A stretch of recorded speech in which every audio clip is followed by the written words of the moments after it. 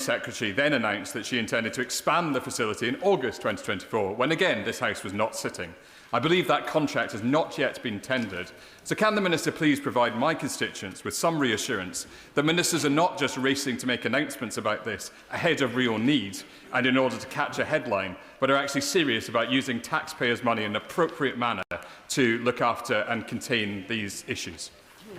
I'm grateful for that question. Real need, I think, is a very important phrase. The reality is, over this time of this government's time in office, we've deported over 50,000 people who have no right to be here, the best period of time in 10 years. We do need that detention capacity. Things are moving at Campsfield. Perhaps I should meet with the honourable gentleman to give him the full brief of our plans there. Thank you, Mr. Speaker, and I thank the Minister for his previous answer. Would he agree with me that the main cause of the asylum backlog was the fact that under the previous government decisions fell by 70%? And what reassurance can he give my constituent in Harlow that this government will tackle the issue that we've inherited?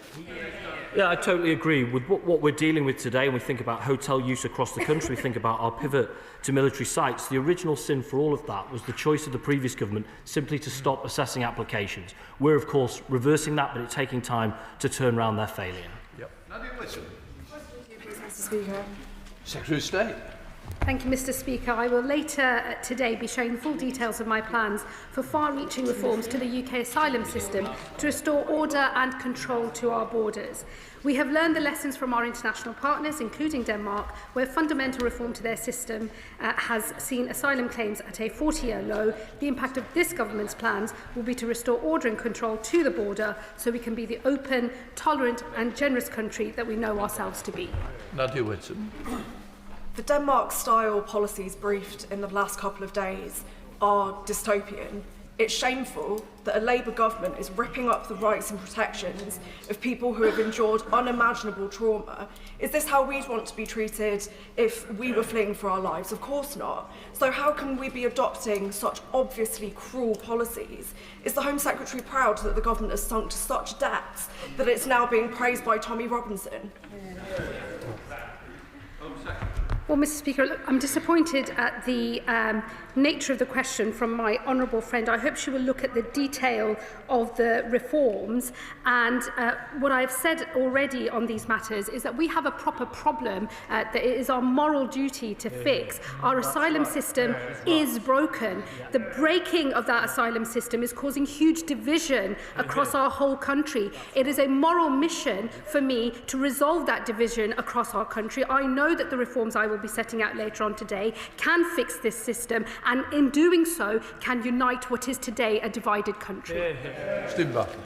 The Home Secretary likes to talk tough whilst the numbers continue to rise. So as part of that statement that she's going to bring to the House, can she confirm that detailed modelling will be published and whether she has shared that modelling with Number 10?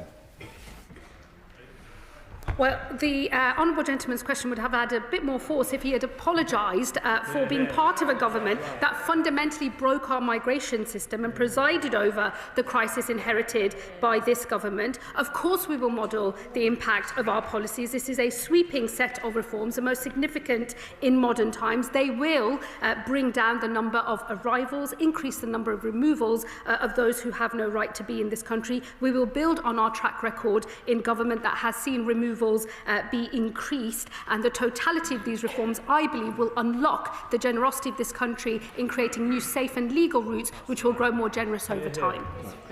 Chris Philp, Shadow Home Secretary. Well, it's good to see the Home Secretary here taking some time off from her leadership campaign.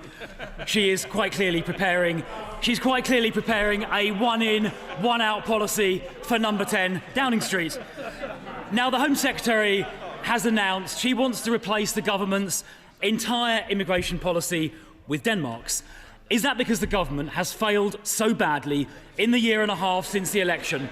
Because since the election, illegal channel crossings have surged 55%, up to 62,000. New asylum claims have reached a record ever. And the numbers in asylum hotels have actually gone up under this government. And in just the 75 days since she became Home Secretary, 10,000 illegal immigrants have crossed the English Channel. But the Home Secretary... Oh, sorry. You've got to at least try and get to a question in relative time. Don't forget we're having a big debate shortly on it, Chris. OK, I'll ask a question. Will she agree with us?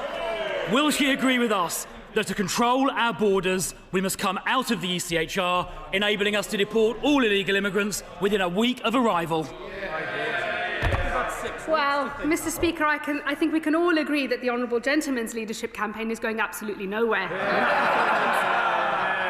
Let me tell him once again, his party reverts to an unworkable solution, a total gimmick, just like their failed Rwanda plan, £700 million spent and a total of 4 volunteers returned. Always from the party opposite, gimmicks and solutions that would never ever work. What you get from this government is a track record of an increase in removals based on what we inherited from that government and a proper plan that will fix this broken system. Chris Philp. Well, unlike her leader is not going anywhere. Our leader's not going anywhere, but hers most certainly is. She talks about out of number 10. She talks about the Rwanda scheme. That Rwanda scheme never even started. It worked in Australia. It would have worked here. And after they cancelled it with no replacement, numbers have surged. The truth is that under this government, illegal immigration has gone up. There is a crime wave, including rape and murder, going with it. Her ideas are not radical enough. She wants to give illegal immigrants a 20-year path to citizenship. Order, please. I'm not being funny. The idea is to ask a question. Statements will be coming later. We're going to go through all this. Really doesn't help. If you want to pick which colleagues you don't want from your side to ask a question, because that's what you're taking the time off. Please, Shadow Home Secretary. She wants to give illegal immigrants a 20-year path to citizenship. We want to deport them. Will she accept our proposal to come out of the ECHR so we can actually control our borders? Well, I'm sure all of his members will be delighted that the Leader of the Opposition is going absolutely nowhere. We're very happy to see her remain in place, Mr. Speaker. This government will not come out of the European Convention on Human Rights. What we are going to do is reform the way that Article 8 in particular is applied to immigration rules within our country. That is because this government rolls up its sleeves and does the actual hard work of governing, unlike his party, which just gave up altogether. Max Wilkinson, Liberal Democrat, spokesperson. Thank you, Mr. Speaker. On the point of asylum policy, the Liberal Democrats recently defeated an attempt by the Honourable Member for Clacton, backed vociferously by the Conservatives, who he's trying to kill, to rip this country out of the ECHR. Metaphorically trying to kill. Leaving the ECHR would do nothing to halt small boat crossings, but it would deny British people hard-won rights. Free speech, the Hillsborough inquiry, and protections for older people. The government has announced it's reviewing certain articles of the ECHR. The Home Secretary's just referenced it. Can she give us a cast-iron guarantee that when she's working on these changes, she will do so in partnership with other signatories to the Convention, and she will not follow the Conservatives and Reform in seeking to isolate this country on the international stage? Well, myself and the Prime Minister could not be clearer. We are not coming out of the European Convention on Human Rights. We are going to pursue reform, in particular of Article 8, which is a qualified right under the Convention, and I will set out the plans to do so later on today. And there is a conversation happening with our partners at the Council of Europe in relation to the application of Article 3. So there is a conversation that is already happening on reform of the European Convention, both here at home and the domestic legislation that we will pursue, but also at the Council of Europe itself. And that is the approach that this government will continue with. Joyce Fenton. Number 3, please, Mr. Speaker. Start. Thank you, Mr. Speaker. With your permission, I will group this response with questions 6 and 9. Tackling violence against women and girls is a top priority for this government, and our mission to halve violence against women and girls in a decade has begun. We will deliver a transformative cross-government approach underpinned by the new strategy, which we will publish soon. Mr. Fenton. Thank you, Mr. Speaker. Ending the presumption of parental contact in the family courts was a huge and long overdue step, worked hard for by campaigners. That presumption allowed post-separation abuse to often continue. Now, while the MOJ is leading on that, can the Minister tell me what the Home Office is doing to make sure that we properly police and enforce other ways of tackling post-separation abuse so it can't continue? I thank my honourable friend, and also I'd like to thank him and give special mention to him and the member for Penistone and Stockbridge, who worked so tirelessly since they arrived in this House, to join with some of us who have been trying to change the presumption of contact in domestic abuse cases for 11 years with no success from those opposite. I work very closely with the Victims Minister and the Minister for Courts, and we will be making sure that it is part of a package of security that is purely cross-government. Thank you, Mr. Speaker. My constituent contacted me because she had been drugged and violently raped by a man that she knew, who she had worked for as a nanny for his children. She describes this man as a high net worth individual. Despite providing detailed evidence to the police, she says ultimately it came down to her word against his, and she feels his financial standing and his influence meant that her case never went to the CPS. The Minister will know very well that only less than 4% of rape allegations actually result in summons or charge. So, Mr. Speaker, at which point are we going to stop talking about how unfair the system is and actually do something that means that poor constituents like mine get the justice that they deserve? I thank the honourable lady and would be happy to speak to her and her constituent about their particular case. It is one I have heard similarly with regard to high worth, high powerful rapists or alleged rapists. Look, undertaking a proper change to how our policing and our justice system works for rape victims, whether that's through Operation Soteria or other interventions such as the new policing centre for Vogue, to actually improve this across the country and not just see pockets of good practice, is a vitally important thing, and it is going to take time, but I am more than happy to work with her on this. Thank you, Mr. Speaker. I thank the Minister for her reply. The Minister will be aware of the important role played by specialists by and for organisations in supporting victims from minority communities and bringing crucial cultural awareness to the table. Sikh Women's Aid recently held an all-women's meeting in which they focused on the trauma and fear generated by recent racially aggravated attacks in the West Midlands, including in my constituency.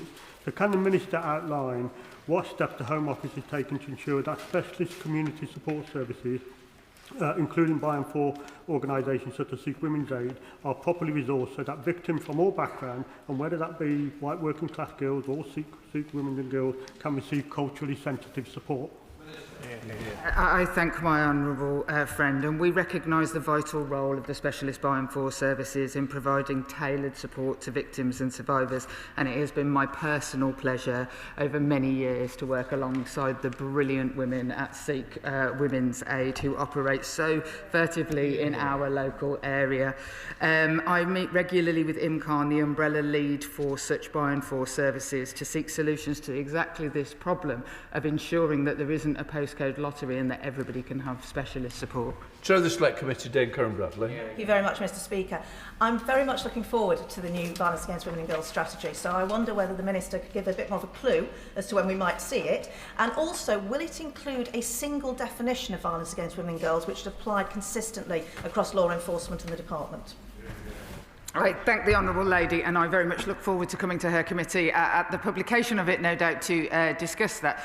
It is not for the Home Office to tell law enforcement exactly what the definition is in these regards, and obviously there is a definition of domestic abuse, of sexual violence in the law, but we will lay out clearly what we mean by violence against women and girls, and police operational matters will be being corralled, like I say, by the new centre, which has had £13 million investment to make sure that there is a standardised practice across the country to ensure that we are all working to the same hymn sheet.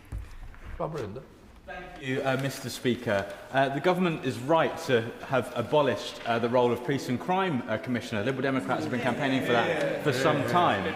But many victims' organisations rely on the PCC core grant to fund violence against women initiatives. So will the Minister confirm that cash will not be lost by those organisations, including mine in Eastbourne, and that they will retain it after this reform?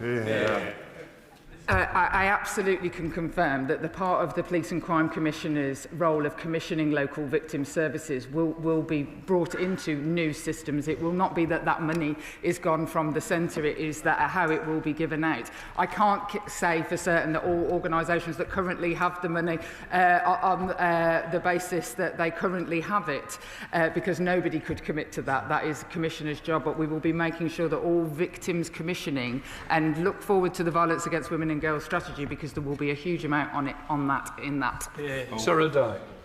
Mr Speaker, my constituent Fiona from Milbourne Port is a victim of historical rape.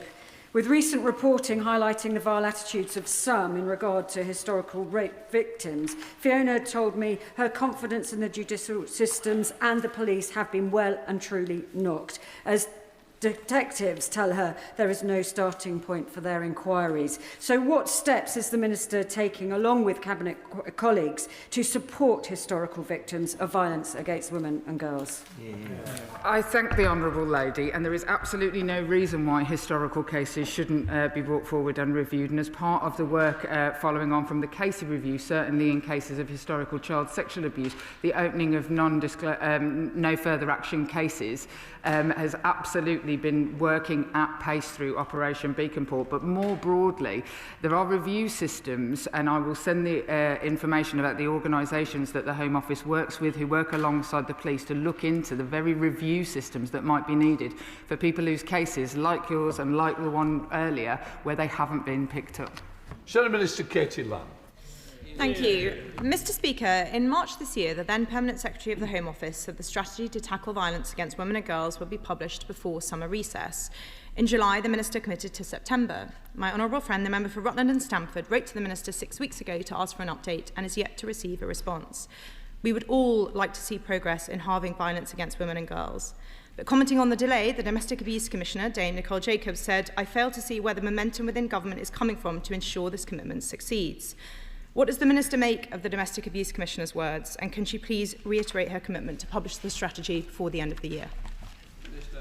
As somebody who meets with the Domestic Abuse Commissioner on a very, very regular basis, I can't say that I categorise that she would ever say that I didn't have the enthusiasm to make this work.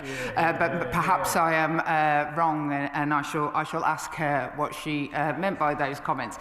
What I can absolutely say is that it will come. It will be out very soon, and what I would want to say is it will be out when it is the best it can be, but we don't need to wait for a piece of paper to start our action. So, I mean, Mr Speaker, I won't take up too much time by the list of about 13 things that we have already changed in the last 18 months, such as Raneem's Law, such as a DAPO rollout, which for 4 years waited. Thank you. Helen Morgan. Number 4, please, Mr Speaker. Minister. The government is increasing resources in neighbourhood policing teams and putting in place stronger measures to prevent farm theft and fly tipping. We're working closely with the NPCC to deliver their rural and wildlife crime strategy, which will be published imminently and will be a joined-up approach ensuring we're tackling crimes which have devastating consequences for our rural communities. Morgan. Thank you very much, Mr Speaker. I thank the Minister for her answer, and there's no doubt that my constituents are concerned by crimes like equipment theft and wildlife crime, but they're also really worried about drug dealing taking place in broad daylight, in parks in our villages and in country lanes. And I wonder if the Minister could highlight what the government's drug strategy is to stop our young people being targeted by organised criminals, and also how we improve community policing in rural places so that those criminals don't have the confidence to target our young people so willingly. Thank her for the question. In terms of community policing, of course, we're putting 3,000 extra community police in our neighbourhoods by next April, and there will be a named officer that people can contact. In terms of the wider drugs problem, she's absolutely right to highlight it, and this government is putting in place, has put in place since we came into power, a very successful County Lines programme, which is targeting the lines where people are forced, often exploited, to take drugs across the country. I'm very happy to talk to her about it more. I've seen it for myself in action in Merseyside and the impact that it's having, but she's right to highlight what is a very deep problem, and we are absolutely determined to tackle it. Neil Duncan Jordan. Thank you, Mr. Speaker. There were over 2,000 recorded wildlife crimes last year, but less than 50 resulted in convictions. I therefore welcome the Government's commitment to consult on strengthening the Hunting Act. Can the Minister update the House on what discussions they've had with departmental colleagues to ensure effective enforcement of any forthcoming legislation? And will the Home Office consider making key wildlife offences, including fox hunting, notifiable crimes, so these crimes are recorded and prioritised by the police force? Friend for his question, he's right to highlight these crimes and the need for us to prioritise in a way that it wasn't under the previous government. The strategy that is coming out, the NPCC strategy on rural and wildlife crime, will set operational and organisational policing priorities in respect of tackling these crimes, and it will be published imminently, and I'd love to, once it's been published, have a proper conversation with the honourable gentleman. Minister Matt Vickers. Thank you, Mr. Speaker. Rural crime and tool theft are out of control. Every 21 minutes, a tradesman's tools are stolen. And when a farmer or tradesman has their equipment stolen, it causes complete misery and costs them severely. Then all too often, their means of work are sold in broad daylight at car boot sales. Will the Government adopt our rural crime and tool theft plan to crack down on the sale of stolen goods and the misery being caused to so many farmers and tradesmen? The honourable gentleman will know that we are committed to the implementation of the Equipment Theft Act and fully support the intentions. Indeed, it was brought forward by a member of his own party, and we support that, and we are working with colleagues across the policing landscape to make sure that we can do just that. But I won't take any lessons from the honourable gentleman who left crime in the state that it was, had no rural crime strategy, unlike this government, and whose record took our police away from our neighbourhoods. We will put them back. Mohammed Yazid. Mr. Speaker. Minister. Mr. Speaker, with your permission, I'll group this question with question 20. As part of the Neighbourhood Policing Guarantee, we have made £200 million available to police forces this financial year to kickstart the journey towards delivering 13,000 additional neighbourhood policing personnel. By April 2026, there will be 3,000 more neighbourhood police across England and Wales, strengthening police visibility and neighbourhood policing to help to deter, prevent and respond to crime. Mr. Speaker, I welcome the government decision to phase out police and crime commissioners with the savings reinvested into frontline policing. I also warmly welcome the recent grant for additional wardens to tackle antisocial behaviour hotspots. A partnership between the council, community groups and the police has reduced antisocial behaviour in Bedford Town Centre by nearly 15%, but much more still needs to be done. So what further reforms will the forthcoming white paper include to help Bedfordshire Police get more bobbies on the beat? Can I thank my honourable friend for his question? I'm really pleased to see the progress that has been made, and I'd love to come and visit again, as I did with the Prime Minister in opposition, to see that progress in action. There are two aspects where we'll be making significant changes. One is through the Police and Crime Bill, where there are new powers for us to tackle antisocial behaviour in our town centres, respect orders being one example of that, and our wider police reform, which will look at the entire policing landscape in a way that the opposition completely failed to do, make it more efficient, more effective, and make sure our police are targeted where the public want them in our communities. Thank you very much, Mr. Speaker. Recently, I visited Marlcross with local councillors and members of Litterbusters, a local voluntary group who do excellent work to clean up their area. But they really shouldn't have to. There is a real challenge with fly tipping in this area and other parts of Norwich. I welcome the pledge to increase neighbourhood police officers. Can the Minister assure me that they will have the powers and presence to be able to tackle fly tipping and advise on any other measures that could be taken to crack down on this, which blights so many neighbourhoods? My honourable friend is absolutely right to raise this issue. It's an issue in my constituency, and I suspect in many across the country, and the scourge of fly tipping must be tackled. Through the Police and Crime Bill, we are putting in place new statutory enforcement guidance for local authorities in terms of what is to be expected by them in tackling antisocial behaviour. And I know that in DEFRA there is an ongoing piece of work, a review of the powers that local authorities and the police have to seize vehicles and crush them, indeed, when we have prolific offenders of this awful crime. Louis French. Thank you, Mr. Speaker. Over 5,000 people in Bexley have signed my petition to stop Mayor Khan closing the overnight counter at Bexley Heath Police Station. So can the Minister tell us who is to blame for the £260 million of funding cuts now facing the Met Police? Is it the Labour government or the Labour Mayor of London? Again, I'm not going to take any lessons from the honourable member in terms of their record on crime, where we saw shoplifting in the last 2 years of the Conservative government soar by 70% and street theft soar by 60% just in those last 2 years. The Mayor of London, of course, had a consultation, and that consultation has now concluded, and there are 7 fewer shop fronts that will be police officer counters that will be closing. He will save £7 million through that work. But I think it's important that we recognise the work of Sadiq Khan as the Mayor of London. The number of murders we heard recently is the lowest since records began. Harriet Baldwin. Thank you very much, Mr. Speaker. And one of the things that neighbourhood policing can tackle very effectively is the way in which TikTok is being used to distribute vapes, spice-flavoured vapes to our young people, and I wondered if she could comment on that.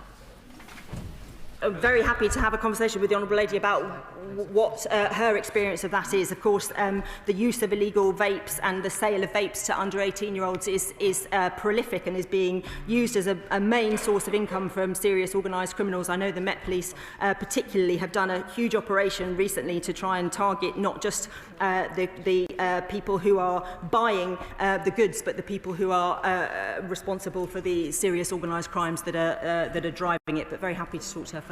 Minister Matt Vickers. Thank you, Mr. Speaker. Labour's very own Police and Crime Commissioner for Durham, Joy Allen, has said that this government has consistently demonstrated its complete lack of understanding for policing and community safety.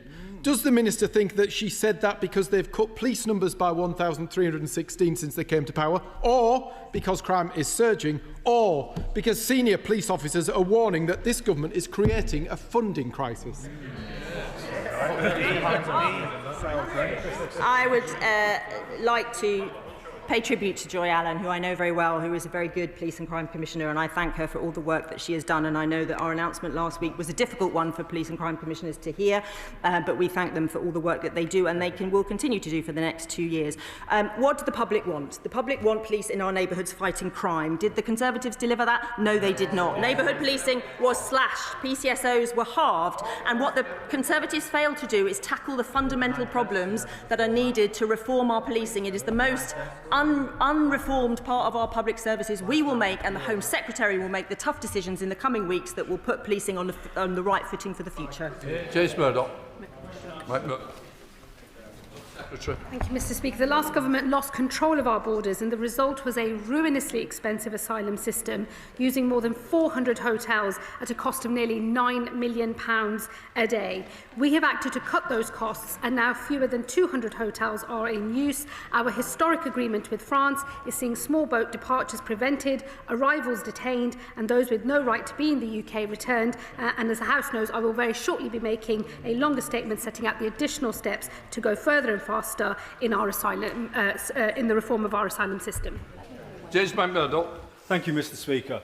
Mr. Speaker, according to a recent National Audit Office report, £15.3 billion will be spent over the next 10 years on asylum accommodation alone. That money will be spent on people, in some instances, who will commit violent and sexual crimes against the British popular people that will make our skin crawl. What do we say to our residents and our voters and our taxpayers who feel like we're spending money on people who want nothing for us but harm? I would say to the honourable gentleman he should wait for the statement later on today, because the assumptions made by the National Audit Office in their projections are based on the current policy environment, and the current policy environment is about to very significantly change. Peter Lamb. Number 8, Mr. Speaker. Minister, welcome. Thank you, Mr. Speaker. The UK Visas and Immigration make millions of decisions every year about who has permission to visit or stay in the UK, protecting our borders and delivering excellent customer service across the globe. Where customers require a refund, Mr. Speaker, officials in UKVI ensure they are made as swiftly as possible. Peter Lamb. Thank you, Mr. Speaker. And can I thank the Minister for his response? I have several residents who've been waiting almost a year for a refund from the Home Office. Given the dramatic improvements that we've seen in asylum application processing in the last year, can I trust the Minister to put that same zeal into ensuring that other Home Office processes work just as efficiently? Thank the honourable member for his question. I'm aware of the, I think, 3 specific issues, and I reassure the member that we are looking at those and happy to talk offline in more detail. Jim Shum. Thank you, Mr. Speaker. I thank the Minister for his answer. Minister, the costs for those who apply are significant and sometimes push them to the wall. Whenever it comes to government getting monies back from somebody who owes them, they're very zealous, as they should be. Can I just suggest that maybe for those they owe money to, let government be just as zealous on behalf of those people? Thank you. Thank the honourable member for his question, and of course we will be just as zealous with all receiving their refunds. Thank you, Mr. Speaker. Question number 10. Minister. Thank you, Mr. Speaker. The National Inquiry into Group-Based Child Sexual Exploitation and Abuse will mirror the Casey audit and therefore cover England and Wales. That said, all parts of the UK must work together to protect children and bring perpetrators to justice. We have committed to sharing relevant findings with devolved administrations and are considering how the inquiry's work may interact with devolved responsibilities in Scotland, including cross-area trafficking concerns. Last week, brave grooming gang survivor Fiona Goddard spoke of how she was trafficked to Scotland as a vulnerable teenager. As she rightly said, the idea that this issue stops at the border is insane. Despite clear evidence from victims about grooming gangs operating in Scotland, the SNP government in Edinburgh still refuses to hold an inquiry. So please, please, will the Minister listen to victims and campaigners and extend the national inquiry to Scotland so that we ensure that young girls and teenagers are not treated in this way again? I thank the honourable gentleman, and others from a sedentary position are stating that the SNP government in Scotland have said something different. However, what I would say is that any information about people can be given into the inquiry if they have been, so in the example that he gave, that evidence can be given into the inquiry where people are trafficked out of the UK into Scotland. But police, justice, education, children's services and health are all devolved.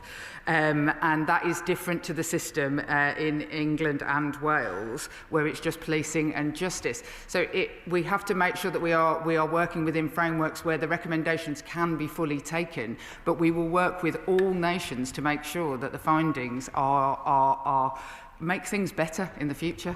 Mr. Speaker. Minister.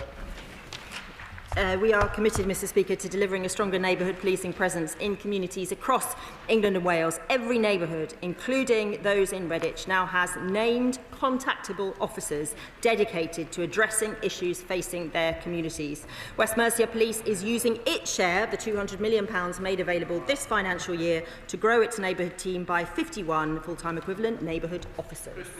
Thank you, Mr. Speaker, and I thank the Minister for that answer and the extra £39 million given to West Mercia Police. But residents in Redditch have told me clearly that they want to be able to walk into their local police station and speak to an officer face to face. Does the Minister agree with me and the many hundreds of constituents who have already signed my petition that the new police station in Redditch should reinstate a public-facing front desk?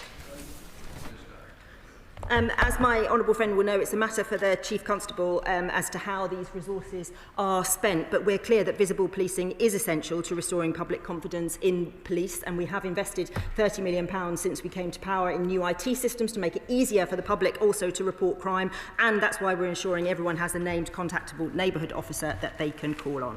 Mike Ward. Number 12, Mr. Speaker. Minister. Thank you, Mr. Speaker. An arbitrary limit on legal migration would serve no one. As we've seen in the past, attempts to implement such caps have been unsuccessful. I remind the honourable member of 1 million in 1 year under the previous government, undercutting British workers. Instead, this government has set out a plan to reduce net migration by restoring control to the immigration system, reducing our reliance on overseas labour and investing in domestic skills. Thank you, Mr. Speaker.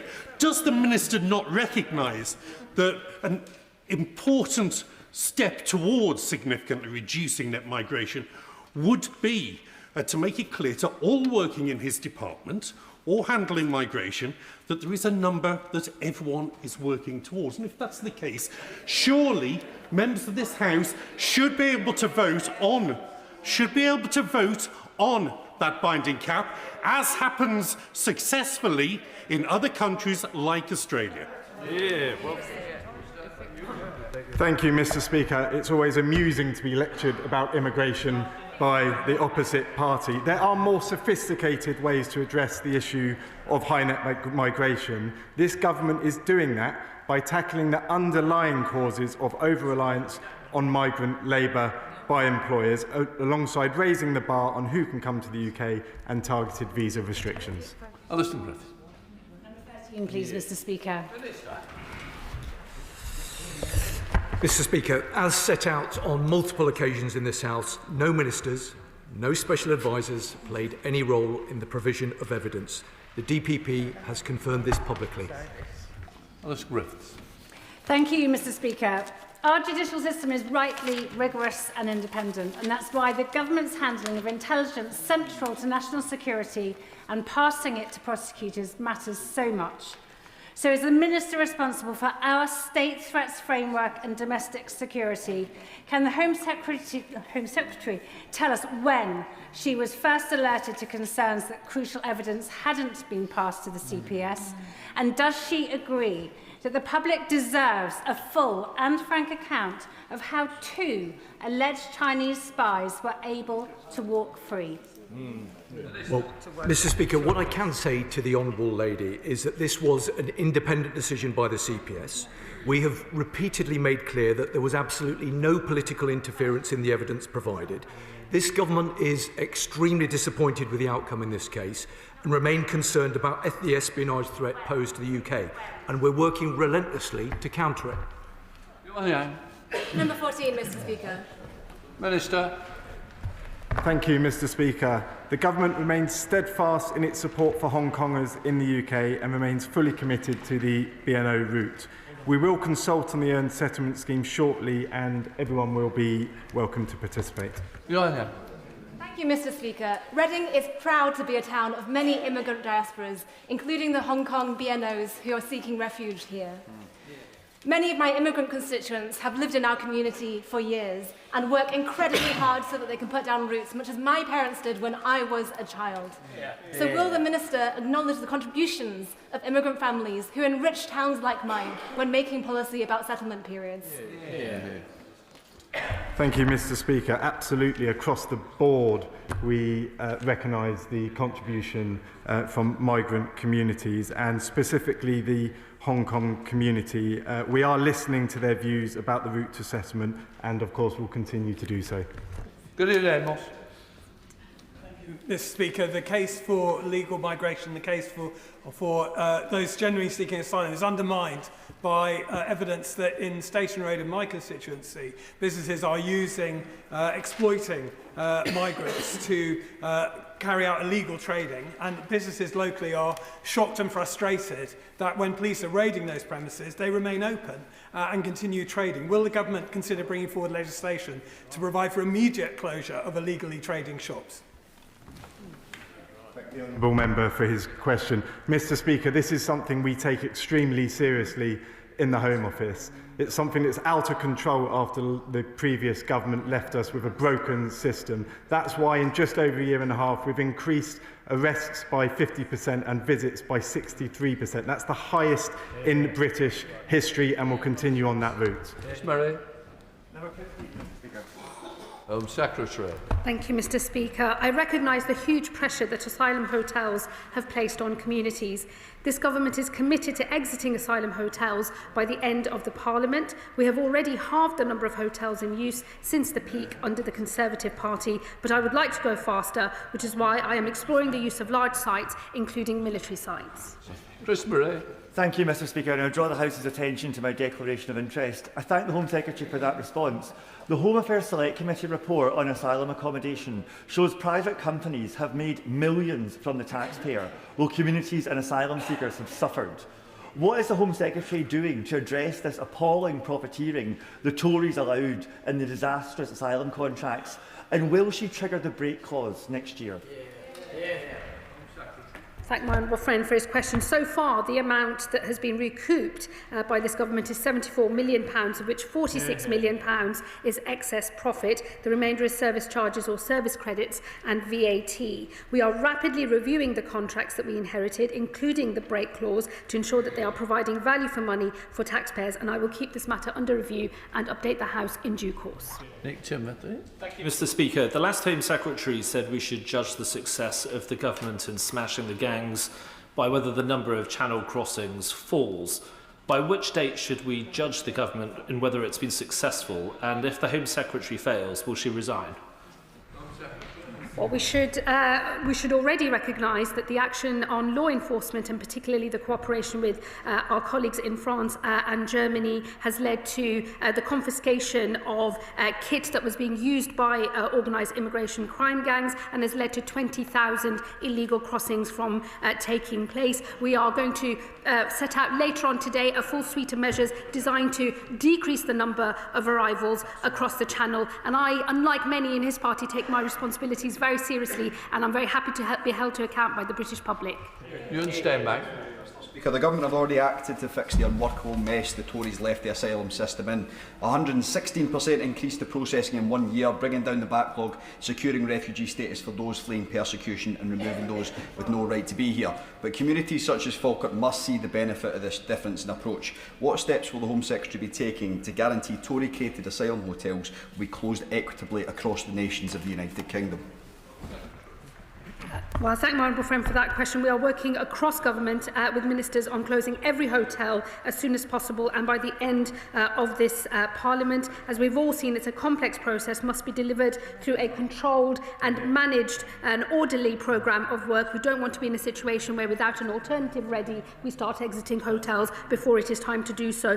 But I can assure him we will take a balanced and evidence-based approach towards the decision-making that we will make here on the locations that we will use and how we will exit hotels, and I look forward to talking to him in more detail about these plans in due course. Pete Wishaw. Thank you, Mr. Speaker. The government is currently spending some £2.1 billion on hotels, and it isn't working, and it doesn't have to be this way. PCS, and together with refugees, have shown that a humane asylum system that expedites asylum hearings and supports employment could reduce asylum costs by 40%. Will she at least look at the evidence and concede that she doesn't always have to try and outdo the honourable member for Clacton? What I would say to the honourable gentleman is that what I'm interested in is recognising the extent of the problems that this government has inherited and coming up with proper solutions to those problems. For me, this is not about party politics or individual politicians. It's a moral mission to fix a broken system that is unfair, costing the country far too much money and putting huge pressure on communities. So I would say to him, engage with the detail of the proposal rather than playing party politics himself.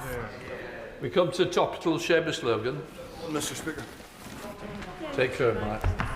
Mr. Speaker, I am pleased to start with some very good news indeed. One of the heroes of the Huntingdon attack, Samir Zitouni, the member of the train's crew who risked his own life to save others, has been discharged from hospital.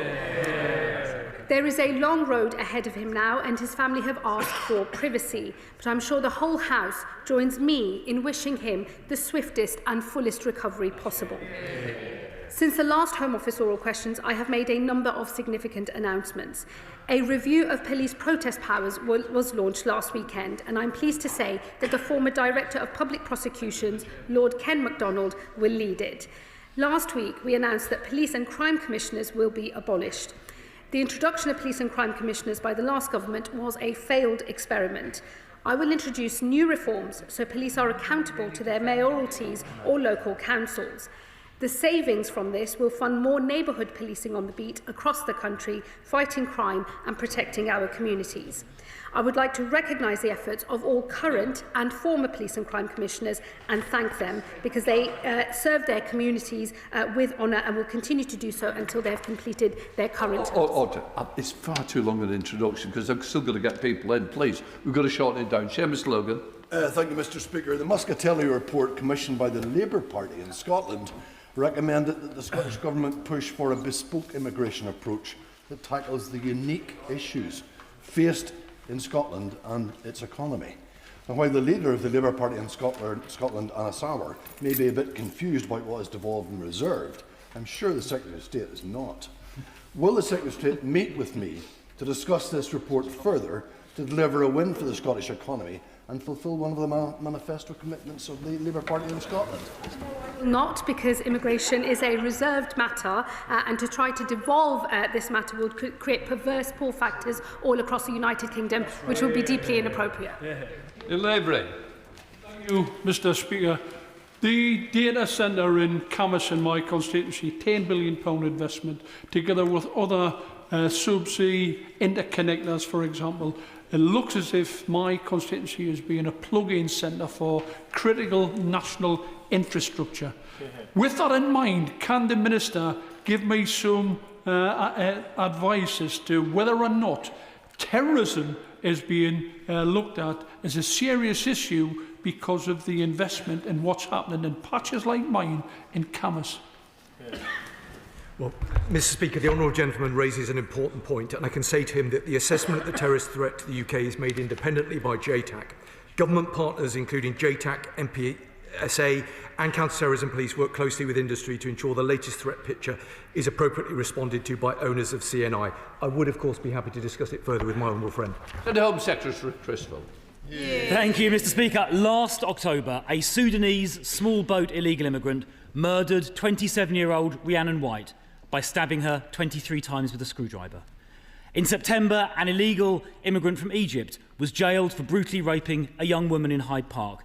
And just last week, an Iranian and 2 Egyptian small boat illegal immigrants were committed for trial for the rape of a 33-year-old woman on Brighton Beach.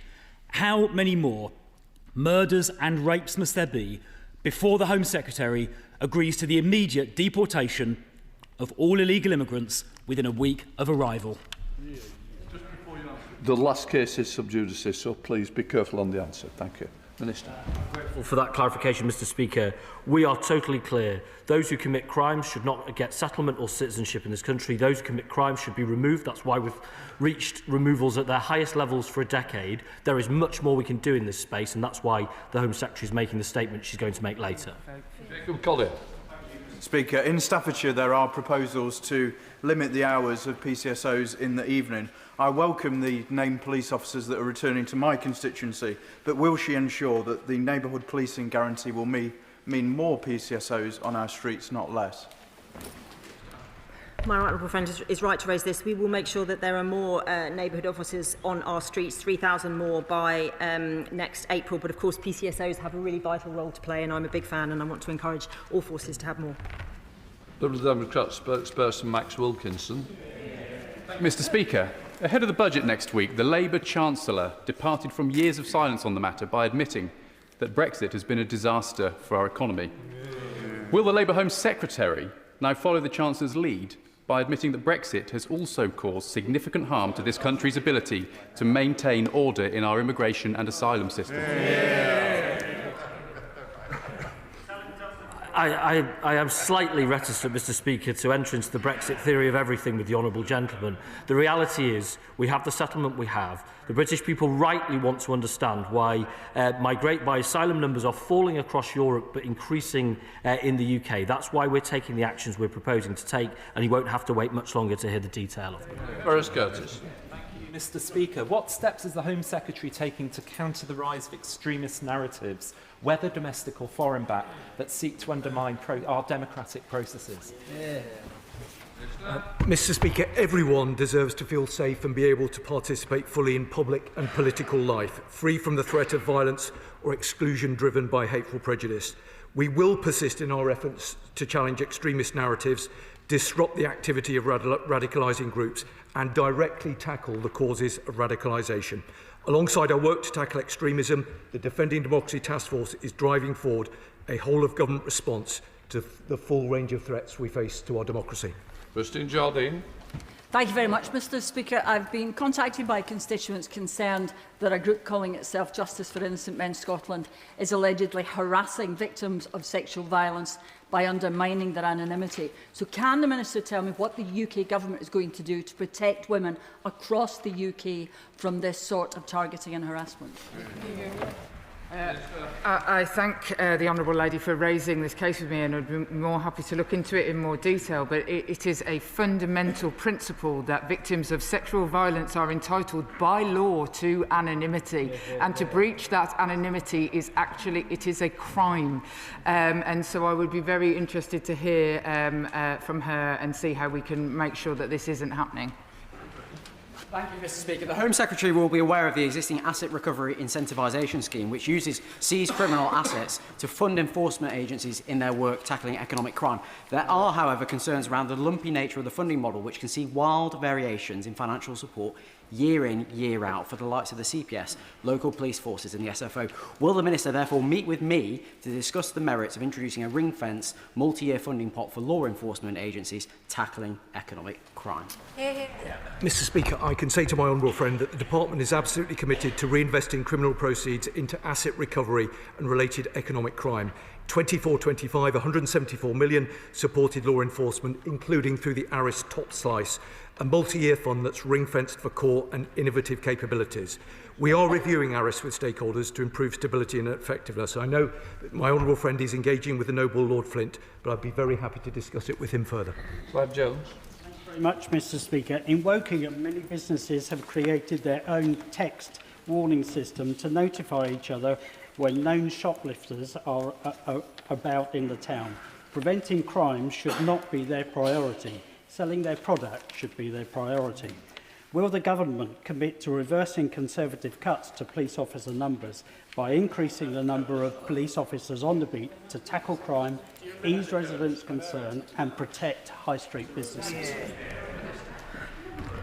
The honourable gentleman points to a really awful crime that was very much overlooked by the previous government. We are changing the system where this £200 rule, where crimes wouldn't be investigated if they were less than 200, would be scrapped. We're bringing in the new offence, which my honourable friend championed for in opposition of assaults against shop workers. This needs a really targeted response. We know that a lot of local police are working really closely with the co-op group, with others, to make sure we target the prolific offenders who are responsible for the vast amount of this crime. Under MacDonald. Speaker, the Government has tabled an amendment to the Crime and Policing Bill, giving sweeping powers to impose conditions on public protests based on cumulative disruption. Can the Minister set out in the House what's meant in that amendment by serious disruption to a community, and how will this be determined or measured, and indeed subject to democratic scrutiny? It will probably take longer than the answer of a topical question, but I'm very happy to speak to my honourable friend about this. The definition of serious disruption is not changing, but this is the conditions on which a police force can put conditions on a protest, not banning a protest, but very happy to have more conversations with him. Rupert Lowe. Thank you, Mr Speaker. Does the Home Secretary agree that if a migrant, legal or illegal, can't speak English, claims benefits, lives in social housing, refuses to work, rejects integration, commits crime, is a drain on our society, or even actively hates Britain and wishes to do us harm, that they should be removed from our country, regardless of how many millions of deportations that will inevitably result in? I'm sad that the honourable gentleman has a different characterisation to the one I have from my own community about those who seek refuge in this country, because that isn't my experience. We are clear that if individuals commit crime, there must of course be consequences for that, including their removal from this country. But as I say, the honourable gentleman won't have to wait much longer to hear what the Home Secretary has to say, but I can't recognise his characterisation. Morris. Thank you, Mr Speaker. As a lifelong political activist and trades unionist, I value free speech and the right to protest. Now, having lived through the miners' strike, I know what it means when the state turns against working people and disregards their rights. So I'm deeply concerned that the proposed amendments to the Crime and Policing Bill will allow police to prohibit marches, demonstrations and even picket lines simply because another is taking place in the same area. Can the Minister guarantee that this House will have sufficient time to debate and vote on these amendments? Can I thank my honourable friend? Just to be really clear, this isn't about stopping marches, it's about conditions, so the length of time, the geography of them, and of course the right to protest is one that we on this side of the House will always champion. Bradley Thomas. Thank you, Mr. Speaker. With the government looking to impose visa sanctions to tackle illegal migration, why did they vote against such measures as part of the border security bill? And if Labour MPs won't swallow these plans, what will she do as a backup? Well, the honourable gentleman is in so many ways ahead of his time. In fact, no, I may well be the first person to accuse him of that. But he will have those opportunities to hear from the Home Secretary as to our plans with regards to visa sanctions. He just has to wait a little bit longer. Brenda Jess. Thank you, Mr. Speaker. Crimes committed by grooming gangs are amongst the most horrific imaginable, with their devastating impact felt by the victims for the rest of their lives. So, does the Minister agree that the national inquiry into grooming gangs should be implemented without delay, the victims are kept at the heart of our response, and their voices and experiences lead the inquiry so that some justice can finally be delivered for those impacted? I thank my honourable friend, and of course I agree entirely with him, and we are working urgently to establish the inquiry, and Baroness Casey is supporting this work, and she and I met with some of those that he is talking about very recently, and I look forward to updating the House. Peter Bedford. The Home Office have requested transitional accommodation for asylum claimants following the closure of Garrett's Hay, my constituency. However, neither Leicestershire County Council nor Charnwood Borough Council have been consulted or have received any additional funding for this extra burden. Why have these councils been bypassed, and will they get the funding that they need? All local authorities get an extra payment of £1,200 when someone in the supported estate ends up in their local authority. So I can't quite understand the characterisation there. If I'm wrong on that point, I would be keen to meet with the honourable gentleman to understand it, because we appreciate that there is an impact on local communities. We want to make sure that people can live there as smoothly as possible, and we want to get that right. Jonathan Brash. Thank you, Mr. Speaker. Hartlepool Police do a magnificent job, but like the rest of the Cleveland Force area, they are hamstrung by a funding formula that is broken. The Victims Core Grant sees £7 per crime in my constituency, and down the road in North Yorkshire, £19 per crime. This is unfair and unjust. Can the Minister please commit to fixing this fundamental unfairness? My honourable friend's right that for many years the opposition wanted to look at police funding formula and never did. The Home Secretary will be bringing forward our police reform white paper, which will set the context within which we will look at future funding, but the allocations for this year are being looked at as we speak, and I hear the honourable gentleman. Mira Wilson. Very much, Mr. Speaker. The Secretary of State will be aware that the Met Police have recently proposed to close or scale back the hours of operation of a number of police front counters across London. Some of these plans were recently scaled back, apparently in response to public feedback, but the Twickenham police front counter is still earmarked for closure, with only 15 people invited to an online meeting for that feedback. Does the Secretary of State agree with me that the Mayor of London and the Met Police have a duty to do a full public consultation on these plans? The Honourable Lady is right, there was a consultation. There are 7 fewer station front counters that are now going to be closed than were, but she is right that Twickenham is not one of those. I think we need to judge the police in London on their outcomes and the work that Sadiq Khan has done, with the lowest number of murders since record Brigand. Fraser Nelson, that well-known socialist, writing just this week, look past the headlines, London is not a bad place to be, the city's winning the battle over violent crime. David.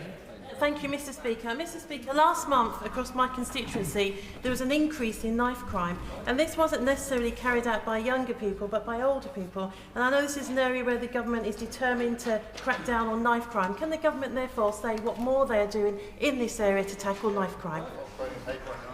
Can I thank my honourable friend? Of course, nationally we've taken 60,000 knives off the streets, and knife murders are down 18% and knife crime is down 5%. But of course, every single offence is one too many, and we will keep pushing both in terms of the policing response, but crucially the prevention response, so that we can work with our young people to stop them getting involved in crime in the first place. Julian Lewis. It's often reported that a high proportion of people who enter the country illegally do so without any reliable identifying documentation. Can any minister say in percentage terms roughly what the proportions are of who has and who has not documentation amongst illegal immigration?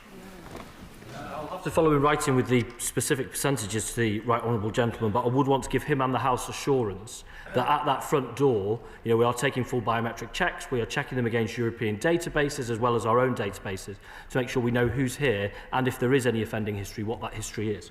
Callum Anderson.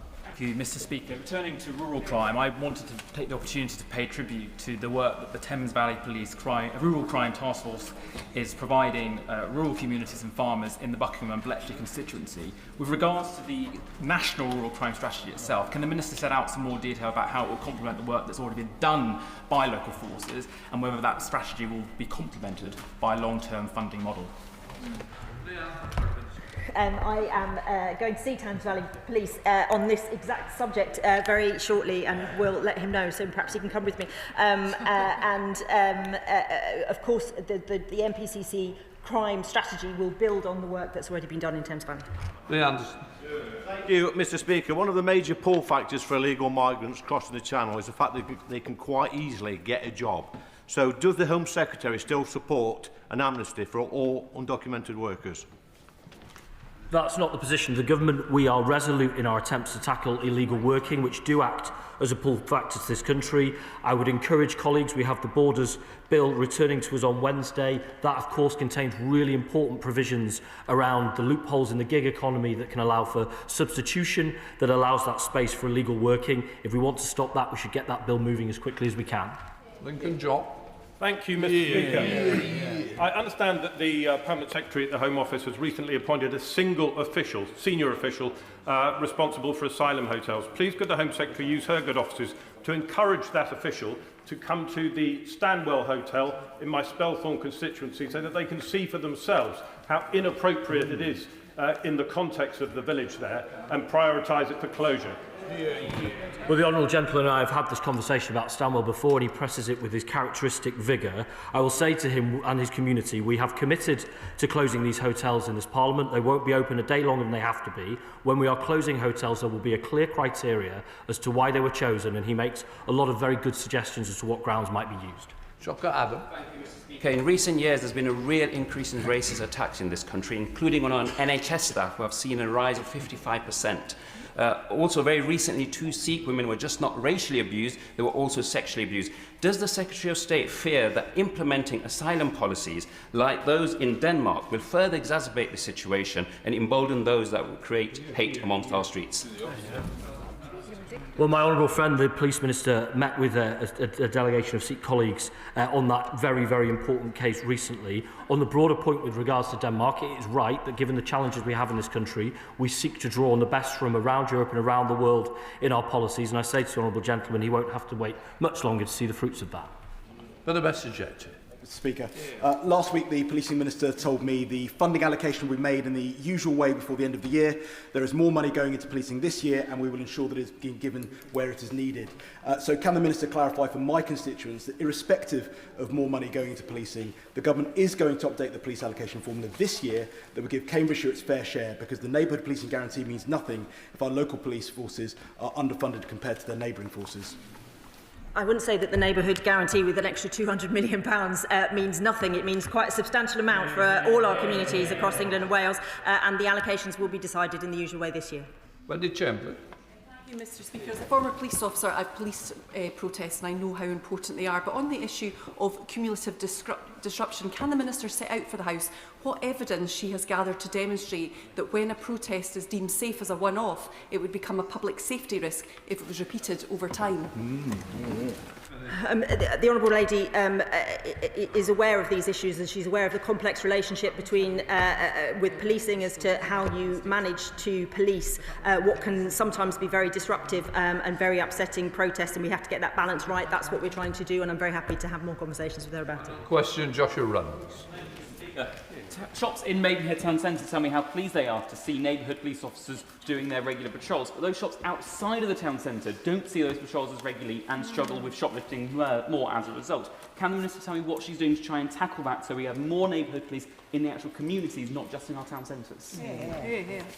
Of course, he speaks to a challenge that policing have in terms of their resources, and what we're trying to do through the White Paper and the reform programme is to make sure that our police officers are able to spend all their time doing the things that we want them to be doing, not bureaucracy, not police staff jobs, not behind a counter, but out in our communities fighting crime. Let the front bench change over.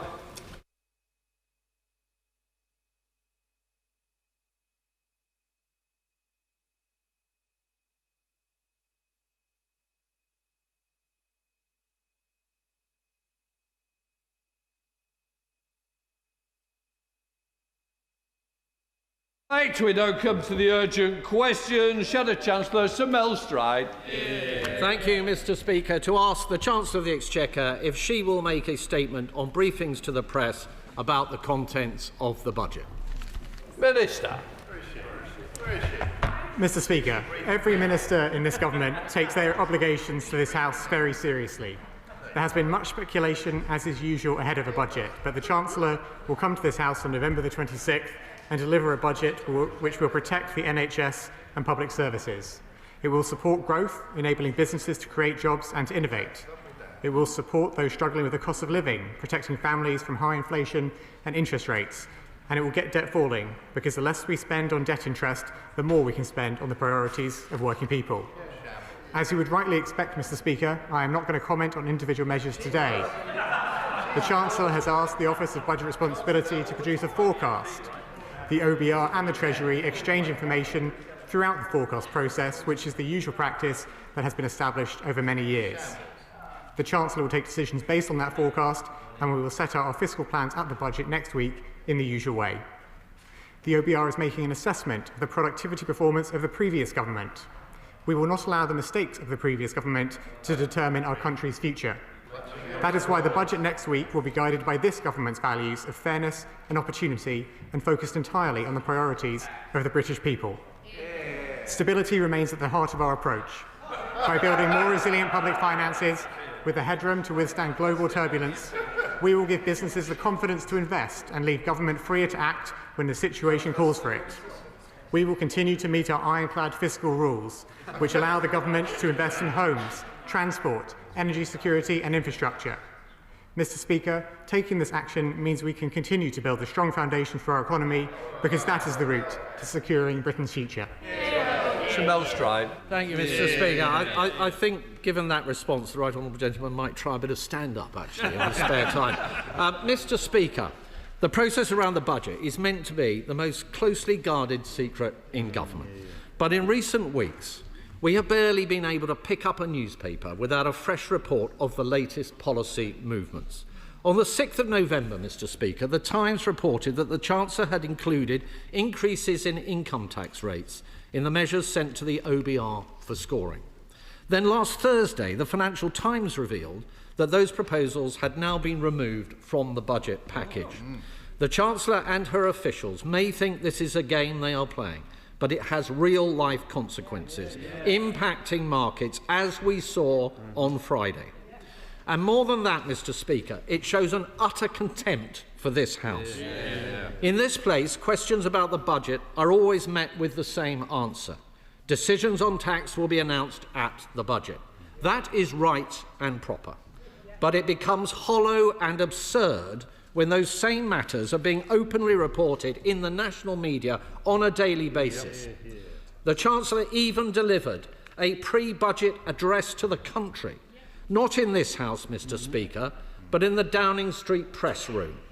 So given the Chancellor has chosen not to come to the House today, can I ask the Minister, has the Chancellor or any Treasury Minister sanctioned any briefings to journalists of potential budget tax measures or the contents of the OBR's forecasts? Have any Treasury officials or special advisers conducted such briefings? Has the Chancellor or the Permanent Secretary launched an investigation into the source of the leaks? And can the Minister explain why the Chancellor seems to have confirmed that the OBR have downgraded their productivity forecasts before the budget has even taken place. Mr. Speaker, either the Chancellor has been knowingly allowing the budget process to be briefed out, or serious unauthorised leaks have occurred from her department. It has fuelled confusion and uncertainty, and it has disrespected this House.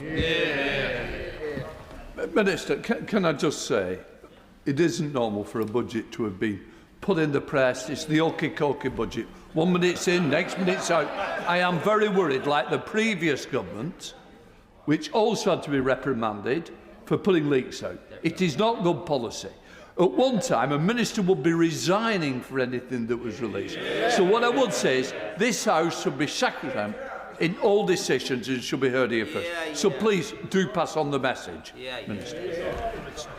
Well, thank you, Mr. Speaker, and I can reassure you that every minister in this government takes their responsibility to this House very seriously, and I will not engage with speculation, and I'm not going to comment on the ongoing budget process. But everyone in this House and beyond can be very clear of what the Chancellor's priorities are going into that budget. We will meet the ironclad fiscal rules. We will make public finances more resilient. We will reduce inflationary pressures, and we will get the cost of borrowing down, because that is the way to focus on the priorities of the British people, which is to protect the NHS, to bear down on the cost of living, and to reduce the national debt. Dame Beckelly, Chair of the Committee.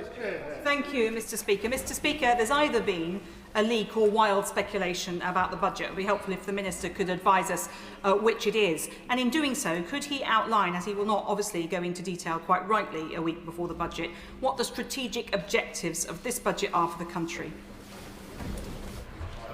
Oh, well, I thank my right honourable friend for her intervention. And, Mr. Speaker, regrettably, there is always noise and speculation ahead of a budget, but I'm not going to comment on that speculation. But as the Chancellor set out in her speech earlier this month, although there are challenges that we face going into the budget, we're very clear about what the priorities of this government are, which is to make the public finances more resilient, to reduce inflationary pressures, and to bring down the cost of borrowing, because that is the way that we can focus on the priorities of the British people, on the NHS, on the cost of living, and getting debt down.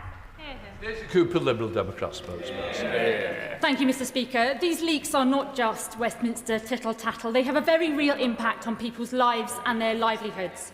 The cold weather has now reached all corners of Britain, and households don't know if they can afford to put the heating on because they don't know if their taxes are going up or down or staying the same.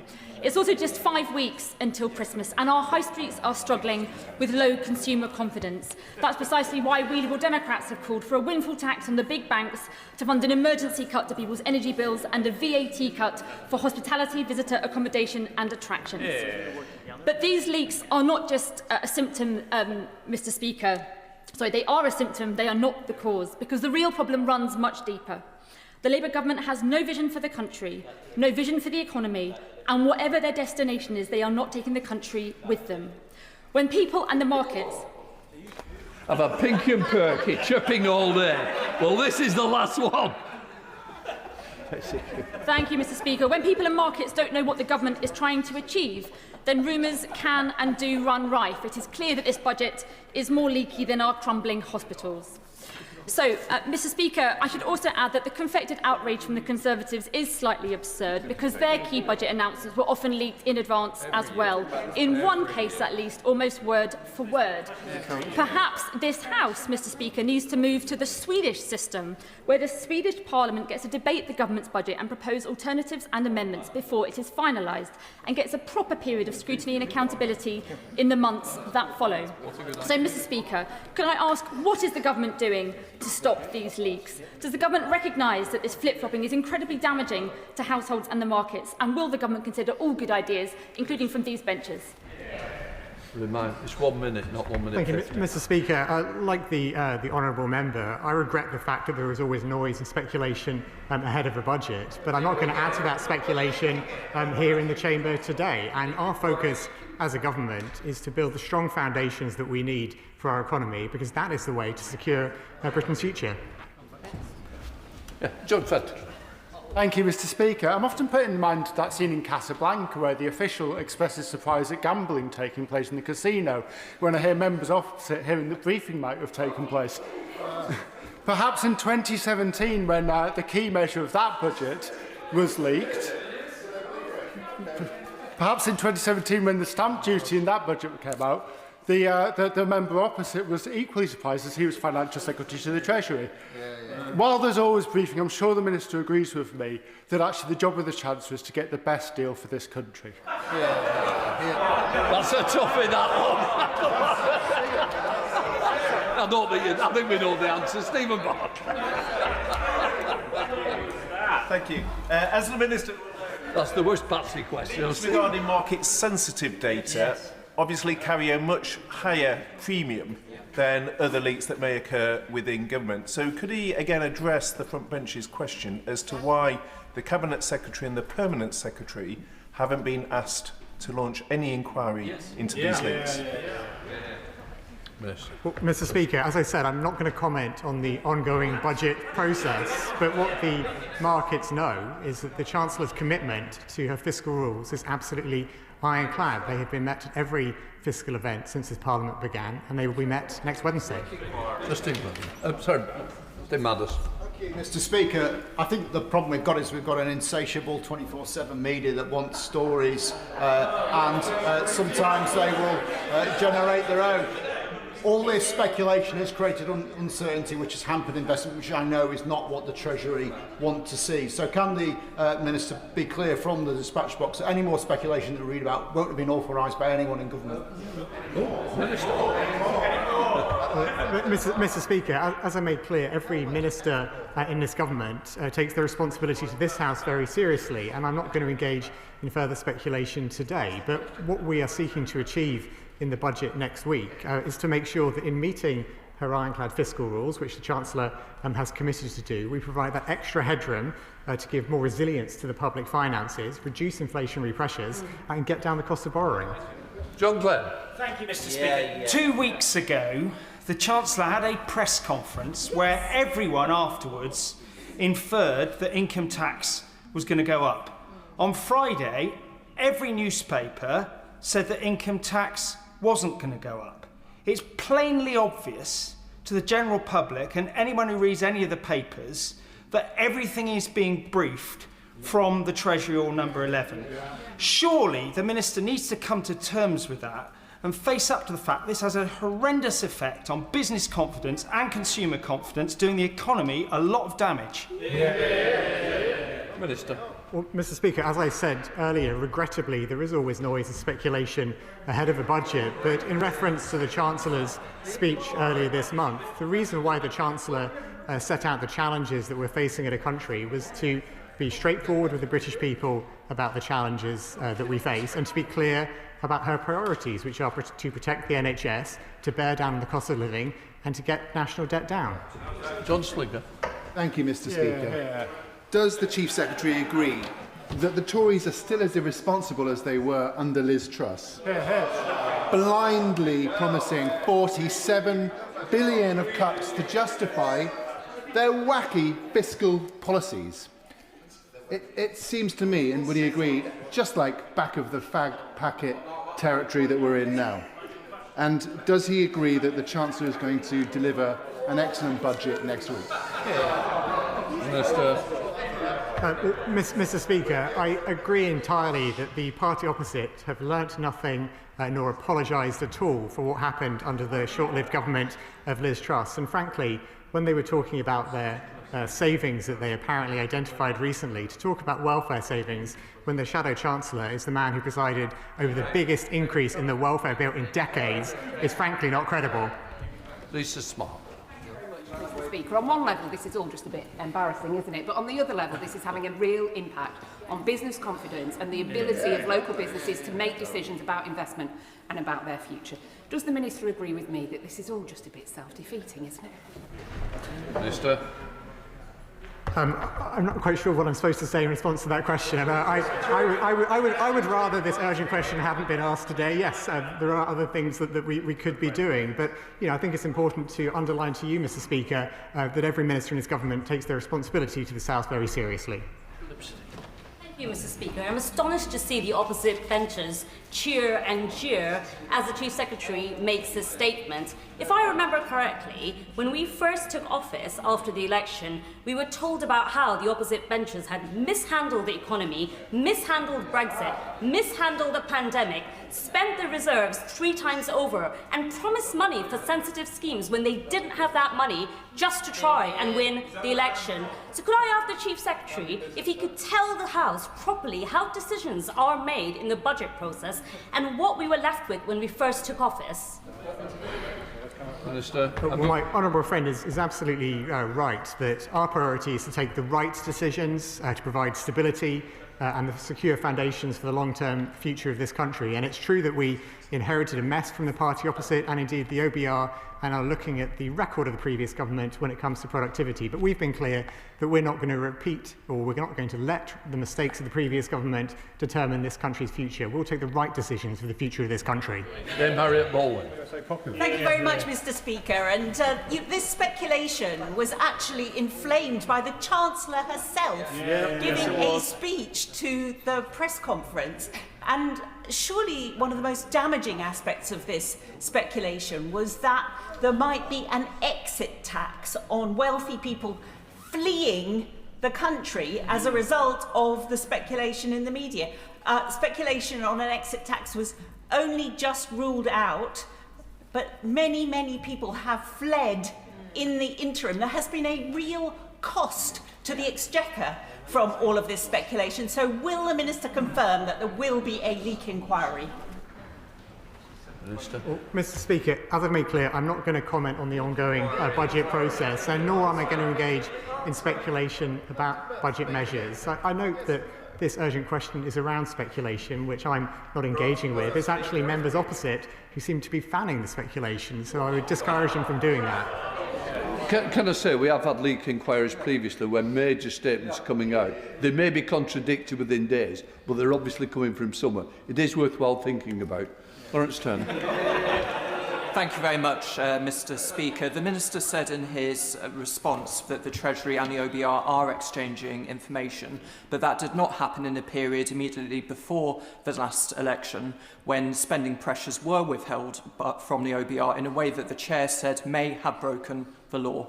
Will he confirm that that failure is being corrected for under this government? Well, I thank my honourable friend for his question, and he's right to point out that the process between the OBR and the Treasury has been strengthened to be more robust and more transparent under this government. And of course it is an iterative process whereby the OBR share their forecasts with us, we share our measures or our proposed measures with them, and it iterates throughout the budget process, culminating in the budget itself on November the 26th. Stephen Flynn. Because there's no doubt that the chaos and uncertainty of this budget process is having enormous consequences for the credibility of the Labour Party and even maybe for the Minister himself at the dispatch box today. But I'm surprisingly less interested in that. I'm more interested in the damage that the government's policies are having on my constituents and their livelihoods. So I'm not asking him to speculate, I'm just asking him to clarify. Does he acknowledge that if the EPL continues in its current form, more of my constituents will lose their jobs? Minister.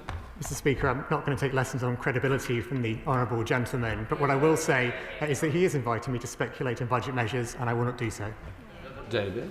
Thank you, Mr. Speaker. Can the Chief Secretary confirm that this will be a budget that prioritises economic growth? I can absolutely confirm that, Mr. Speaker. Bernard Jenkins. Thank you, Mr. Speaker. Can I ask the Minister, if I've got this right, the Chancellor made a speech to try and reassure the markets that she was going to plug the enormous black hole in the government's finances.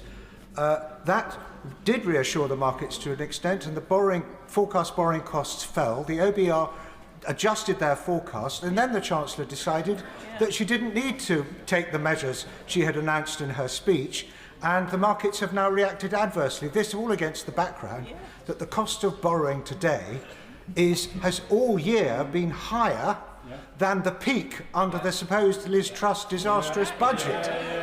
What sort of confidence is that going to give to the British economy?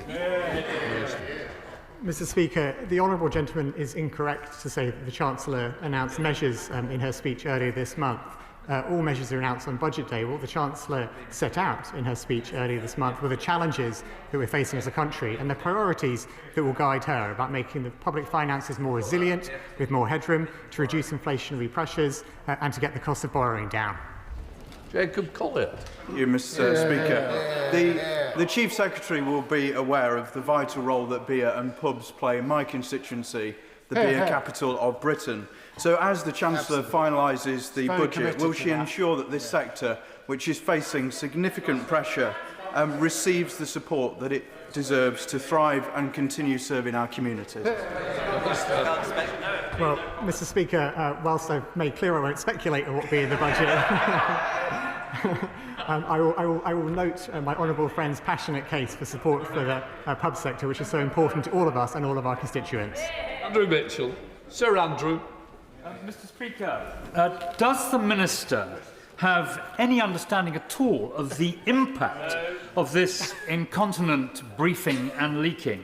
Contradictory rumours about pensions, inheritance tax and housing, which is enraging so many of my constituents in the royal town of Sutton Coldfield. Does he not agree that normally an omnishambles happens once the budget speech has been delivered and not while it's still being crafted? Well, Mr. Speaker, as I've said earlier in my remarks today, there is always noise and speculation ahead of a budget, but I'm not going to engage in speculation about what the Chancellor is going to announce on November the 26th, because that is when she sets it all out. Chris Vance. Thank you, Mr. Speaker, and I promise the Chamber I won't repeat any of the stories about my mum's career in the HMRC. However, the Minister will know that tax evasion is something that I take very, very seriously. He will be aware that it costs the Treasury billions of pounds each year. So I appreciate he can't speculate what's in the budget, but will he commit his department to be really looking seriously about how we tackle tax evasion with serious investment in the HMRC? Minister. Mr. Speaker, whilst my honourable friend is right that I can't speculate on the contents of the budget, I can thank his mother for her years of service to HMRC. And I can also reassure both her and him and the whole House that tackling tax avoidance, tax evasion and closing the tax gap is a top priority for this government. Bobby Dean. Thank you, Mr. Speaker. The Minister is right to point out that speculation ahead of the budget is not abnormal, but we've actually had speculation throughout most of this year. And I wonder if he will accept that part of the reason is the way that the Chancellor has both constructed and applied her fiscal rules. She set them up with good intentions. We do need fiscal rules in place, but she left herself with minimal headroom in a pretty volatile global economy. And that drives speculation all year round about how she's going to fill the gaps that emerge throughout the year. Does he think that that was a mistake? Minister. Mr. Speaker, I thank the honourable gentleman for his question, and he's right to point to the importance of fiscal headroom in order to make sure public finances are resilient, and that's exactly why the Chancellor has set out that one of her priorities in this budget in meeting the ironclad fiscal rules is to ensure that we have more resilient public finances so the government is freer to act when the situation calls for it. So Desmond Swayne. Given the blatant breach of pre-budget purdah, will the Chancellor follow the proper example set by Hugh Dalton? Yes. Mr. Speaker, I fear my history is not good enough to know exactly what that question. I feel embarrassed to admit that I'm not entirely clear, but I suspect I probably don't agree with him, whatever it is, and I'll leave it at that. Richard Tice. Thank you, Mr. Speaker. Given the chaos around this budget, none of us, frankly, would be at all surprised if the very date itself changed. But nevertheless, is the Treasury aware how incompetent they look in the eyes of the markets who are utterly aghast? How incompetent it looks in the eyes of businesses who've stopped investing and stopped hiring? Minister. I can assure the honourable gentleman that the budget is next week on Wednesday, November the 26th, and I also can reassure him that businesses are welcoming the Chancellor's ironclad commitment to her fiscal rules. John Morrison.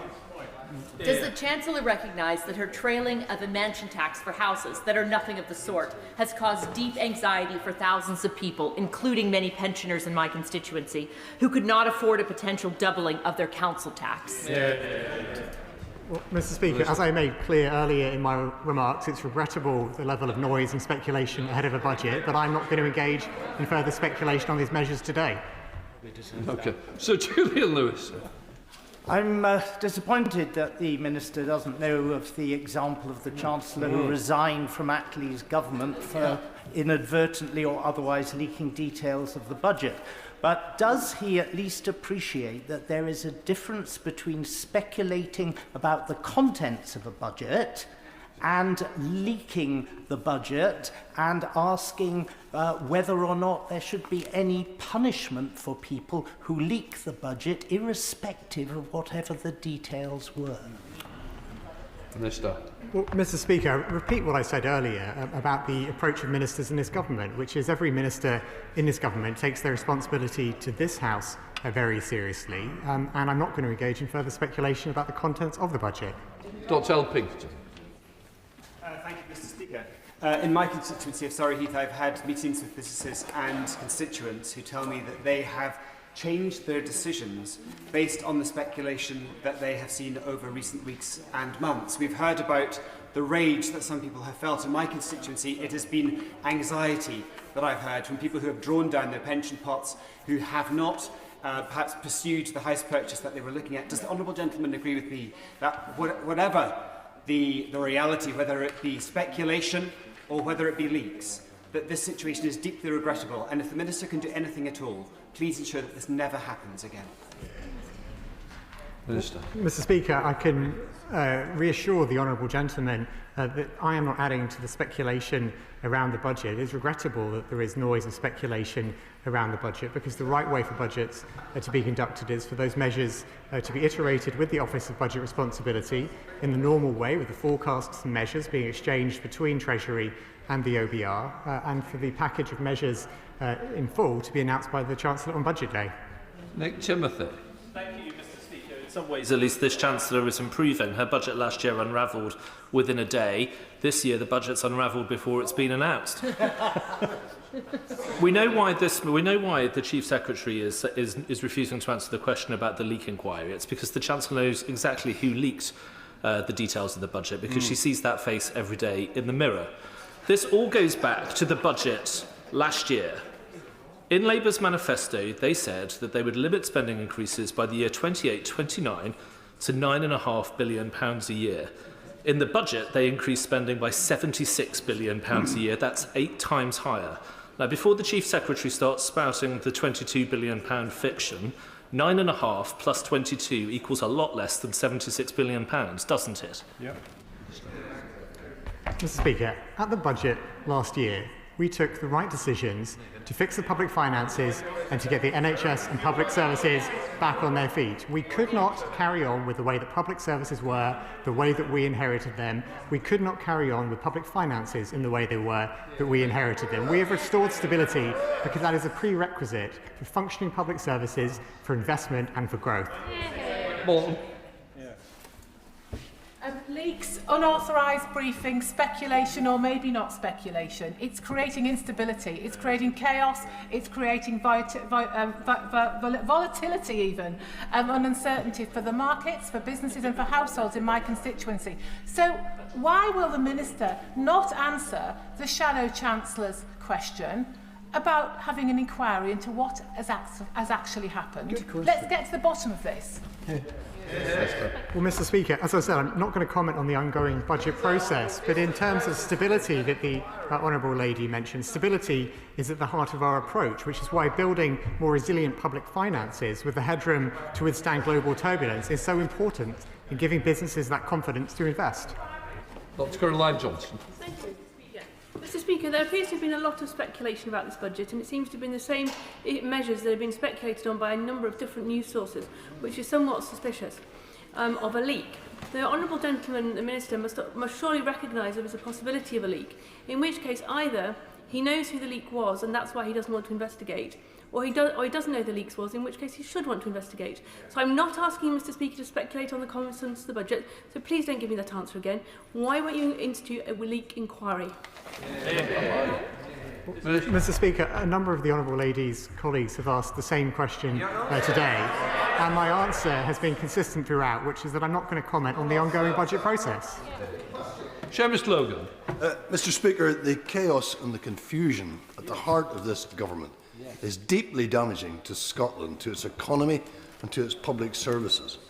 Constant leaks, briefings, U-turns flowing from the Treasury make the Scottish Government's task all the more difficult, worsened by the Chancellor's refusal to date to meet with the Scottish Secretary of Finance.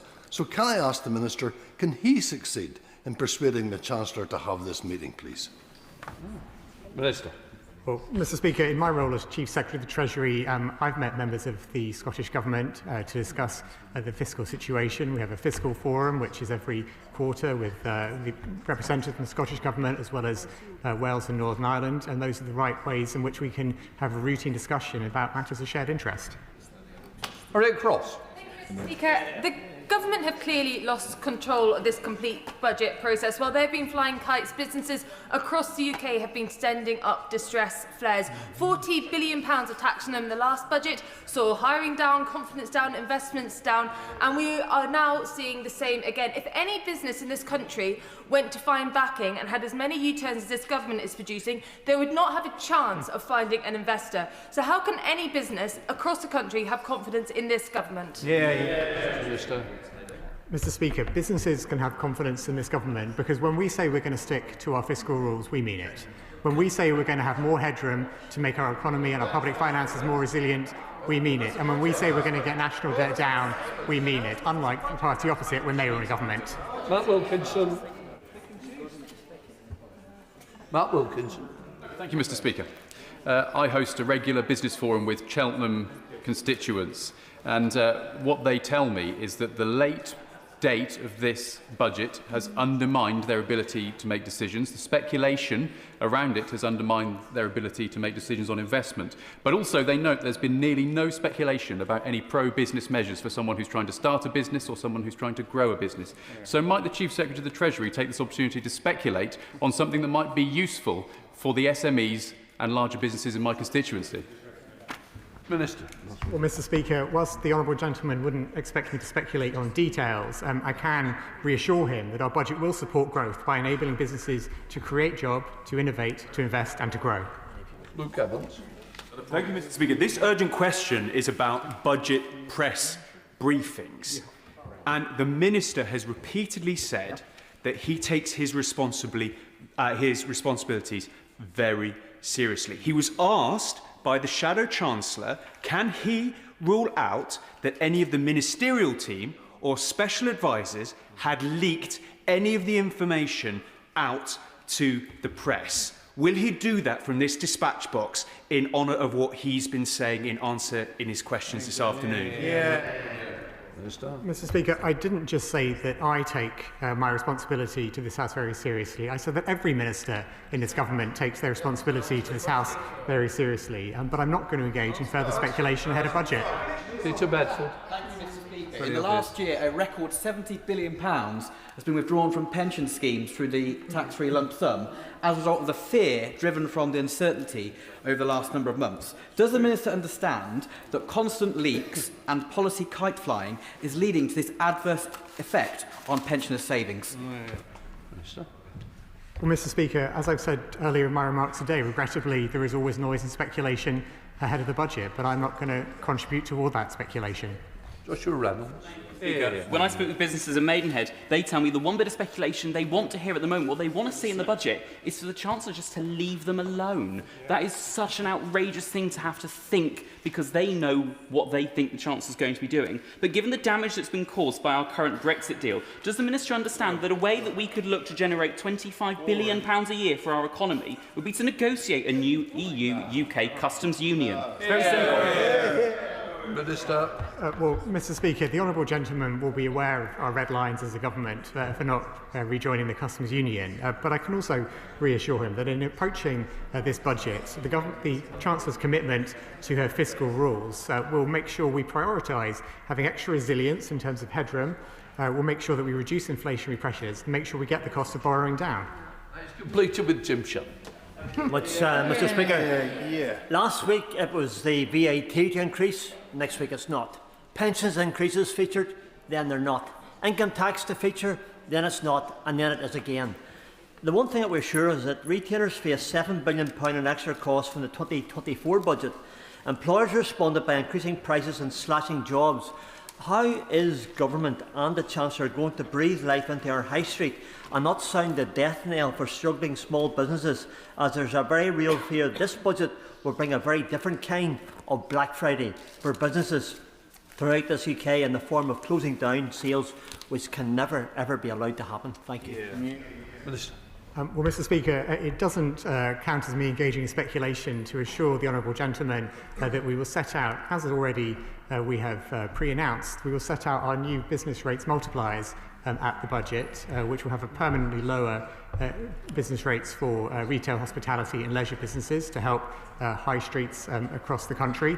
That's a really important measure for us to take to support those businesses. But more widely, this fits, Mr. Speaker, within the economic stability that we will provide, which is so important for businesses. And that's why, as well as meeting the ironclad fiscal rules, it's so important that we make sure the public finances are more resilient, that we reduce inflationary pressures and that we get the cost of borrowing down. We'll let the front benches change over.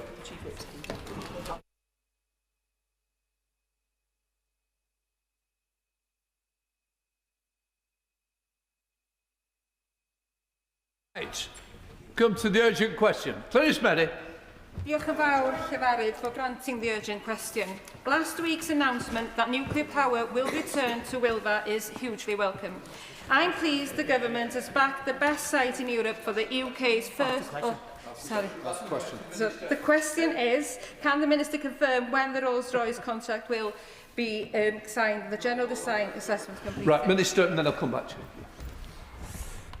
Thank you, Mr. Speaker. Well, firstly, can I welcome the Honourable Lady's commitment to securing a new nuclear project in her constituency. She and I have had a number of discussions about nuclear power and other energy projects. Mr. Speaker, nuclear energy provides the stable, low-carbon baseload we need to keep the lights on and to support our economy. It is central to our clean power mission. That's why we've launched a new golden age of nuclear, committing £17 billion to the most ambitious programme of new nuclear for a generation. Our small modular reactor SMR programme, led by Great British Energy Nuclear, is an example of British innovation at its best. These mini reactors are smaller and quicker to build than traditional nuclear power stations, and we have been considering which is the best site to kick off the SMR programme now that we have reached that decision. Last week we announced that Wilfa, on the north coast of Anglesey in Ismon, is our chosen site for GBE Nuclear's first SMR project. A written ministerial statement on this matter was made on Thursday. The initial project will see, subject to contracts, the construction of up to 3 Rolls-Royce SMR units. The site could host as many as 8, subject to future policy and funding decisions. This will deliver the largest industrial investment in North Wales for a generation. It will provide 3,000 good jobs on the site at peak construction. GBE Nuclear is already looking forward to working with Welsh communities on the project, with work due to start on the site as early as next year. We will be progressing the SMR project across this Parliament, working towards final investment decision. Meanwhile, large-scale nuclear power stations will also continue to make a vital contribution in our homegrown clean energy mix, complementing these SMRs. And we will continue to act decisively, invest ambitiously, and work with communities, investors and our allies to deliver this golden age for new nuclear. Glynis Smith. And thank you for that, and I will get my next urgent question over properly. I am pleased that the government has backed the site in Wilfa, and as I have mentioned Wilfa several times in this chamber, Wilfa is recognised as the best site in Europe. Can I firstly pay tribute to the teamwork over decades from elected members from all parties, campaigners, businesses and the local community who have fought long for new nuclear at Wilfa. Ynys has known nuclear for 65 years, with a strong local college and university ready to train a skilled workforce of the future. To maximise the success of this project, the government must work with the local authority on behalf of our community to deliver tangible economic and social benefits. This includes maximising opportunities in the local supply chain. The potential is clear, but the challenge is turning it into reality. After many false dawns and broken promises, my optimism is cautious. We know the cost of failure on Ynys Môn. When the Wilfa Newydd project collapsed, it robbed a generation of the opportunity to live and thrive in their community. Recent data from the NIA now shows that nuclear jobs on Ynys Môn are at a record low. We cannot afford further setbacks. Clear timelines and transparent decisions are therefore essential. Can the Minister confirm when the Rolls-Royce contract will be signed, the general design assessments completed and the final investment decision made? The SMR project, as it stands, is already 4 years behind the previous Horizon project at Wilfa. The project had a planning application and was approaching a final decision before collapsing. Funding the SMR project at Wilfa remains critical. While the government's £2.5 billion for the SMR programme is welcomed, most of the cost at Wilfa will currently be funded privately. Given the problems of the past, and that Wilfa will host a fleet of SMRs, a first-of-their-kind reactors, is the government prepared to demonstrate its full commitment? We cannot let this historic opportunity to slip through our fingers yet again. This is a unique opportunity to create a project which will deliver for our language, our culture and our young people. I urge the government to work with myself and key stakeholders and developers to provide the best project ever to deliver prosperity and energy security. Minister.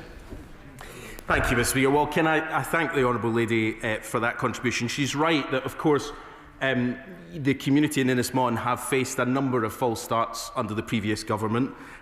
This is a historic opportunity, a huge moment with this project moving forward with tangible timelines in place now, and the £2.5 billion that she references, and of course Rolls-Royce taking forward this initial 3 SMRs, but with the potential for more in the future. People will start to see jobs very soon. We expect there'll be work on the site as early as next year, and as I say, there'll be 3,000 jobs on site in the construction phase at its peak. I do want to join her in paying tribute to all those who have worked on this project over a great many years. There have been a lot of false starts, a lot of disappointment, but I think last week was a huge moment to recognise the potential for the site being realised with this next generation of nuclear. But I actually think also, Mr. Speaker, for the UK to see SMRs move forward after years of them being talked about to the actually moving forward, and with that the huge investment that comes into the social and economic fabric of communities like the Honourable Ladies.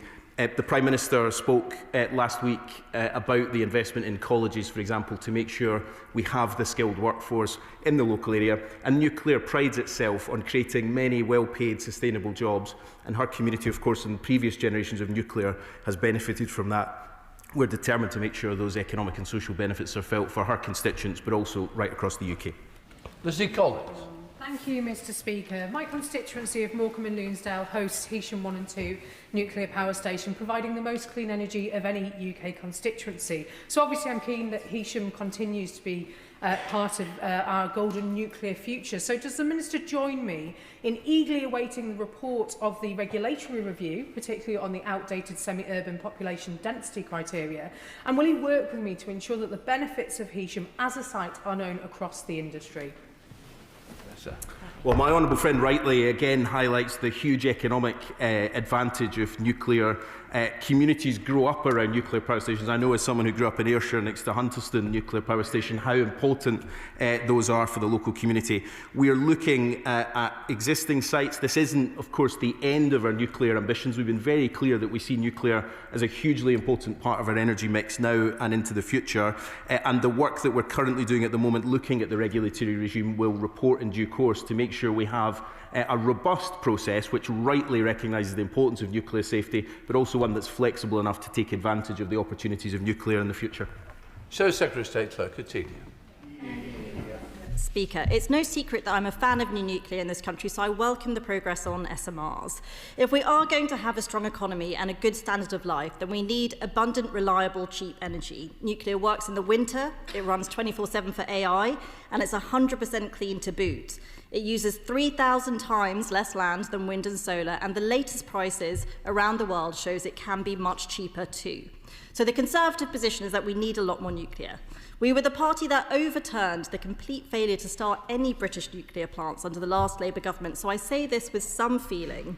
I've been told that there was just one nuclear welder left in this country when we started work on Hinkley Point C. We invested in the supply chain and skills, which had completely withered under the previous government, but now the most important thing is to keep building. I personally signed off a third large nuclear plant at Wilver because it is the best site that we have. It could host both large-scale and SMRs. So by ruling out large-scale at Wilver and ditching the 24-gigawatt target, are they calling time on new large-scale nuclear? That's what it looks like to the rest of the country. That would be a huge mistake, and it is the same mistake they made the last time they were in power. If we want cheap energy and growth in this country, then when it comes to nuclear, we need to build, build, build. The Minister talked about power generation from SMRs, but he's talking about power in the 2030s, but industry are being told 2042 at the earliest. Is that really the best they can do? Who is right? Now, we have plans to make nuclear build much cheaper. In fact, we laid radical amendments to their planning bill to cut environmental red tape. They voted against it, but the Nuclear Regulatory Task Force will report soon. Can they confirm they will consider our proposals when they do? And lastly, would he agree with me that it is fundamentally absurd for the Green Party to talk about clean power in this country whilst having a policy to dismantle Britain's nuclear power plants? Well, Mr. Speaker, let me start at the end, because it is nice in this place we have a rare moment of consensus now and again. And I would add, of course, our friends in the Scottish National Party, and I'm not quite sure about Plaid Cymru. Some of them support nuclear, some of them don't, even though we're building in Wales. She's right to say that the bedrock of a clean power system has to be nuclear, and it's also an economic opportunity, as we all know. So I welcome that brief bit of consensus. But of course, she talks about build, build, build. Actually, all the party opposite did was consult, consult, consult. Because she talks about signing off new nuclear. None of it's been built. It's easy to sign off things, but there was no money committed to it, not a penny of funding committed by the previous government. So I would just say, on one of the biggest days for our domestic nuclear industry in a very long time, it was remarkable to hear opposition spokespeople last week talk down the sector.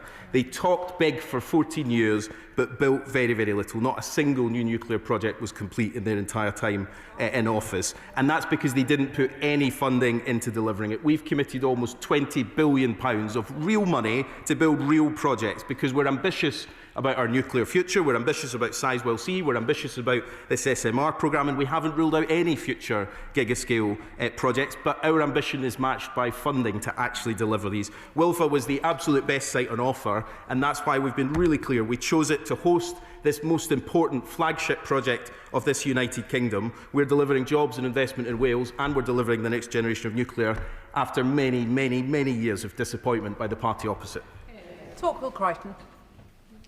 Thank you, Madam Deputy Speaker. I am grateful.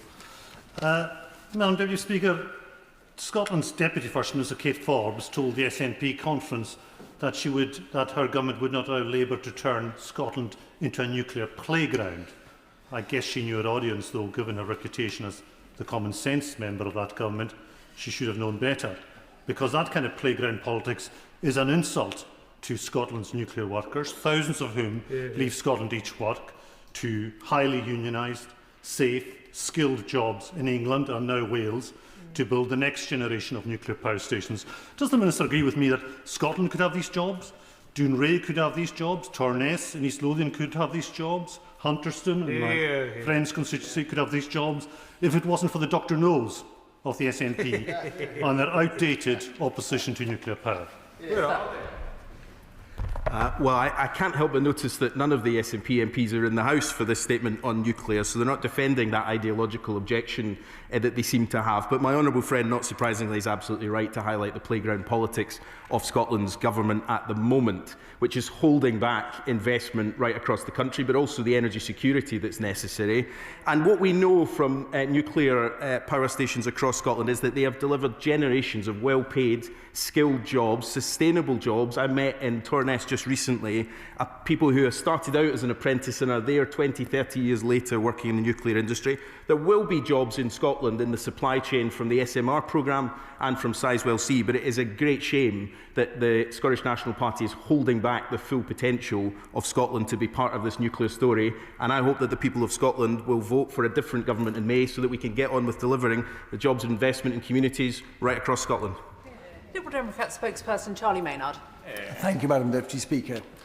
New small modular reactors do have real potential to help reduce our reliance on foreign gas and bring down energy bills, as well as bring a welcome boost to jobs and investment in Anglesey. SMRs should be where the focus is when it comes to nuclear, not so much on big, expensive nuclear power stations that cost multiples more and take far longer to build.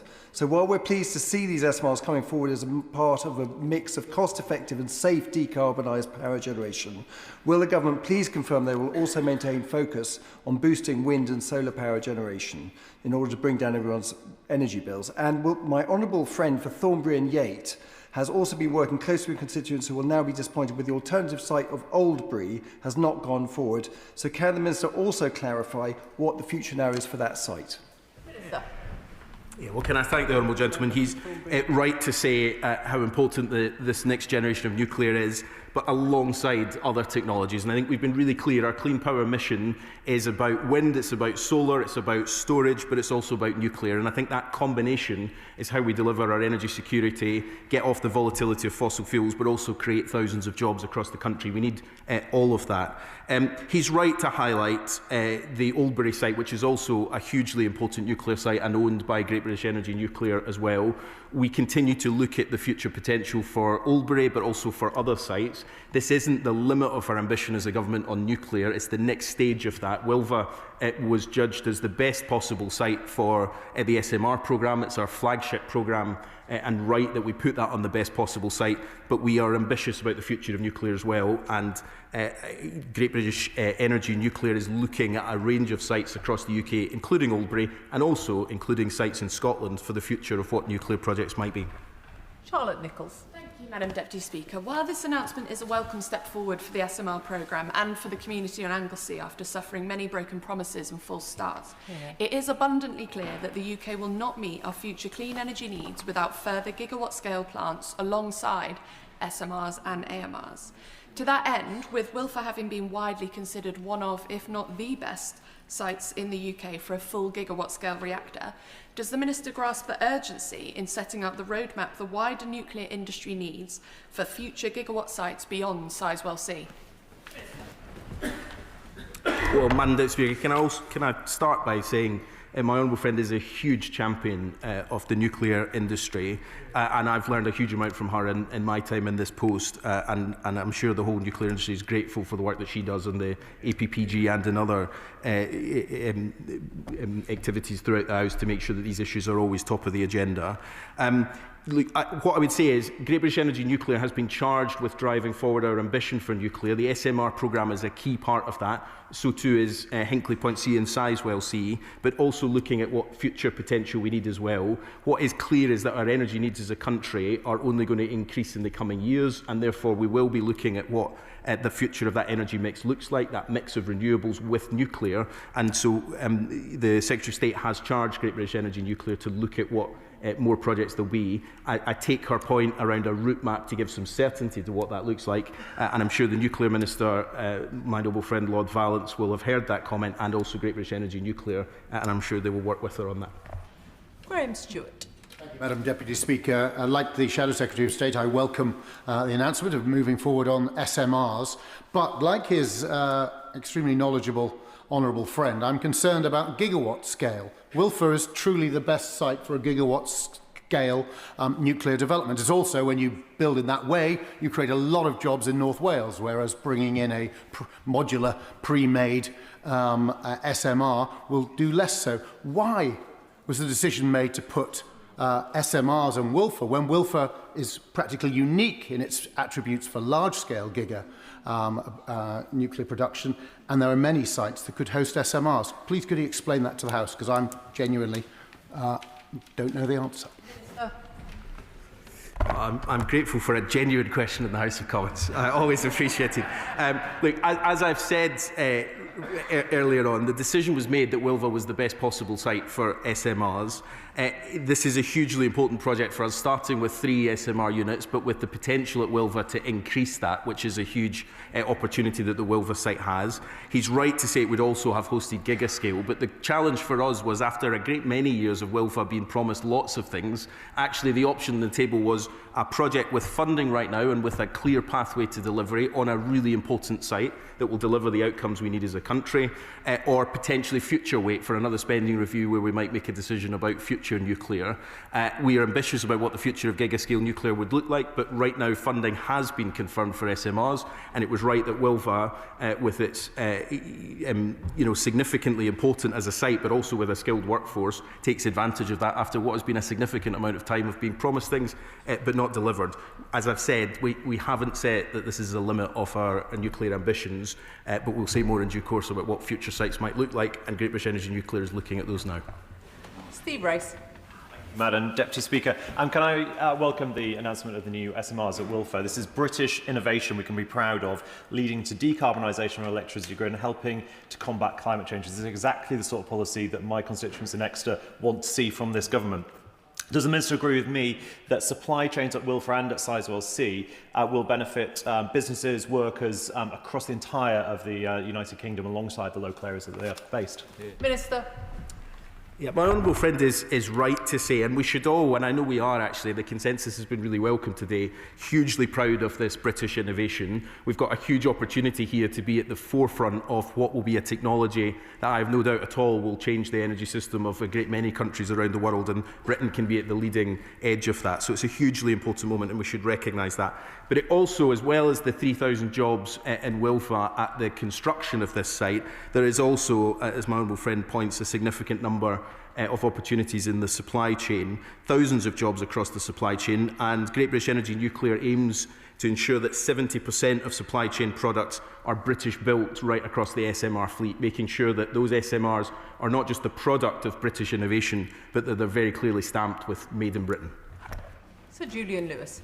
No one likes to consider the prospects of international conflict, but we've seen from that between Ukraine and Russia how dangerous a situation can be when fuel supply installations are targeted.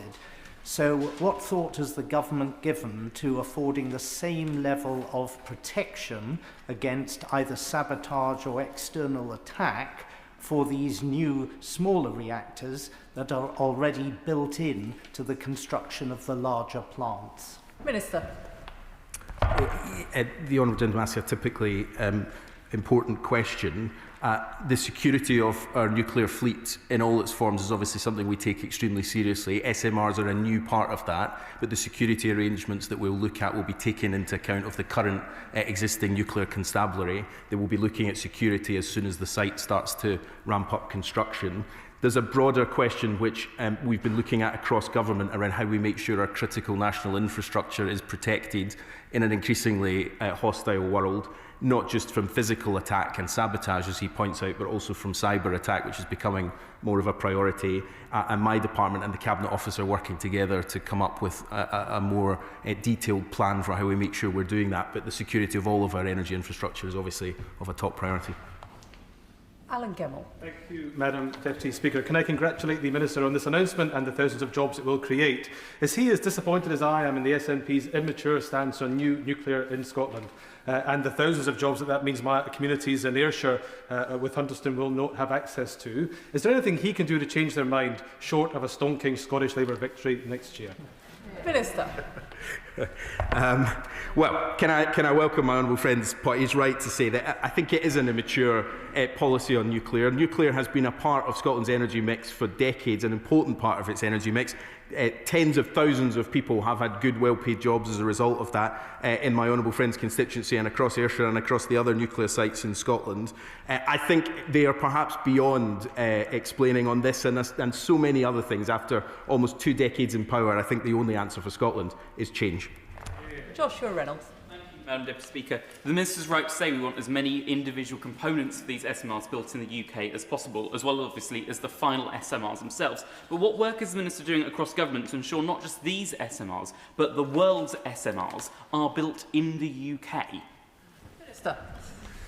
I think it's a hugely important question, and this is why I say that this is a really significant moment for British innovation, because we are now moving forward quickly to make sure that we are at the forefront of this innovation, so that other countries that are already looking to the Rolls-Royce designs can benefit from these as well, but made in Britain. And of course, the aim of SMRs that's different from gigascale nuclear is that we get to a point where the replicability of them is such that we can produce for the export market the SMR technology as well. That's important for our allies across the world who want nuclear to be part of their energy mix, but it's hugely important economic opportunity for this country as well. Tom Hayes. Thank you, Madam Deputy Speaker. David Cameron sent Wilver to the wall. George Osborne begged the Chinese to invest, and we're still unpicking that mistake.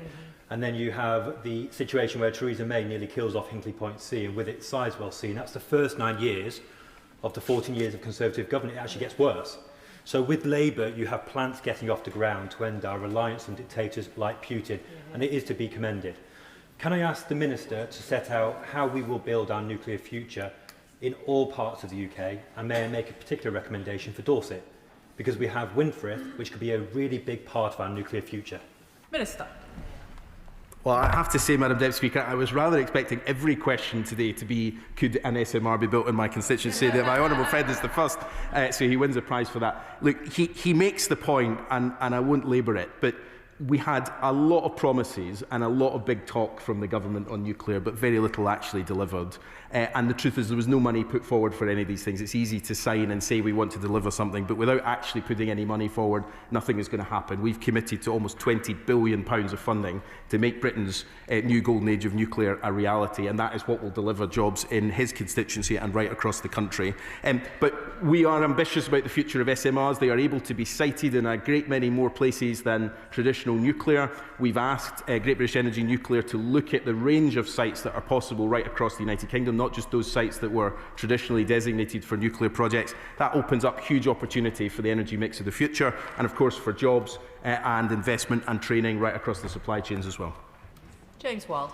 Thank you, Madam Deputy Speaker. And in the spirit of consensus, which untypically the Energy Minister just moved away from, I join in welcome this announcement. I was advising the then Energy Minister when the Hinkley contract was signed and when the Horizon project was proceeding before Hitachi withdrew. So I'm keen to see development at Wilfer and beyond. Can the Minister confirm what tangible steps are being taken to accelerate approval of Rolls-Royce's design and other SMR designs, and by how much? And when does he expect the first SMR to be operational at Wilfer? Minister. Well, I thank him for that, and I genuinely say that I think with all the debates we have about our energy mix at the moment, nuclear may be a point of general consensus, and that is important for the industry, in fact, so I welcome his comments. On the exact details of the timelines, I'm afraid I'm not the nuclear minister, so I will get my noble friend Lord Valence to write to him on that point. But in terms of the overall timeline for the SMR programme, our ambition is that they will be online in the mid-2030s. There's obviously a significant amount of work to do in terms of the site itself and the designs moving forward, but we want to make sure that we're moving everything possible to get these done quickly, because we have a first mover advantage as a country if we can prove this technology works and set about expanding it and looking at the export market for it internationally. David Baines. Thank you very much, Madam Deputy Speaker. I strongly welcome this. Nuclear is a growing sector. Just on Friday in Haydock, in my constituency, I helped to officially open Delkia as new HQ. They're a company that's relatively new that does a lot of work in this sector. Can the Minister assure me and small businesses and medium-sized businesses like Delkia in my constituency that they'll benefit from this growth supported by this government? Minister. Yeah, my honourable friend makes a really important point. This is the investment in these projects is felt in communities right across the country, in his constituency, but in small businesses right across the country. And also through those opportunities, of course, it's creating apprenticeships and opportunities for young people to set out in their careers in the energy industry. So, as I said earlier, Great British Energy Nuclear's ambition is that 70% of the supply chain products that will build these SMRs will be built in Britain. That's a hugely important investment right across our economy. Of course, 70% might not be the ceiling of our ambition, but this is an opportunity for communities, for businesses, to come forward and say we can help build this innovative, hugely important part of our future energy mix, and we're really excited about the opportunities that presents. Liz Saville-Roberts. And I welcome this announcement. Plaid Cymru supports new nuclear at Wilfer unequivocally, as well, of course, as at Trawsfynydd. Last week's statement also announced AI growth zones with 2 sites in North West Wales, one at Holyhead and the other at Trawsfynydd. Could you please provide further information on the infrastructure therefore required in Trawsfynydd, especially in relation to data centres and energy supply? Well, I'm grateful to hear the Honourable Lady's support for nuclear. I think as a party, Plaid Cymru has different views on this, but I'm glad to hear her support for new nuclear. There is... The AI growth zones are all about us trying to designate an area for data centres, which is important for our future economic development, but in a way that allows us to plan strategically how power will get to it and what the transmission infrastructure is required, and also to give confidence that there will be infrastructure in place so that data centres know that is a site that they can invest in, which brings forward significant amounts of private investment. If there are specific questions she has about the infrastructure, I'm very happy to speak to her outside of the House. Catherine Atkinson. Thank you, Madam Deputy Speaker. There will be good, well-paying jobs at Rolls-Royce in Derby to get these reactors built, which won't just benefit those doing them, but will also power up the local economy too, putting money in the tills of shops, restaurants and pubs. And there's huge pride in knowing the crucial roles being played in powering Britain with clean energy. Can the Minister tell us more about the work being done to maximise the extra jobs and prosperity that will be delivered in Derby, Warrington, Wilfer and other sites as a result of this Labour government's investment in this historic project? Minister. Well, I thank my honourable friend for the question, and she's right to point out the wider impact that investment has, not just in the nuclear supply chains, but in the investment in local communities that drives forward. Nuclear tends to have much more sustainable, well-paid, trade unionised jobs than other parts of our energy system, and that does mean that there are wider economic benefits for those who work in the nuclear industry. We want to see a great many more jobs in nuclear right across the country. We should be hugely proud that Rolls-Royce is taking forward this project in the UK, hugely innovative project. The UK at the forefront of this new technology, a technology that will change the future energy system for the UK and across the world, and we're really proud that those will be built in Britain. Sarah Pochin. Thank you, Madam Deputy Speaker. Reform UK believe in investing in nuclear energy and welcome this news for the North West region, which will bring jobs and growth, including in my constituency of Runcorn and Helsby. We're told that the Wilfer SMR will start producing power mid-2030s, but given the procurement process is through the Great British Energy / Nuclear Company, a publicly owned government company, how can the Secretary of State or the Minister, I beg your pardon, assure us that this will not turn into another HS2 with spiralling costs and missed deadlines? Well, first of all, let me say, when I said there was a moment of consensus in the House, I didn't for a second assume that reform might be part of that consensus, but I welcome that finally on taking a serious position on the country's energy security, and I welcome that. Look, we are committed to delivering this SMR programme as quickly as possible. It's important for our energy security and for our energy mix, but it's also important to make sure we're delivering the SMR programme as quickly on an international level as possible. Great British Energy Nuclear is an expert company that was set up, in fact, by the previous government to make sure that we're steering through these projects with expertise right at the heart of it, with a board that are nuclear experts. That remains an important part at the heart of this. It's in their interest and in all of our interests for these projects to move forward as quickly as possible. Alex Barros-Curtis. Thank you very much, Madam Deputy Speaker. Can I welcome this brilliant announcement for Wilfer, delivering after 14 years of failure by the previous Conservative government for the people of North Wales. And I join the commendation of the stakeholders who've helped deliver this, including the Honourable Member for Ynys Môn, the Welsh Office, my colleagues in the Welsh Office, and the brilliant North Wales Welsh Labour MPs that we have who've been arguing vociferously for this. This will be central to cutting energy costs and honouring our green energy commitments. So will the Minister assure me that this is just the sign of more great things to come for Wales from this UK Labour government? Minister. Well, I thank my honourable friend, and can I repeat my thanks to all those across the House, in fact, who have been involved in these projects over many years, but in particular in recent months to colleagues in the Welsh Government and to Labour MPs from Wales who have been campaigning on this, and indeed to the Honourable Lady for Ynys Môn who has campaigned on this issue as well. It's right to say that there are jobs coming from this project in Ynys Môn, but that there are wider jobs coming from the energy transition right across Wales, from our investment in the transmission infrastructure to our investment investment in renewables projects, to the Celtic Sea and all the jobs that go with it, delivered by this government's commitment to clean power, not just to delivering the energy system of the future, but the jobs that go with it, an industrial strategy that creates jobs in Wales after 14 years of a lack of industrial policy leading to job losses across the country. This is the beginning of great things for Wales, leading the way in this, and I know with their expertise, with their skill, with their commitment to this, they'll do a fantastic job and make this country proud. Jim Shannon. Madam Deputy Speaker, can I thank the Honourable Lady for Innismon for the UQ today and for giving us the opportunity to participate. The Minister will know right away that I absolutely welcome the UK's first modular reactor nuclear power station, recognising the strong heritage, nuclear heritage and expertise of that in Wales. It is imperative, of course, that we all share that we have the same capacity in Northern Ireland without reliance on an all-island network. Will government commit to working with the Legislative Assembly to create a similar project in Northern Ireland and provide power to homes and businesses throughout the area that I represent and indeed right across Northern Ireland? Thank you very much. Well, Madam Deputy Speaker, I should have come prepared with a line on whether an SMR could be sited in Strangford, and I'm sorry, because I should have known that that was coming.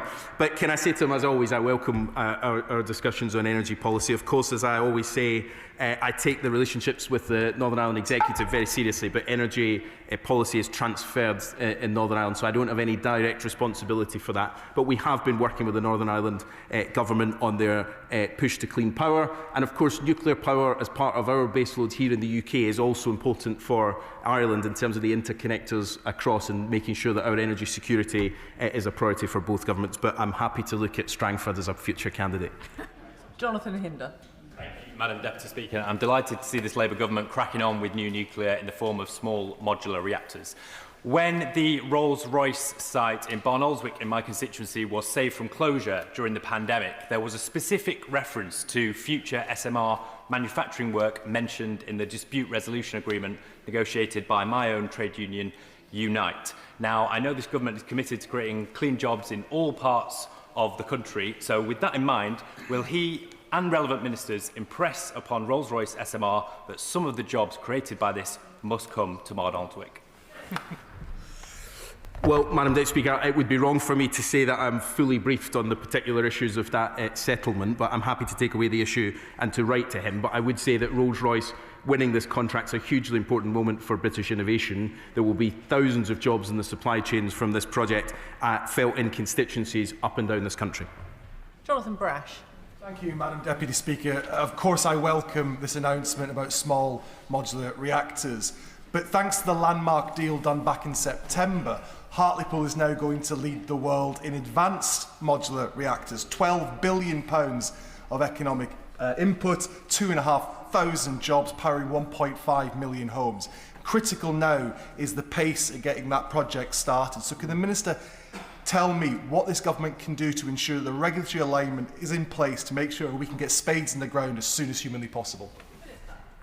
Well, I thank my honourable friend for raising this issue. September seems like a long time ago, but during the state visit we announced the UK and US partnership, the Atlantic Partnership on advanced nuclear energy, a commitment from this government to work with like-minded governments where we have similar regulatory regimes to build nuclear, but also to bring in the private sector much more. And the agreement that he mentions of X-Energy and Centrica, the plan to build up to 12 advanced modular reactors in Hartlepool with thousands of good jobs to go with it, is a great example of where that private investment unlocked by decisions that this government has taken will deliver jobs across the country.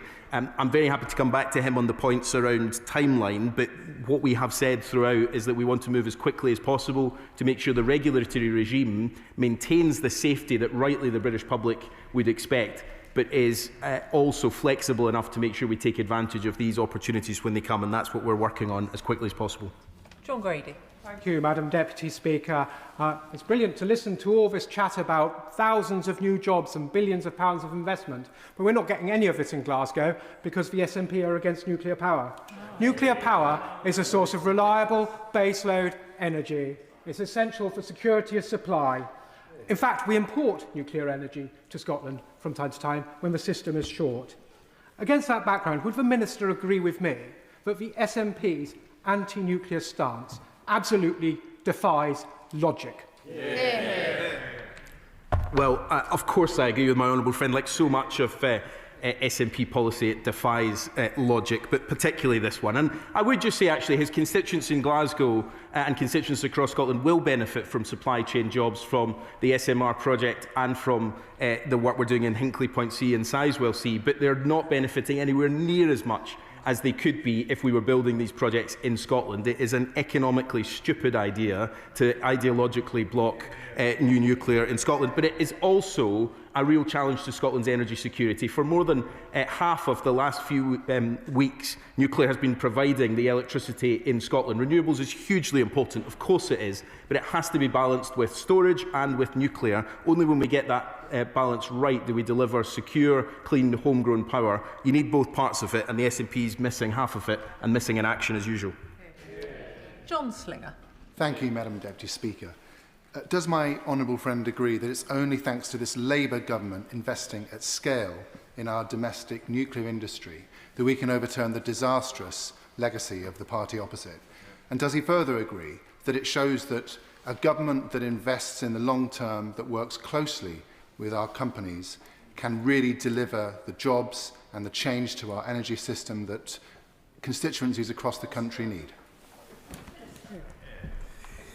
Well, it would surprise the House, Madam Deputy Speaker. I completely agree with my honourable friend, but he's right on two fronts. First of all, it's all fine and good to promise that you will do things and to talk big and to consult and consult and consult, but actually at some point money has to be put on the table to deliver it. The previous government failed to do that. Almost £20 billion of investment has now been brought forward by this government to make these projects a reality. That is how you deliver a new golden age of nuclear in the United Kingdom, not just publishing lots of documents and thinking that's the end of it. But the second point he makes, I think, is also right, that investment in the UK in the clean power transition is hugely important. More than £50 billion of private investment since we came to government last year. That is because of the certainty and the policy confidence that investors have in the UK. That's what would be put at risk by the policies of the party opposite, by Reform and by others, who I think talk about the future energy mix but miss out the detail and of course put that investment at risk, which is what will put at risk jobs and investment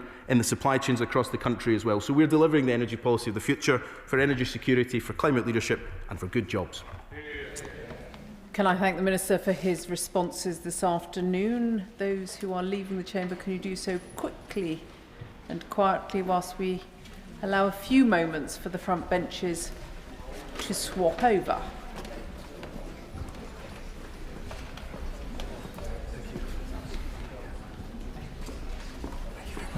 Which brings us to an urgent question on illegal waste dumping and organised crime. Callum Miller. Thank you, Madam Deputy Speaker. To ask the Secretary of State for Environment, Food and Rural Affairs what assessment he has made of the adequacy of the powers, funding and staffing of the Environment Agency to tackle the work and impact of organised criminal gangs illegally dumping huge quantities of waste in the countryside. Thank you, Madam Deputy Speaker. And to first convey apologies from the Minister for Nature. She would have loved to have been here for this question, but is currently attending COP30 in Brazil. So in her absence, I will be doing my absolute best to answer all of the questions from members of the House on this important issue. The British countryside is one of our nation's greatest treasures. From rolling hills to tranquil woodlands, it is beautiful and essential for both our well-being and health. That is why it is absolutely deplorable when waste criminals scar the landscape with complete disregard, damaging precious ecosystems and undermining our communities.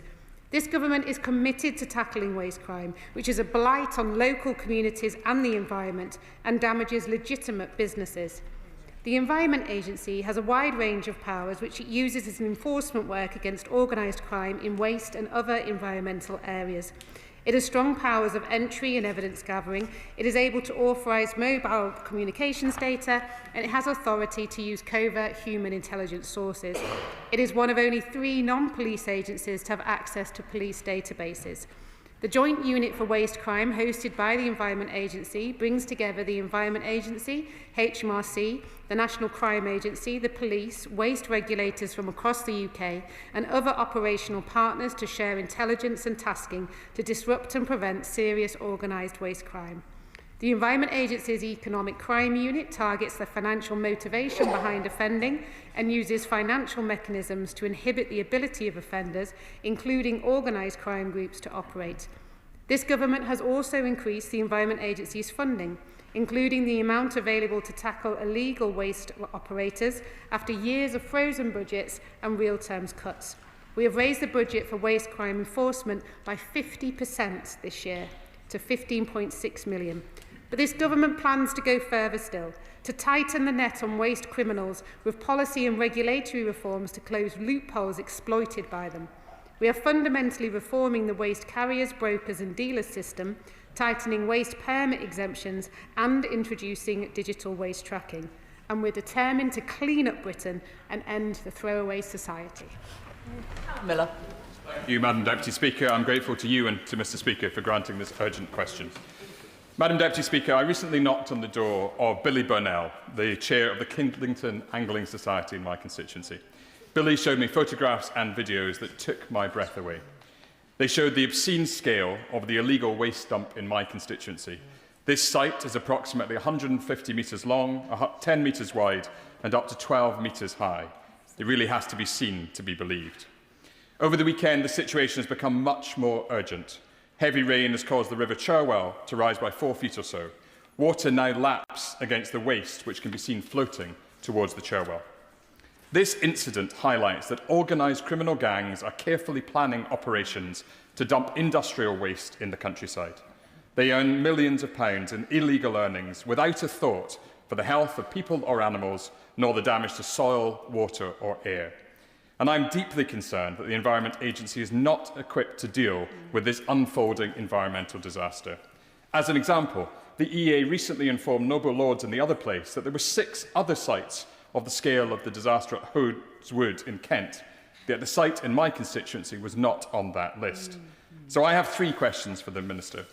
Most urgently from my constituents, will ministers follow the example of the previous Secretary of State, who on the 22nd of May 2024 issued a directive to the Environment Agency to clean up the illegal dump at Hodes Wood in Kent?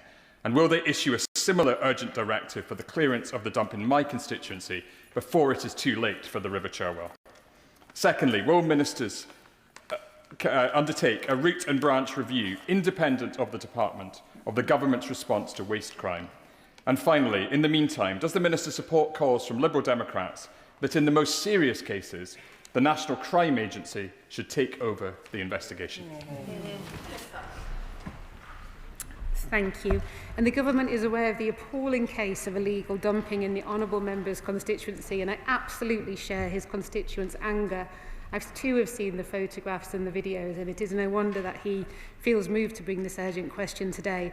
Now, there is a current criminal investigation underway, and an Environment Agency restriction order has been served to prevent access to the site and further land tipping, and the local resilience forum has been notified to explore opportunities for multi-agency support.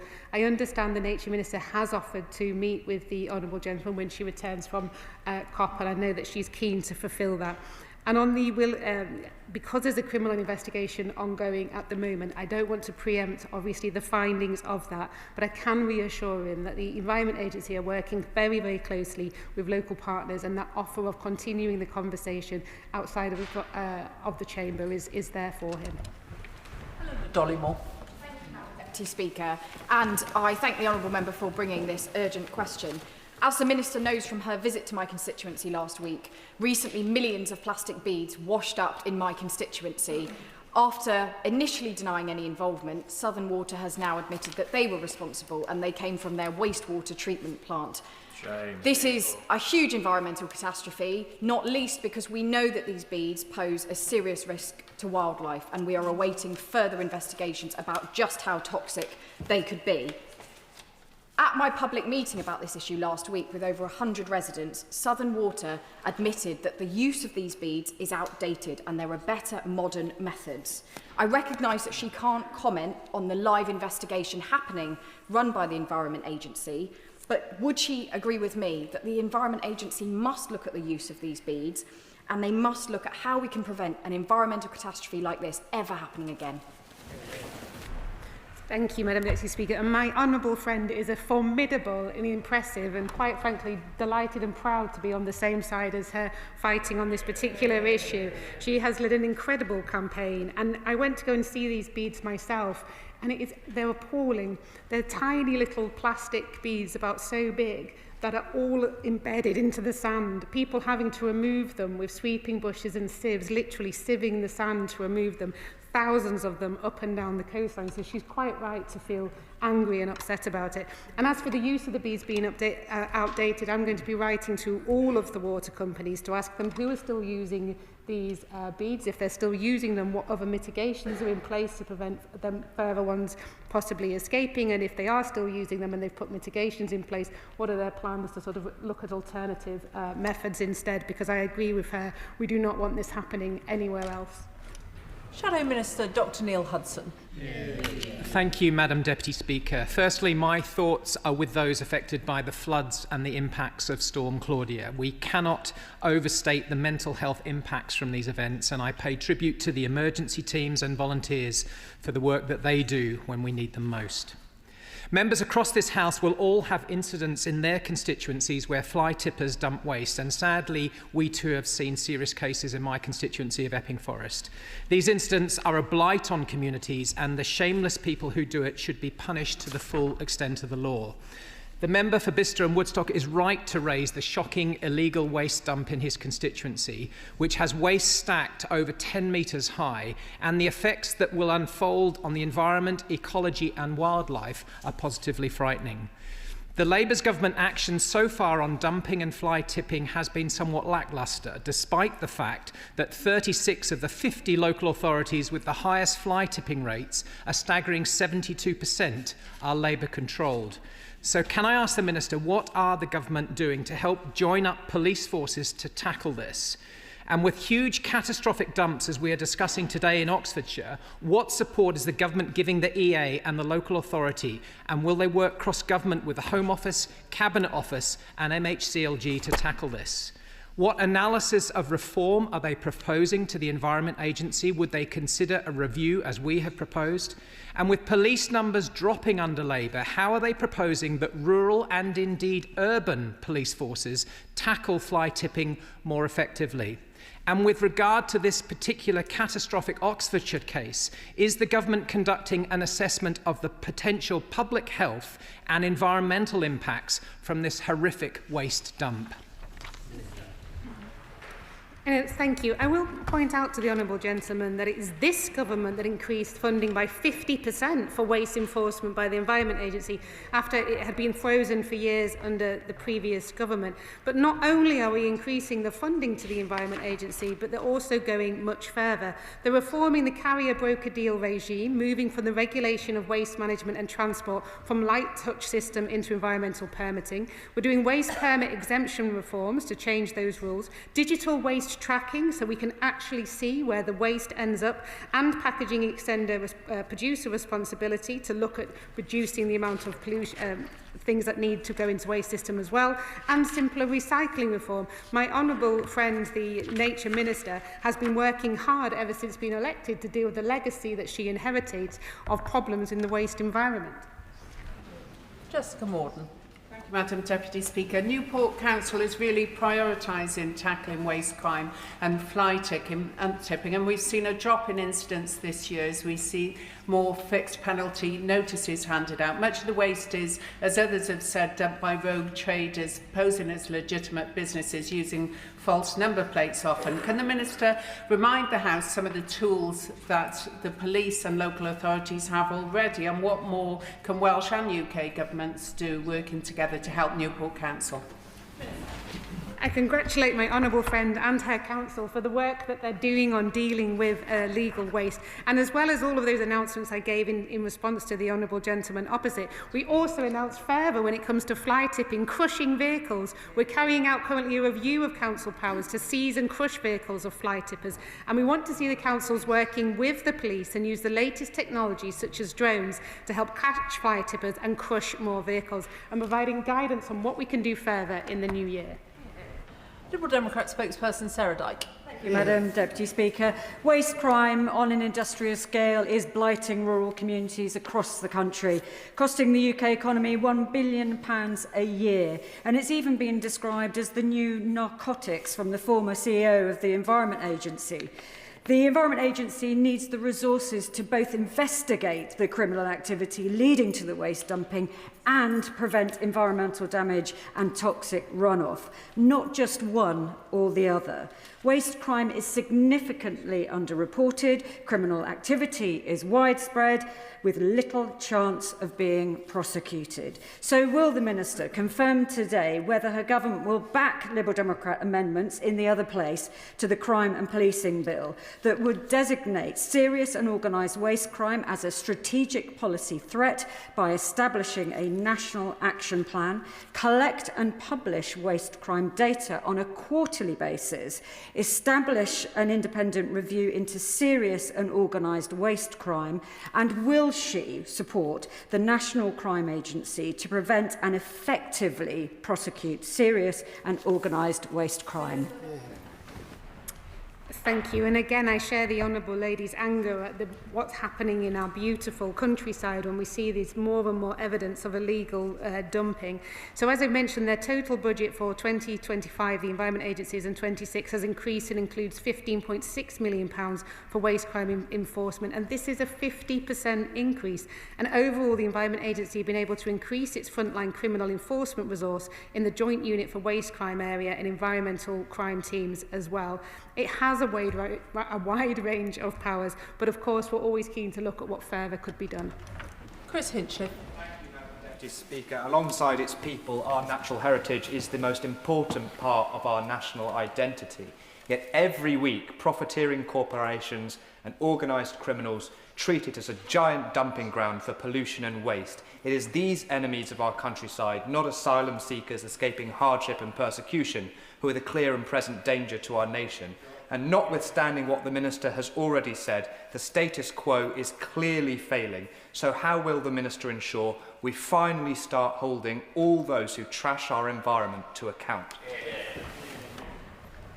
And again, I share my honourable friend's upset and anger at the state that some of these waste criminals leave our countryside.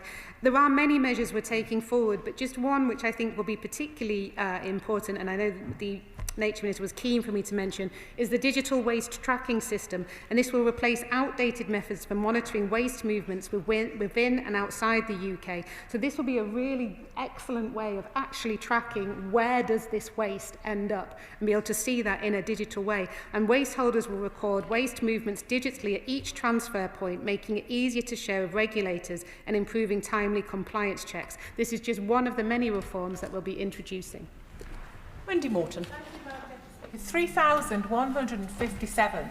That's the number of fly tipping instances per day, and that's the equivalent to one every 27 seconds. In areas such as the West Midlands, we see it all too often. In my own constituency, despite the council's hard efforts to rid us of that scourge of piles of mattresses, piles of fridges. It's absolutely shocking what we see. Of course, it's not helped by the Birmingham bin strikes that are continuing, but I'd like to ask the Minister, therefore, whether she would support the introduction of penalty points on driving licences for those who are convicted of fly tipping, to send a really strong message out that those involved in organised waste crime operations will pay for the misery that they incur on our communities. Thank you, and agree that the appalling state that fly tippers leave our environment in. And of course, we're looking at the reviewing council powers to seize and crush vehicles of fly tippers. And we want to see the councils working more closely with the police and using latest technology. And we're providing more guidance on what they can do in the future. But I'll make sure the Nature Minister hears her other ideas as well. Josh Newbury. Thank you, Madam Deputy Speaker. Lying on the edge of the West Midlands conurbation and with plenty of country lanes and quiet beauty spots, communities in my Cannock Chase constituency, particularly my home village of Norton Keynes, know all too well the impact of fly tipping and organised waste crime.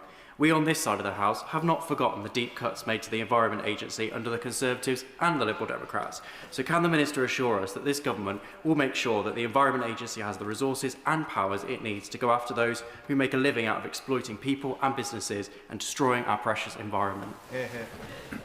My honourable friend is absolutely right, and that's why that we've introduced the 50% increase in the Environment Agency's total budget for waste crime enforcement to enable them to have the powers and the resources to do exactly that, go after those waste criminals who are ruining our countryside.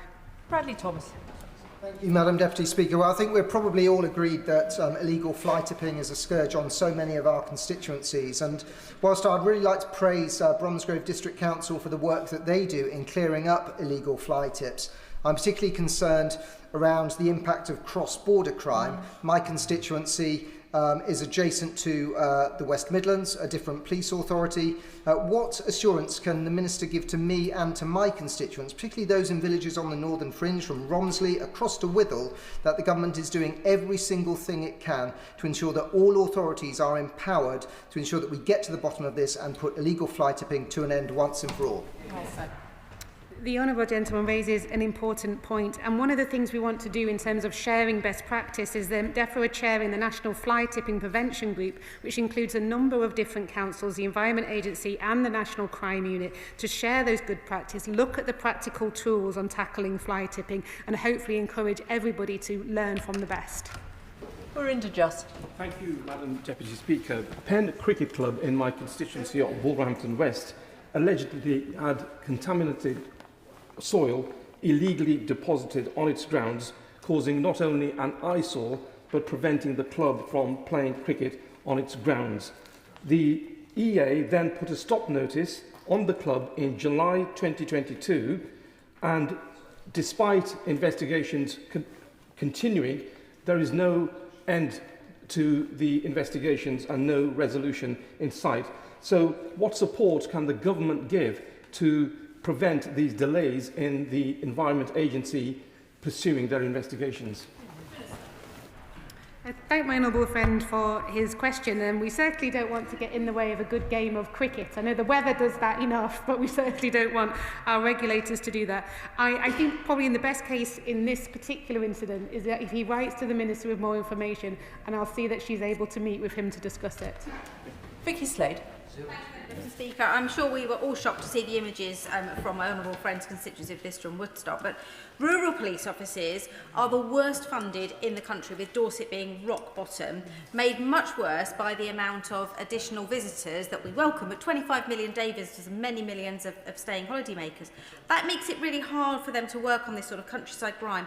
So what's her department doing to work with colleagues in the Home Office to look at how rurality is properly considered, and will she work with them to include organised waste crime as a strategic priority for the National Crime Agency?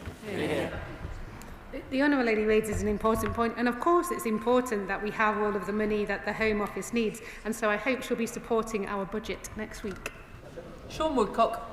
Thank you, Madam Deputy Speaker, and I thank the Honourable Member for Bicester and Woodstock, my neighbour, for raising this urgent question. He'll know that the River Cherwell runs right through the heart of Banbury, and so this issue and the images from the weekend and footage has concerned a number of my residents as well. My question to the Minister would be whether she can provide them with reassurance that this government is supporting local authorities to the best that it can in order to fulfil their obligations in order to tackle environmental crime. My honourable friend raises an important point, and it is appalling when you see the pictures of how that pollution is right next to the river, and very, very concerning as well. I mean, obviously, criminal investigations ongoing, work is happening on the ground. The Environment Agency are working closely with all of the local partners. But my honourable friend is right. We do need to make sure that this is joined up across all of the different authorities, and I can assure him that that's happening, and also offer him the similar meeting so he can have more detail in what's happening in this particular case.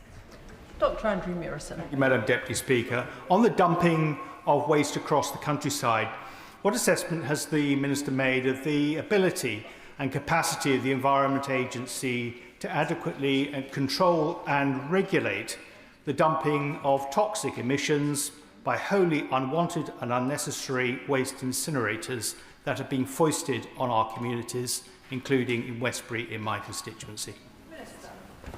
I thank the honourable gentleman for his question, and as I understand it, all waste incinerators are tightly permitted. If there are problems with the permitting or he believes that those permits are being broken, then I encourage him to contact the local Environment Agency for it to be urgently investigated. Dr Lawrence Sullivan. Thank you very much, Madam Deputy Speaker. I welcome the Minister's clarification on organised crimes and fly tipping. From the fields to the streets, Gratian Borough Council works tirelessly to investigate, fine and take to court these criminals. But what they need is a better legislative framework to make more efficient to prosecute, as well as give the powers and resources to councils to investigate and keep our streets clean. But fundamentally, the taxpayer should not be paying for this organised crime. They should be punished. Does the Minister agree? I absolutely agree that waste criminals should face the full force of the law and be punished and fined for their activities. Rachel Gilmore. Thank you, Madam Deputy Speaker. It's not just my opinion that Tiverton and Minehead is the most beautiful constituency in the country. It contains Exmoor National Park, the Brenton Hills, the Blackdown Hills and the Quantock Hills, all of which are areas of outstanding natural beauty. Can I ask the Minister, please, these are criminals who effectively run corporations decimating our countryside. Can she please make sure that the fine meets the crime and they are absolutely penalised in their pockets where they deserve it most? The Honourable Lady is absolutely right, and one of the ways to tackle this is to go after the criminals with all the legal powers that we have. And of course, the legal powers that we have in this particular case could include an unlimited fine. James Naish. Thank you, Madam Deputy Speaker. There were 868 cases of fly tipping in 2023-24 in my constituency of Rushcliffe, but particularly we saw a rise in on-street fly tipping, and in fact in Nottingham there were over 30,000 incidents of fly tipping within the urban space. Can I ask the Minister what work will be done to help bolster the power of local authorities to make sure both urban and rural fly tipping is addressed?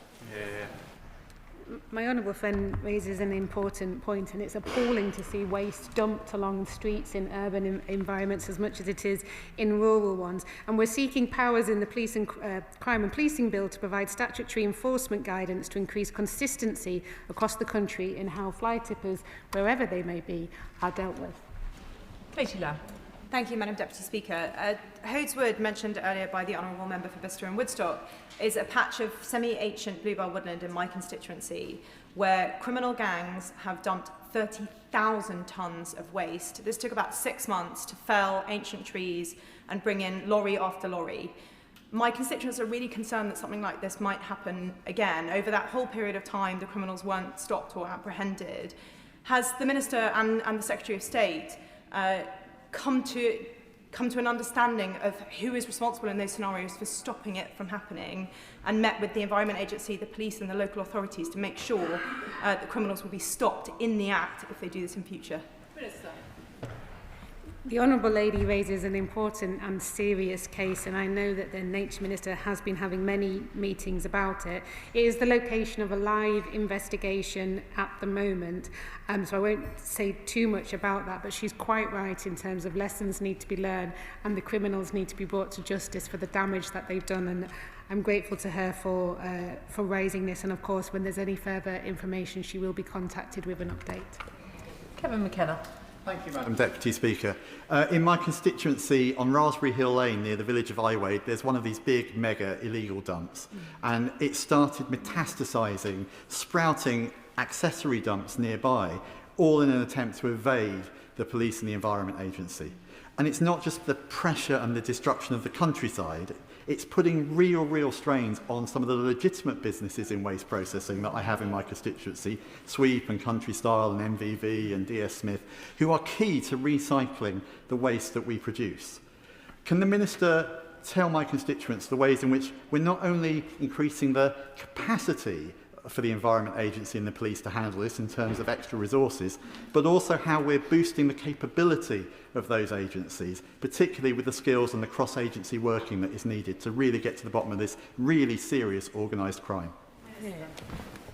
I thank my honourable friend, and I'm horrified to hear such an appalling thing has happened in his constituency. And he's right, and we should praise the legitimate waste businesses who do a proper job and work within the confines of the law. And I want to reassure his residents, as well as increasing funding, we are also looking at increasing the powers available to the Environment Agency and the powers available to the local authority to ensure that we don't continue to see these appalling acts happening right across our country. Victoria Collins. In my constituency of Harpenden and Berkhamsted, a 200-tonne illegal dump has left a farmer with a £40,000 clean-up bill and even the risk of criminalisation if he can't afford to clear it quickly. And yet a meeting cross-agency clarified that no single agency takes responsibility for investigating these large-scale incidents on private land. When perpetrators are caught, the fixed-term penalty is a pitiful £1,000. And this is for a crime that costs the economy £1 billion. Does the Minister agree that the enforcement gap, where victims shoulder the costs of organised crimes while the penalties remain pitiful, is completely unacceptable? And will the government help to establish a single accountable authority to investigate waste crime on private land and ensure penalties reflect the true cost of these offences?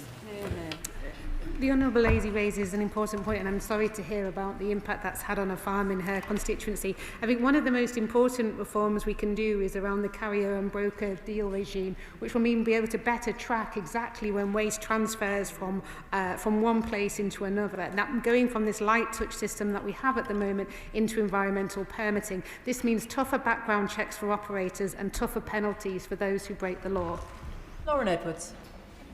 Speaker, Brambletree Wharf in Borstal in my constituency has been blighted by an illegal tip for years. A council enforcement notice recently expired without the site being cleared, and yet unfortunately I've recently been informed that the Environment Agency will not be prosecuting those responsible, instead leaving it to the local council. So what steps will the Minister take to ensure that the Environment Agency uses all the powers at its disposal to tackle this criminal activity? The Honourable Lady raises an important issue, and I'm sorry to hear that there won't be prosecution going forward. She might want to write to the Nature Minister with more details and information. So that's maybe something we could look at in more detail than we have currently now. Graham Stewart. Thank you, Madam Deputy Speaker. Correlation is not causation, but no one has so far in the Chamber mentioned the fact that our environmental levies on legal waste disposal go up and up and up, correlated with rises in crime dumping. So is it possible that we've gone too far in that direction because we're creating an incentive, regardless of the enforcement we do? If there's enough money in it, we will have criminals doing this, and there's no point being in this chamber wringing our hands and urging greater enforcement if we've created the fundamentals of an economy that we can never fix. I thank the Honourable Gentleman for his question. And of course, we need to have a legal operating system. And it does need to be based on the cost of enforcement. We can't have a legal system operating where it ends up costing the government and costing taxpayers more. So, of course, there needs to be a system that is fair and operates well. But I think fundamentally, one of the problems we have an issue with waste crime is that the Environment Agency was previously so badly underfunded. Thank you very much, Madam Deputy Speaker. Whilst the dumping and the criminal gangs that perpetrate the dumping are one part of it, the other part of this are the businesses that seek to circumvent the legitimate routes to get rid of their waste by passing on to those companies to illegally dump in the first place. So can the Minister say a bit more about what action might be taken to educate businesses about their responsibilities for their waste, and also what this government can do to prosecute not just the dumpers but the people producing the waste and not dealing with it themselves? Honourable friend is absolutely right. I think there does need to be greater education on who we are giving our waste to, but it's also why the digital waste tracking will be so important and make such a difference, because we will actually see if the waste is ending up in the place that it's meant to end up in. Iqbal Mohammed. Madam Deputy Speaker, in 2023 to 24, there were 1.15 million fly tipping incidents across England, with about 47,000 classified as tip-a-load lorry size or industrial. An unauthorised waste dumping tip fire in Dewsbury occurred in early 2012. It burned for 4 weeks, causing significant disruption and house evacuations, and cost over £1.2 million to manage and to clear the waste. There is no excuse for fly tipping, and perpetrators must be made to pay for the clean-up. What resources is the government providing Kirklees Council to help keep waste and recycle centres maintained and open, and what enforcement is the EPA taking to take action against illegal dumpers? The Honourable Gentleman raises an important issue, and of course this is why, as I've already mentioned, we have the National Fly Tipping Prevention Group, which is looking at sharing best practice, so different local authorities coming together to share best practice and look at how we're tackling this right across the country, because it's unfortunately an issue that seems to be everywhere at the moment. John Slinger. Thank you, Madam Deputy Speaker. I commend the government's action in this space. A contact of mine who used to work in environmental health tells me there's a misplaced perception that in our covert surveillance regulation, the Regulation of Investigatory Powers Act, directed surveillance prohibits surveillance of fly tipping hotspots, yet surveillance of a place is not directed surveillance. The statutory code of practice makes this clear with in-practice examples, but it simply needs updating to give fly tip surveillance examples. That could liberate the enforcement agencies to catch far more criminals and produce a much-needed deterrent. Could my honourable friend look into this? I thank my honourable friend for his question. Now, the Environment Agency is able to authorise mobile communications data and the authority to use covert human intelligence sources. But of course, if there's more that can be done, I urge him to write to the Nature Minister with further details and maybe even request a meeting with her. Bobby Dean. Deputy Speaker, residents in the Woodcote area of my constituency have been living with the misery of being opposite an illegal waste dump for years, and despite all the photographic and video evidence that they produce, nobody seems to be able to shut the site down. So can the Minister look into what level of proof is required in order to take action? Because it seems obvious to everybody that what's going on is wrong, but nobody seems to be able to put an end to it. Yeah. I thank the Honourable Gentleman for his question, and of course I urge him in the first instance to request a meeting with the local Environment Agency area director to have a look at asking that question about what further evidence is required to enable them to seek a prosecution in this matter. Then of course, if he's not satisfied with that after having that meeting, then to write into the Nature Minister. Sir John Joseph. Thank you, Madam Deputy Speaker.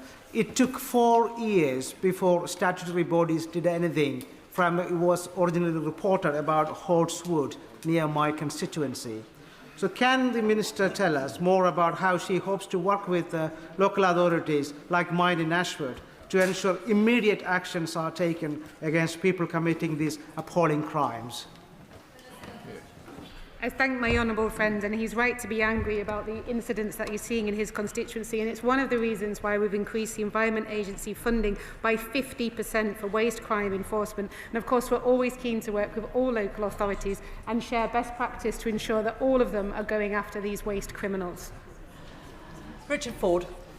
Deputy Speaker, Devon County Council received almost 5,000 reports of fly tipping last year. And the Police Rural Affairs team supported East Devon District Council and the Environment Agency in a fly tipping engagement event. And it saw examples of tyres and plastic wrap. But will the Minister please speak with her counterparts at the Home Office about bolstering rural affairs teams in police constabularies such as Devon and Cornwall? I thank the honourable gentleman, and as luck would have it, there happens to be on the front bench just here the Home Affairs team who will have heard his question. Steve Race.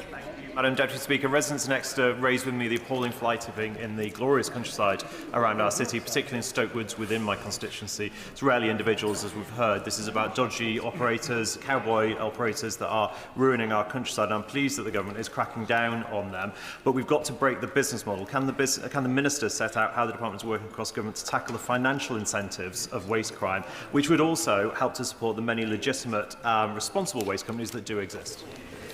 I thank my honourable friend, and he's quite right to highlight there are legitimate companies out there, but they're also waste criminals. And that's why the Environment Agency has launched its Economic Crime Unit, which targets the financial motivation behind offending and using financial mechanisms to inhibit the ability of offenders, including organised crime groups, to operate.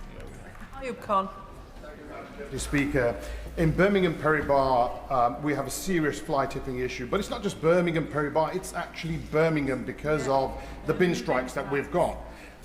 Despite the protestations from local residents about getting CCTV cameras, the City Council says they have no funding available. So 2 questions for the Minister, please. Number 1, does she feel that the City Council, Labour and City Council, should re-enter negotiations with the bin workers, given that we now have agency staff also striking? And will this government give additional resourcing to Birmingham City Council for enforcement, CCTV cameras and the like?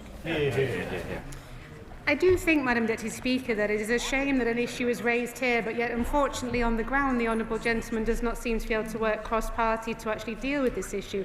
I encourage him to put party politics to a side and actually work with people in the local area to bring this issue to an end. Dave Robertson.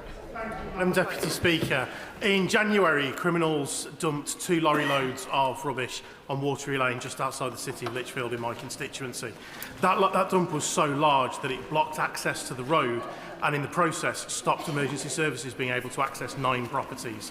One of the residents in those properties did require chemo and has having issues with his blood pressure and occasionally needs to call an ambulance. Given that that is such a serious impact on people's lives, can the Minister outline whether the government is looking to introduce an aggravating factor for exactly that situation, so that if fly tips prevent access to properties, and the risk of life is treated like an aggravating factor, and the waste criminals will receive larger sentences for that purpose? I thank my honourable friend, and I'm so sorry to hear about the issue that he's raised with his constituents. It's shocking that they were unable to access the treatment they need because of the appalling waste criminals. And I am sure that we will go after the waste criminals with every power we have to ensure that they are brought to justice for all of their crimes. Adam. Speaker, fly tipping is a national scourge, we all agree with that. But in addition to causing dismay, it causes a lot of disunity between communities. But furthermore, according to the 2018 report, it cost us £392 million to clear up fly tipping. So will the Minister agree to give more resources to our local councils to fund enforcement measures like cameras and implement a policy of zero tolerance, prosecuting offenders and imposing custodial sentences on those that break the law? He was right to mention that the issue that he's having in his constituency and, of course, the need for more powers. But he also requests more funding, Madam Deputy Speaker, which is why I'm sure he'll be supporting our budget next week. Izzy Collins. Thank you, Madam Deputy Speaker. My constituents are quite rightly appalled by fly tipping. It's a particular problem in the west end of Morecambe, but also affects the beautiful countryside in my area. So can the Minister tell me what action the government is taking to tackle this appalling crime? And my humble friend, and fly tipping is a serious crime. It does blight local communities. It blights our beautiful countryside, as well as we've heard our urban environments. And dealing with it does cost taxpayers and businesses a huge amount of money. So we're supporting councils to seize and crush vehicles of fly tippers. We're forcing fly tippers to clear up their own mess and taking steps to provide statutory fly tipping enforcement guidance to help councils make full and proper use of their enforcement powers. Jim Shannon. Mr. Speaker, can I thank the Minister very much for her answers. I think nobody in this House doubts the Honourable Lady's commitment to addressing this issue, and we very much welcome that and thank her for it. The discovery of the Mowboy illegal dump in Londonderry in 2013 revealed an enormous operation involving criminals who buried vast amounts of waste and showed the scale of the problem and the finance available. It is clear that the Northern Ireland Environmental Agency in Northern Ireland is historically underfunded and cannot investigate thoroughly reports of incidents which lead to more environmental waste crime. Indeed, cross-border organised crime and illegal waste been dumped in Northern Ireland. So can I ask the Minister this question? It is a devolved matter, but will the Minister commit to discussing and to liaise with the Northern Ireland Assembly on how better to work together for the investigatory bodies for these crimes throughout the United Kingdom of Great Britain and Northern Ireland? Thank you. I thank my honourable friend for, as always, raising an important issue for his constituents, and I am sure that the Nature Minister is regularly meeting with the Northern Ireland Assembly and that she can get back to you and update you on those conversations. David Williams. Thank you, Madam Deputy Speaker. In Stoke-on-Trent, under the leadership of Councillors Wazir and Ashworth, we've had the successful IDIOT campaign. That stands for illegal dumping in our towns. As a result, we've seen the numbers of fines go up and the amount of fly tipping is reducing too. Now, would the Minister agree with me that the IDIOT campaign is an aptly titled name for such a campaign? Absolutely. I thank my honourable friend. I mean, there are many things that we could call idiot campaigns perhaps in here, but let's not get diverted into discussing those. But I pay full tribute to his local council for the work they're doing on tackling this hugely important issue, and full credit to him for raising it in here. Yeah. Can I thank the Minister for her answers this afternoon? If any members are planning to leave, could they do so quickly and quietly? But that's given the front benches a couple of moments to swap over. Before I call the Home Secretary to make her statement, I'm sorry that once again Mr. Speaker has asked me to remind ministers of the requirement in the government's own ministerial code that major new policy announcements should be made in this House in the first instance and not to the media. This afternoon's statement has already been the subject of very extensive media coverage, both over the weekend and this morning, including a lot of policy detail. Honourable and right honourable members on the government benches were very quick to criticise ministers in the previous government for this kind of behaviour, but the Home Office seems to have a particular problem with making media announcements before ministers come to make statements to the House. I know that the committee chaired by the Honourable Member for North Dorset is looking at this matter, and I look forward to reading their recommendations. Statement: Asylum Policy, the Home Secretary. Thank you very much, Madam Deputy Speaker. With your permission, I will make a statement about how we restore order and control to our borders. I do so as this government publishes the most significant reform to our migration system in modern times. This country will always offer sanctuary to those fleeing danger. But we must also acknowledge that the world has changed, and our asylum system has not changed with it. Our world is a more volatile and more mobile place. Huge numbers are on the move. While some are refugees, others are economic migrants seeking to use and abuse our asylum system. And even genuine refugees are passing through other safe countries searching for the most attractive place to seek refuge. The burden that has fallen on this country has been heavy. 400,000 have sought asylum here in the last 4 years. Over 100,000 people now live in asylum accommodation, and over half of refugees remain on benefits 8 years after they have arrived. To the British public who foot the bill, the system feels out of control and unfair. It feels that way because it is. The pace and scale of change has destabilised communities. It is making our country a more divided place. There will never be a justification for the violence and racism of a minority. But if we fail to deal with this crisis, we will draw more people down a path that starts with anger and ends in hatred. I have no doubt about who we really are in this country. We are open, tolerant, and generous. But the public rightly expect that we can determine who enters this country and who must leave. To maintain the generosity that allows us to provide sanctuary, we must restore order and control. Rather than deal substantively with this problem, the last Conservative government wasted precious years and £700 million on their failed Rwanda plan, with the lamentable result of just 4 volunteers removed from the country. As a result, they left us with the grotesque chaos of asylum seekers housed in hotels, shuttled around in taxis, with the taxpayer footing the bill. My predecessor as Home Secretary picked up this dreadful inheritance and rebuilt the foundations of a collapsed asylum system.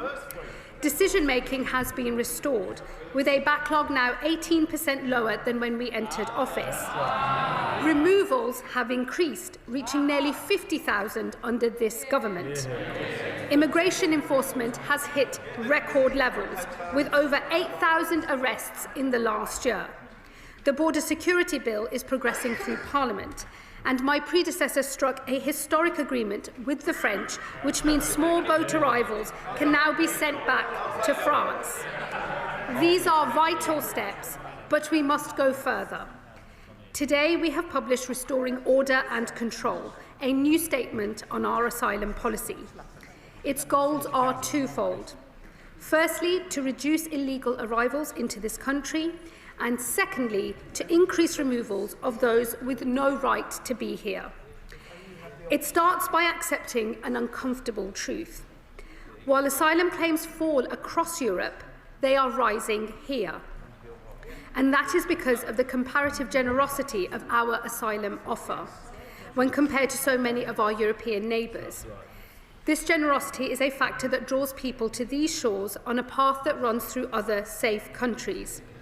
Nearly 40% come on small boats and over perilous channel crossings, but a roughly equal number come here legally via a visitor, work or study visa and then go on to claim asylum. They do so because refugee status is the most generous route into this country. An initial grant lasts 5 years, which is then converted almost automatically into permanent settled status. In other European countries, things are done differently. In Denmark, refugee status is temporary and they provide safety and sanctuary until it is possible for a refugee to return home. In recent years, asylum claims have hit a 40-year low. And now, across Europe, countries are tightening their systems in similar ways. We must act too. We will do so by making refugee status temporary, not permanent. A grant of refugee status will last 2.5 years, not 5. It will be renewed only if it is impossible for a refugee to return home. Permanent settlement will now come at 20 years, not 5. I know this country welcomes people who contribute, and for those who want to stay and are willing and able to, we will create a new work and study visa route solely for refugees, with a quicker path to permanent settlement. To encourage refugees into work, we will also consult on removing benefits for those who are able to work but choose not to. Outside of the most exceptional circumstances, family reunion will not be possible, with a refugee only able to bring family over if they have joined a work and study route and if qualifying tests are met. While over 50,000 were granted refugee status in the last year, more than 100,000 claimants and failed asylum seekers remain in taxpayer-funded accommodation. And we know that criminal gangs use the prospect of free bed and board to promote their small boat crossings. We have already announced that we will empty asylum hotels by the end of the Parliament, and we are exploring a number of large military sites as an alternative. We will now also remove the 2005 legislation that created a duty to support asylum seekers, reverting to a legal power to do so instead. While we will continue to support those who play by the rules, those who do not, be that through criminality or antisocial behaviour, can have their support removed. We will also remove our duty to support those who have a right to work. It is right that those who do receive support pay for it if they can. So those with income or assets will have to contribute to the cost of their stay. This will end the absurdity that we currently experience, where an asylum seeker receiving £800 each month from his family and who had recently acquired an Audi was receiving free housing at the taxpayer's expense, and the courts judged that we could do nothing about it. Mr. Speaker, these measures are designed to tackle the pull factors that draw people into this country. But reducing the number of arrivals is just half of the story. We must also enforce our rules and remove those who have no right to be here. This will mean restarting removals to countries where they have been paused. In recent months, we have begun voluntary removal of failed asylum seekers to Syria once again. However, there are still many failed asylum seekers here from Syria, most of whom fled a regime that has since been toppled. Other countries are planning to enforce removals, and we will follow suit. Where a failed asylum seeker cannot be returned home, we will also continue to explore the possibility of return hubs, with negotiations ongoing. We must remove those who have failed asylum claims, regardless of who they are. Today, we are not removing family groups, even when we know that their home country is perfectly safe. There are, for instance, around 700 Albanian families living in taxpayer-funded accommodation having failed their asylum claims. This is true despite an existing returns agreement, and that Albania is a signatory to the European Convention on Human Rights. So we will now begin the removal of families. Where possible, we will encourage a voluntary return, but where an enforced return is necessary, that is what we will do. Where the barrier to a return is not the individual nor the UK government, but the receiving country, we will take action.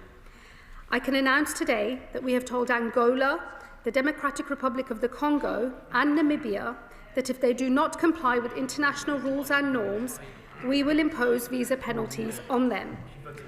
And I am sending a wider message here. Unless other countries heed this lesson, further sanctions will follow. Much of the delay in our removals, however, comes from the sclerotic nature of our own system. In March of this year, the appeals backlog stood at 51,000 cases. This government has already increased judicial sitting days, but reform is required. So we will create a new appeals body staffed by professional independent adjudicators.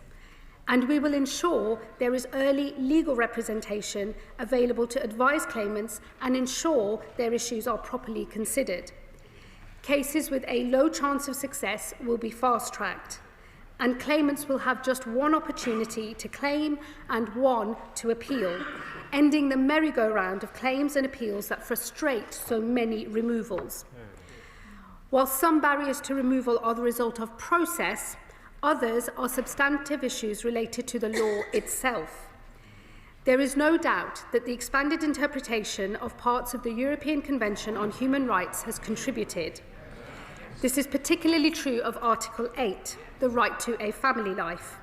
The courts have adopted an ever-expanding interpretation of this right, and as a result, many people have been allowed to come to this country when they would otherwise have had no right to. And we have been unable to remove others when the case for doing so seems overwhelming. This includes cases like an arsonist sentenced to 5 years in prison, whose deportation was blocked on the grounds that his relationship with his sibling may suffer. And more than half of those detained are now delaying or blocking their removal by raising a last-minute rights claim. Article 8 is a qualified right. That means we are not prevented from removing individuals or refusing an application to move to the UK if it is in the public interest.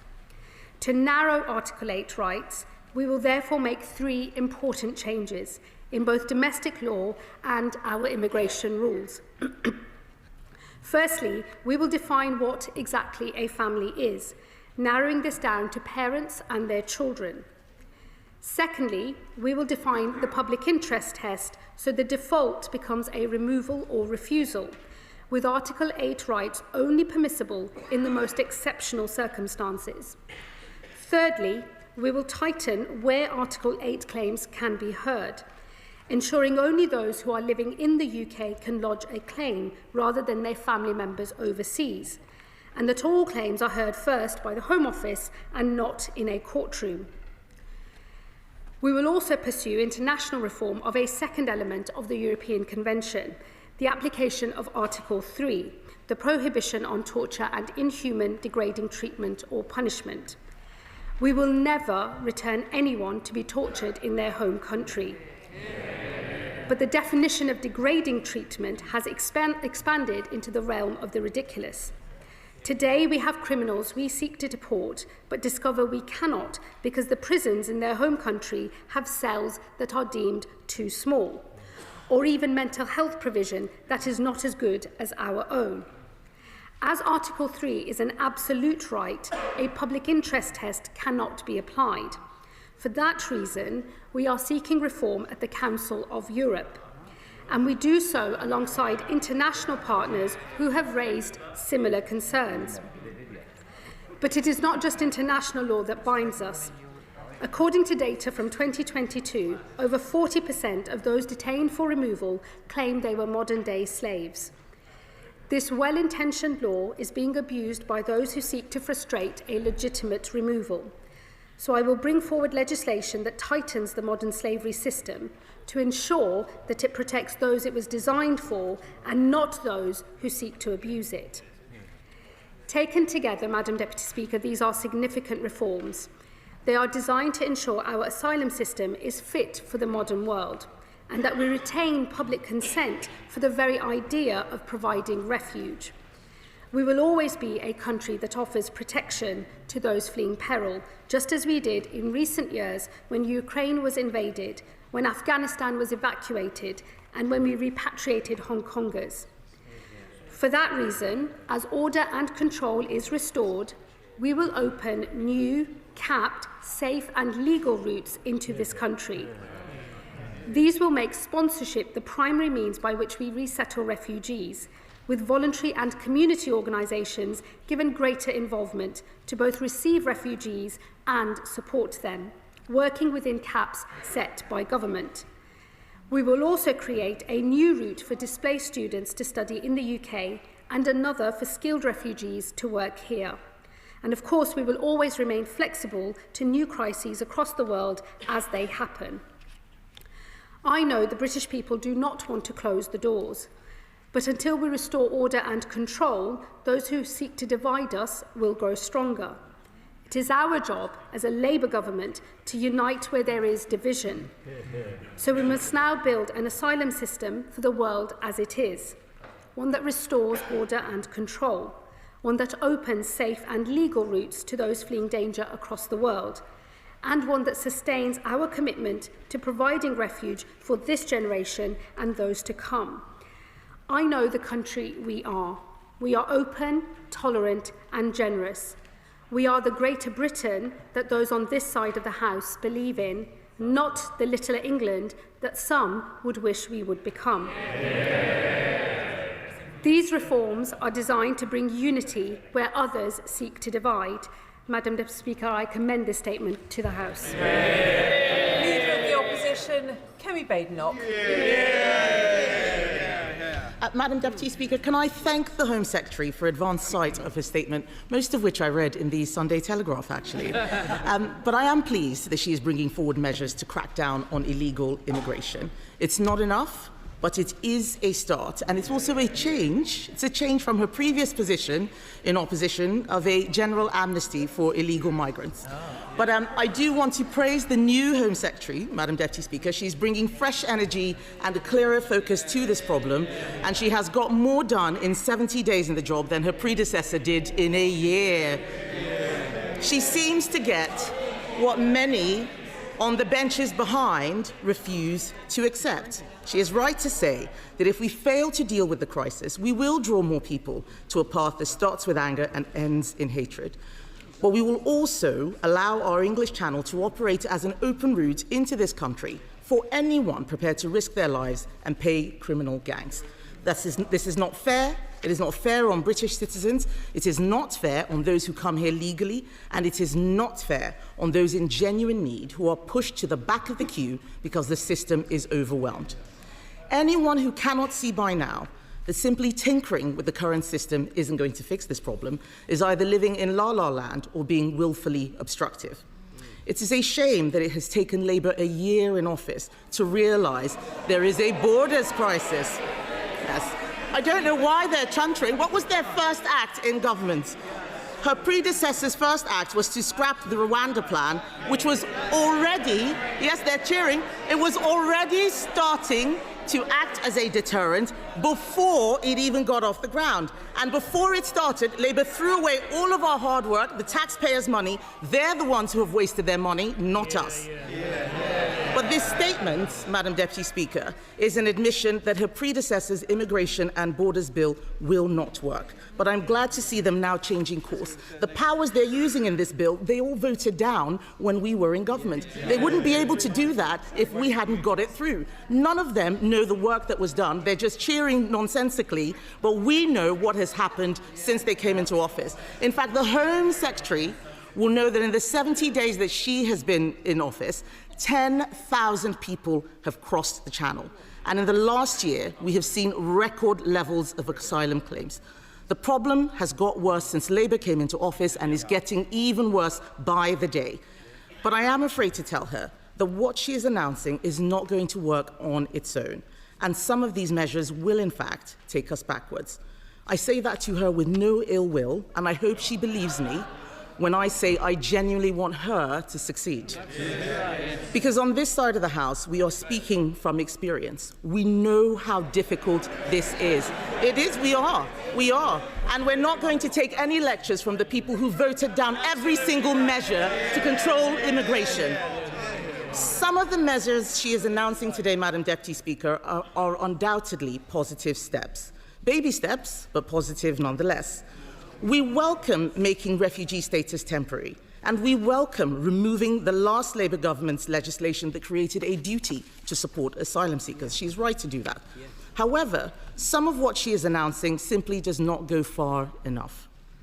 On this side of the House, we believe that anyone who arrives illegally, especially from safe countries, should be deported and banned from claiming asylum. Does the Home Secretary agree that anyone who comes to this country illegally should be deported? I'd like to know, I think the country would like to know, because this announcement means that some people who arrive will be allowed to stay. They just need to wait 20 years before getting permanent settlement. That does not remove the pull factor. But the main problem is that for as long as the UK is in the ECHR, illegal immigrants and those exploiting our system will use human rights laws to block anything she does to solve this. I know this because I saw it happen again and again over the last 4 years. I know she is seeing it too. We even saw it this year with the Prime Minister's one-in, one-out scheme, which has seen people return to France, come back yet again on small boats.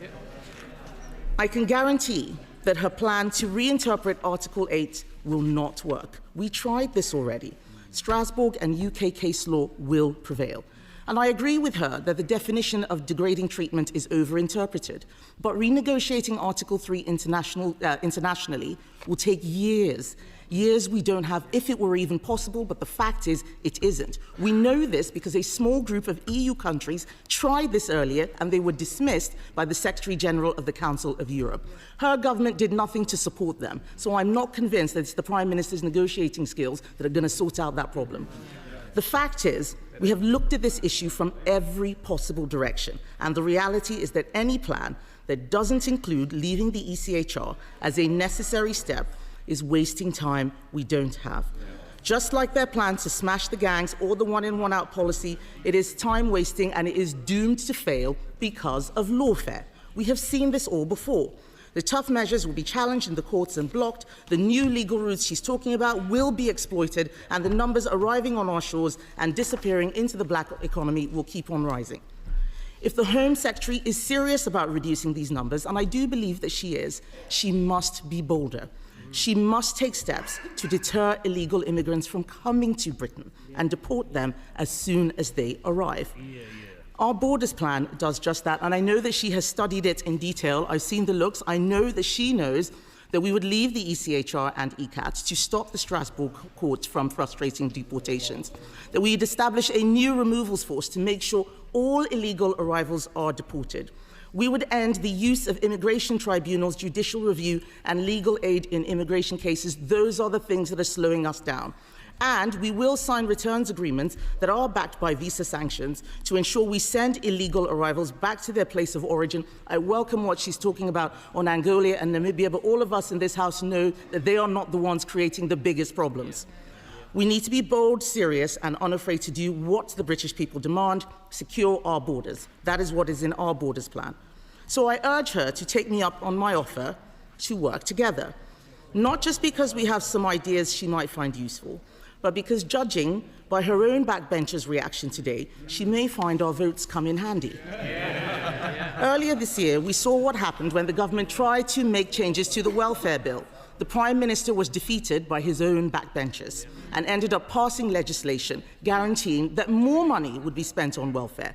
and it doesn't appear that his grip on the party has improved since then. So you can be sure that the MPs behind the Home Secretary are already plotting to block any serious changes she tries to make. We can help her with that. Why are they shaking their heads? We've seen them do it time and time again before. I would say to the Home Secretary, this is a genuine offer in the national interest. We will not play the same game they did, voting things down for no reason, but she must be clear with the House on these questions. How many people will be able to take advantage of the new work and study visa route? And what will the level of the cap be? Will it be 10,000 people? Will it be 100,000 people? The government has separately confirmed they will allow Gazan students to bring dependents. We oppose this, but can she clarify how the government will ensure that people brought to the UK from a territory under Hamas control are not a risk to our security? If she finds that the Human Rights Act and ECHR prevent her from enacting these proposals, will she use primary legislation to resolve this? Has Lord Hermer agreed? By her own admission 3 weeks ago, the Home Office is not yet fit for purpose, so why then are we creating the new legal routes for the Home Office to run? And will she take me up on this serious, genuine offer to meet and discuss how we can work together to resolve this asylum crisis, yes or no? I urge her to put party politics aside, meet with me and my Shadow Home Secretary. Let's find a way to work together. Order. I was very generous with time then. Home Secretary. Thank you, Madam Deputy Speaker. I thank the Leader of the Opposition for her response to the statement. I see that the Shadow Home Secretary has been subbed out after his performance at Home Office orals. But whether it's the Shadow Home Secretary or the Leader of the Opposition herself, I'm very happy to take on the Conservative Party any day of the week. And let me start by saying we will not be taking any lessons from those opposite on how to run an effective migration system or indeed an asylum system, because I'm afraid to say to the Leader of the Opposition, she knows that her party in government gave up on governing altogether.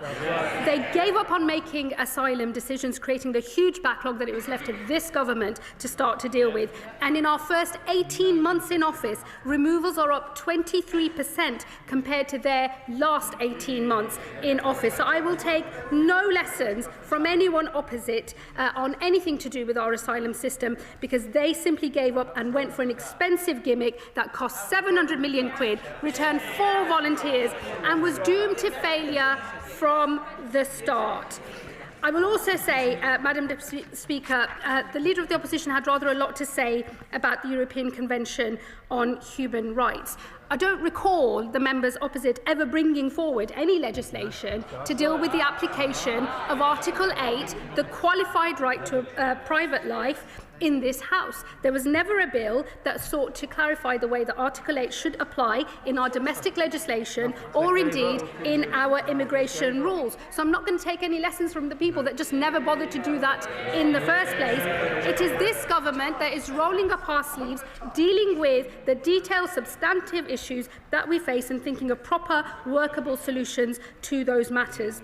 And I just say on Article 3, I think the position on Article 3 has changed across Europe. I was over at the Council of Europe in my previous role as Lord Chancellor just before the summer recess earlier on this year, and I was struck by the sheer range of other European partners who want to have this conversation. It is important, I think, that the British government leans into that conversation and seeks to work in collaboration with our European partners. The one thing that will not work is simply saying we're going to come out of the European Convention altogether. That is not and will never be the policy of this government, because we believe reform can be pursued, but that this is an important convention, not least because it actually underpins some of our own returns agreements, including the one with France. And so she talks about how many years it would take for us to think about reform of the convention, but it would also take just as many years, as she well knows, to start renegotiating lots of international agreements, which would be affected by us coming out of the convention. So I'm afraid her solution, once again, will not work. And if she wanted to work together in the national interest, and look, Madam Deputy Speaker, I'm always up for working in the national interest, because nothing actually matters more to me than holding our own country together and uniting our country. But they could have started by voting for the Borders Bill, which is currently going through the House and which they have voted against at every opportunity. So forgive me if I don't take this newfound conversion to working together in the national interest with much seriousness, because their own track record suggests it should not be taken seriously. And not be taken seriously, Madam Deputy Speaker, sums up the position of the Conservative Party. These are the people that left this government an abject mess to clear up. They gave up on governing, they gave up on running an effective asylum system, and now they turn up without so much as an apology to the British public, thinking that they've got anything to say that anyone wants to hear. Before I call the first backbench contribution, can I remind members that in order to expect to be called in a statement, they should have been here from the start of the Home Secretary's statement. There may be members bobbing quite unnecessarily. Florence Eshalomi. Thank you, Madam Deputy Speaker. Madam Deputy Speaker, the reality is we need an asylum and immigration system based on fairness and consistency. My constituency of Vauxhall and Campbell Green is a testament to this. It's a place that's been made richer because of the people who've come here from all over the world. Some of them have fled persecution and have made a home over many years. I meet these people every week in the community and including in schools, where I see those children excited about their future. When this government came into office last year, they were right to say that their priority in this area is to tackle the huge backlog of unprocessed asylum claims left by their predecessor. Clearing that backlog is a big task, Madam Deputy Speaker, but it is right that we identify who has a right to be here. But by introducing more assessments of those who've been here for many years, making new judgments on safety of a country will take considerable resources. So is the Home Secretary confident that these changes will not have an unintentional consequence and actually make it harder to achieve her goal? I thank my honourable friend for her question. Let me assure her there will be both the administrative system and the resources needed to underpin the asylum changes that we are making. It is already the case that at the end of the 5-year leave to remain period, there is meant to be an assessment as to whether the country of origin remains a safe country or not. What has ended up happening, though, in practice is that has become an almost effectively an automatic pathway to permanent settlement. That is the thing that we are changing. But what I would ask her to do is look carefully at our protection work and study route, because we will be encouraging those who have sought asylum here, being granted refugee status, to go into work or to study that supports their integration, but it also means that they are making a contribution which actually will retain public support for the system overall. Liberal Democrat spokesperson Max Wilkinson. Thank you, Madam Deputy Speaker. It is right that the government is looking for ways to bring order to the asylum system. It was left in total disarray by the Conservatives. Sadly, the government has been too slow to act. Britain has a long and proud history of responding with compassion to people fleeing unimaginable horrors. That should continue in a way that is fair and sustainable. So we welcome some of what the Home Secretary has said on that score. But what is not helpful is the Home Secretary claiming that the country is being torn apart by immigration. Acknowledging the challenges facing our nation is one thing, but stoking division by using immoderate language is quite another.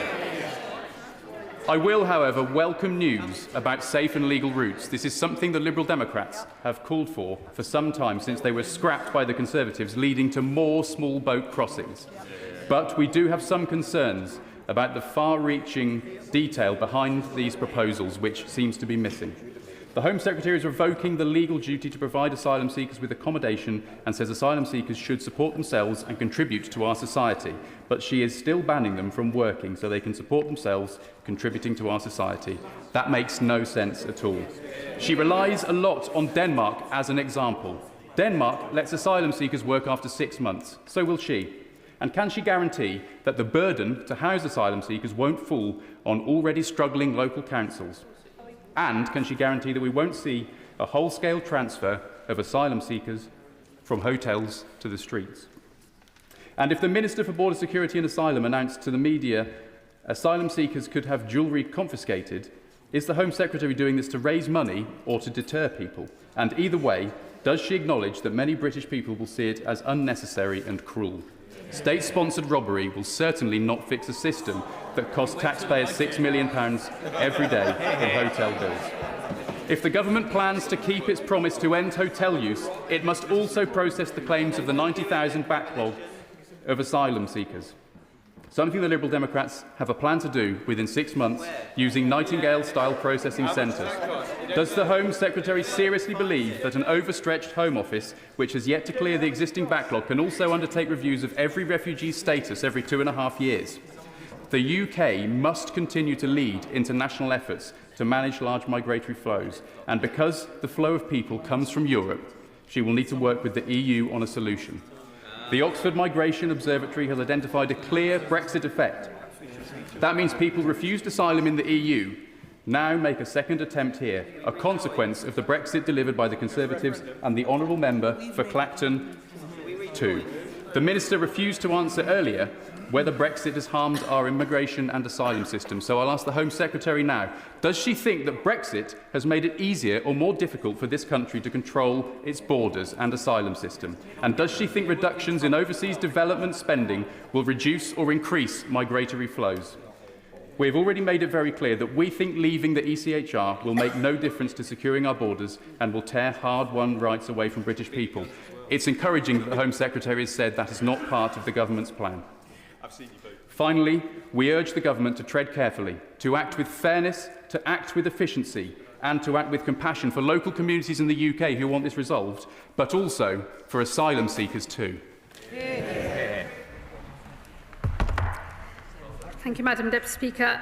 I have to say to the honourable gentleman, I wish I had the privilege of walking around this country and not seeing the division that the issue of migration and asylum system is creating across this country. Unlike him, unfortunately, I am the one that is regularly called a fucking packy and told to go back home. It is I who knows through my personal experience and that of my constituents just how divisive the issue of asylum has become in our country. And I do say to him, I wish it were possible to say that there isn't a problem here, that there's nothing to see and that it is all, in fact, just extremist right-wing talking points. But this system is broken and it is incumbent on all members of Parliament to acknowledge how badly broken the system is and to make it a moral mission to fix this system so that it stops creating the division that we all see. And I do say to him, I do not think it is acceptable or appropriate for people in this place to not acknowledge the real experience of those who sit outside of this House. We are supposed to be in here to reflect that experience in this House, and I hope that he will approach the debates that we will no doubt have on all of these measures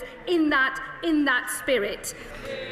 He also accused this government of being too slow to act. I do have to say to him, removals of those who have no right to be in our country are up by 23% in the first 18 months of this Labour government compared to the last 18 months of that former Tory government. That is a government that is getting on with the job. We have made 11,000 enforcement raids, 8,000 arrests, and over 1,000 people with no right to be in this country as a result of those raids have been removed from this country. This is a government that has been getting on with the job, and this is just the next phase of our work as we deal with the broken migration system that we inherited from those opposite. He said that he thought that whilst people who are waiting on their claim should be given the right to work, I think he knows that will be a huge pull factor and increase the number of channel crossings rather than decrease them. That would be our experience in this country. That is why we are not pursuing that policy. But what we have said is for those who are granted refugee status in this country and who can and want to, they will be able to switch into the protection work and study route so they can start contributing to society. That will help them to integrate and it will help the communities that they are living in as well. He knows full well that it is not the policy of this government to confiscate jewellery from those who are accessing asylum asylum accommodation.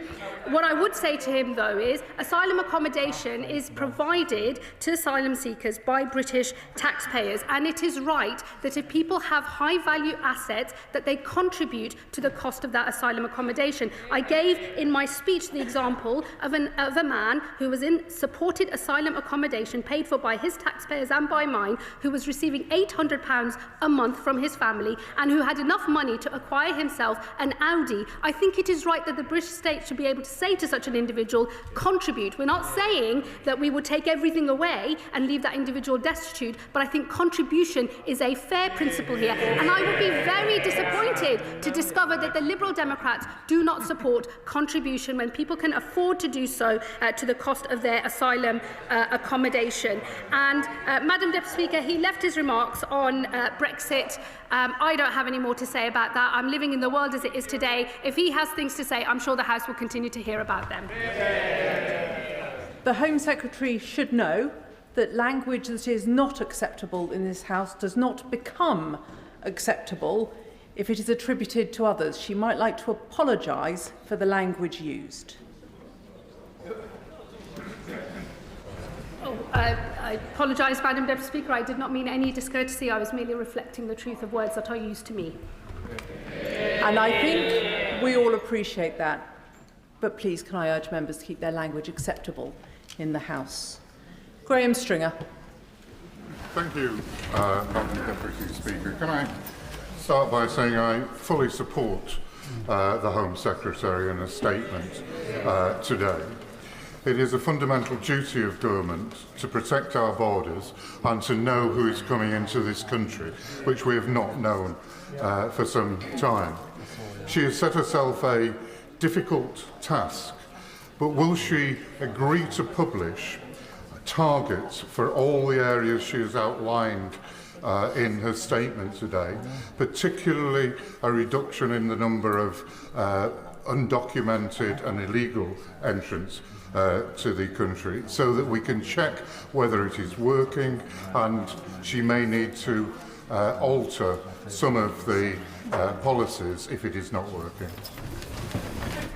Thank my honourable friend for his question. What we won't do is set arbitrary targets or caps. We have learnt the lessons of previous governments, and I think that setting a number in that way actually costs public confidence. The better thing to do is to actually get on with delivering these reforms, passing the necessary legislation in this House, delivering them out there in the country, and then assessing them as they go. I have no doubt that there will be much debate and scrutiny in this place and in others about the success of these reforms, and I look forward to answering those questions over the coming months and years, no doubt. Chair of the Home Affairs Committee, Dame Karen Bradley. Madam Deputy Speaker. My committee, I'm sure, will want to look closely at the very significant number of announcements that the Home Secretary has made today. But she has referred on a number of occasions to asylum seekers contributing to the support that they're given. And I wonder whether she has made any consideration of setting up a deferred payment scheme much akin to the student loan scheme, so that people, when they are granted asylum and are in work, can start to pay back for the generosity they've received. I thank the Chair of the Home Affairs Select Committee, and I do very much look forward to my first appearance before her committee, which I hope we can arrange very soon, and I'm sure we will be discussing in detail all of these proposals, as well as other matters relating to the Home Office. Let me say on that specific point around further contribution, it is something that we are currently exploring. It's not part of the package of measures today, but I'll happily update the House in due course. Joe White. Well, thank you, Madam Deputy Speaker. Can I thank the Home Secretary for her statement? Would the Home Secretary agree with me that enforcing the immigration rules, including removals, is in the public interest? Could the Home Secretary provide greater detail on the action the government will take to balance public interest against individual rights? Well, I thank my honourable friend for her question. We will bring forward legislation in the next session on the specific ways in which we will deal with the application of Article 8 to immigration cases, and also how we will update our immigration rules as well. I'm happy to discuss with her how that legislation will be developed over the coming weeks, but the intention is to do exactly as I said in my statement, in particular to define what is a family, to define how the public interest test is used so that it is only used in the most exceptional of circumstances, and to tighten the who and the why, the who and the where of how Article 8 claims can be made. Taken together, we believe that that will ensure that we are able to ensure that the application of Article 8 is exactly as it was intended to be when the European Convention on Human Rights was first agreed to. Father of the House, Sir Edward Lee. On these benches, we generally wish her well, because otherwise the country, in her own words, will start falling apart. So it's a good effort, 7 out of 10. She clearly has strong conservative instincts.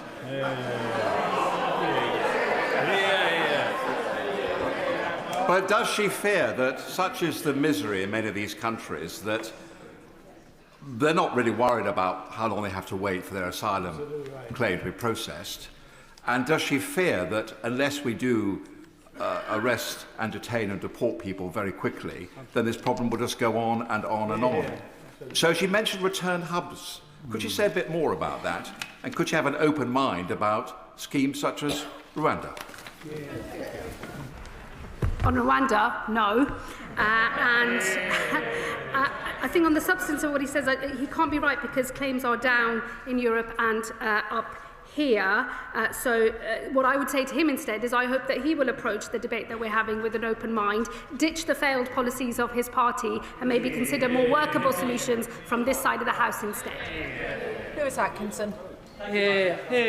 To continue the UK's proud history of offering sanctuary while simultaneously reducing illegal channel crossings, the right way for refugees fleeing persecution should be through safe and legal routes that are subject to full security checks and controls, not by paying people smuggling gangs to cross the channel in an uncontrolled and unsafe way.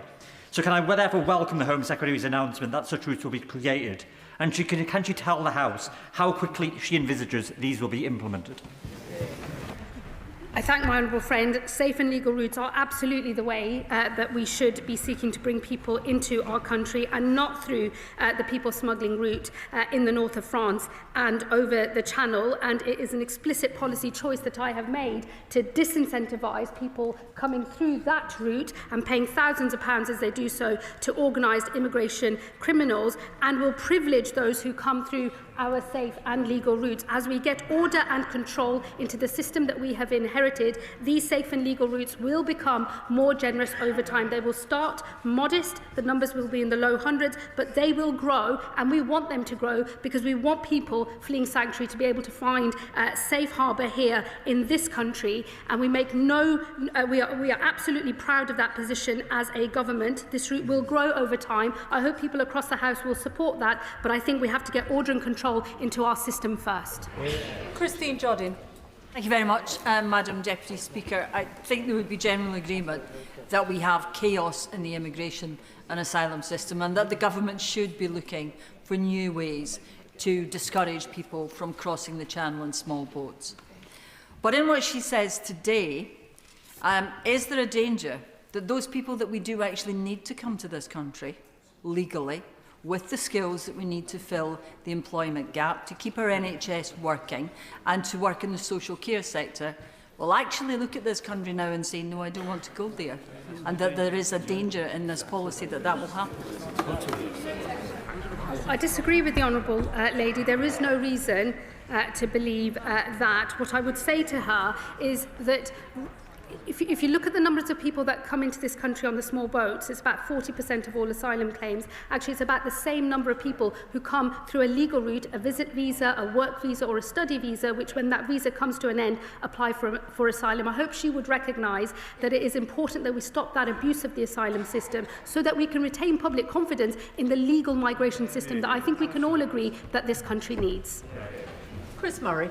Thank you, Madam Deputy Speaker. I now draw your attention to my declaration of interest.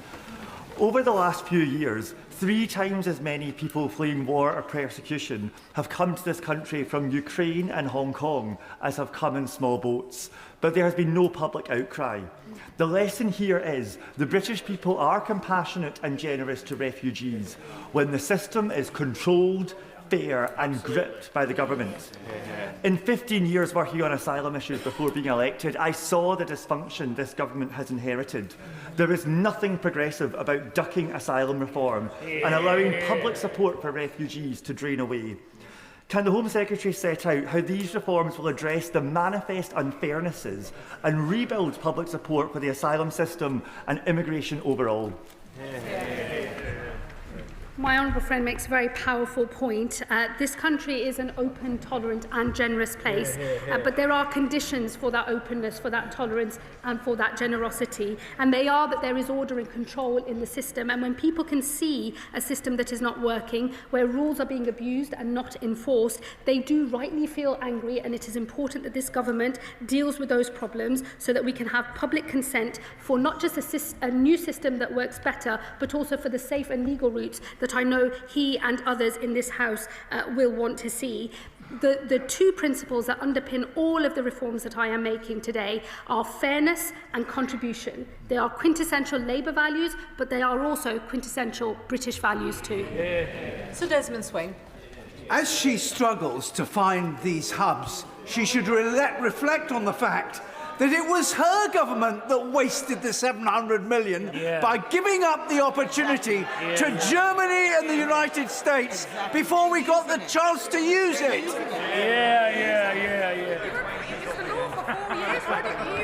Apologies, Madam Deputy Speaker. In all the finger wagging, I sort of missed the question.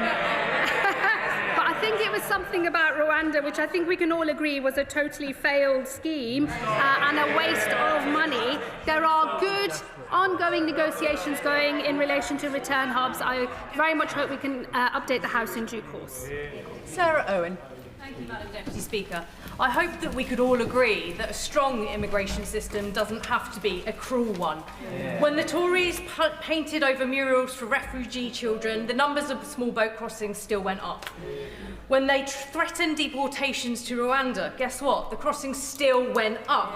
So what evidence does the Secretary of State have that taking personal belongings, such as jewellery from refugees, and selling it off actually works as a deterrent? Isn't a focus on the new plans outlined on the safe and legal routes a much better use of all of our time?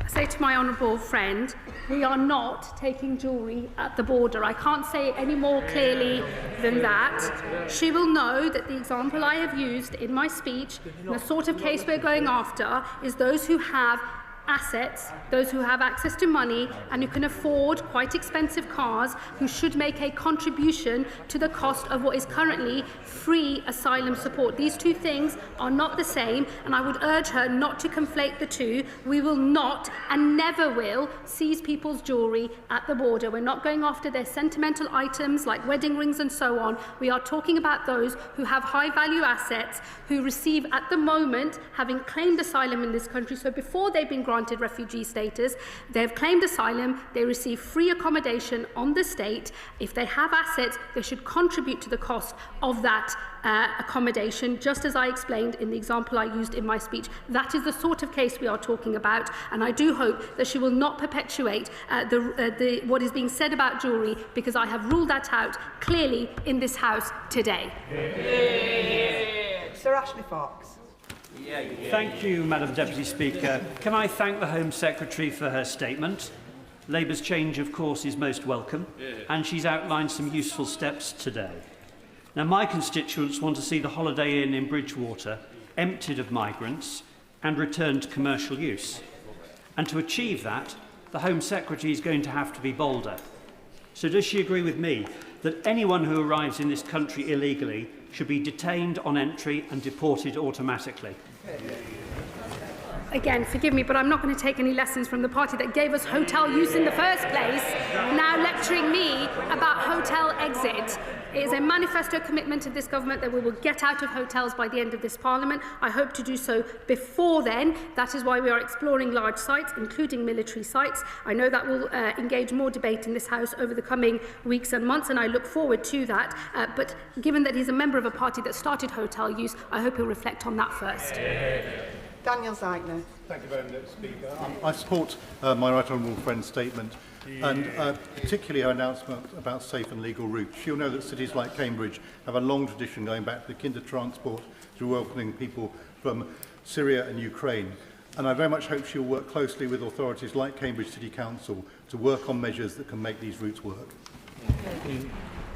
I thank my honourable friend. We absolutely will work with local partners, councils, philanthropists, other charitable organisations as we develop these safe and legal routes. And as I said in my speech earlier, they will take 3 primary forms: community sponsorship, because we believe that is the best model for achieving integration of refugees into our communities, a route for talented students and for skilled workers as well. We want to play our full part as a country in providing sanctuary to those truly in need. We need to move to a better system. Safe and legal routes will be the way in the future to do it. Marie Goldman. Thank you, Madam Deputy Speaker. I'm sure we can all agree across this House that one of the key aspects of dealing with the asylum system is dealing with the crisis and the backlog, which is absolutely enormous. And the Home Secretary said in her speech that they are looking at a number of large military sites as an alternative to the asylum hotels. One of those large military sites is already in use is RAF Wethersfield in Essex. I understand from Essex Police that Braintree District Council has been given a sum of funding to the tune of about £2 million to help with community cohesion, dealing with the fact that they have that facility nearby. However, buses are taking asylum seekers from Wethersfield to places like Colchester and to my constituency of Chelmsford several times a day, and that is placing extra strain on Essex Police in those areas, yet they are unable to access those funds. Will the Home Secretary commit to providing extra funds to Essex Police in those areas to help them police them? I think that was 2 questions. One on the backlog, which I recognise the backlog of appeals is far too high. It is why we're going to create a new independent appeals system so that we can run through these cases more quickly whilst fulfilling our obligations to an independent process and providing early legal advice as well. And on the specific points in relation to Wethersfield and pressures on councils, we do of course work closely with local councils and do provide funding to assist with community cohesion and other issues, and I will look carefully at the example that she has raised if she writes to me. Derek Twigg. Madam Deputy Speaker, can I say to the Home Secretary that her statement is most welcome. It's certainly a step in the right direction, and certainly the proposals that she set out today are a significant step in the right direction. It's also the case, I think, as well, that the comments she made about the damage to the social fabric of this country are very, very important. But can I ask her a specific question, and that is about asylum seekers who committed crimes and actually are deported, but then allowed to again put a second application in to come back to this country. Will she be looking at law to see how that can be addressed?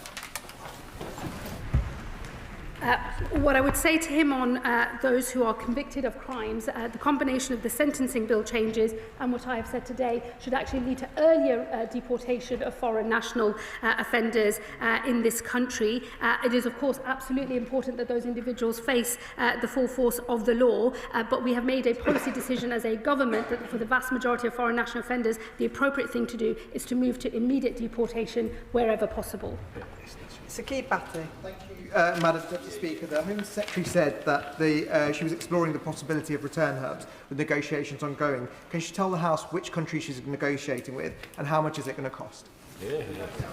No, because he would not expect me, I think, to comment on live negotiations with other countries.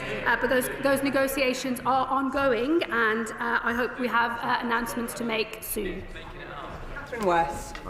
Deputy Speaker, the Hornsey and Friar Barnet constituency has a long tradition of being boroughs of sanctuary, and just today I had an excellent briefing from the Jewish Voice for Refugees, Hayas Jacor. Will she agree with me that currently there is a real problem with the cliff edge for failed asylum seekers who end up street homeless or rough sleeping, particularly in my constituency around the Finsbury Park area? And will she redouble her efforts to understand the connections between homelessness and the asylum process so that all people can have shelter in the current period as we go into the winter.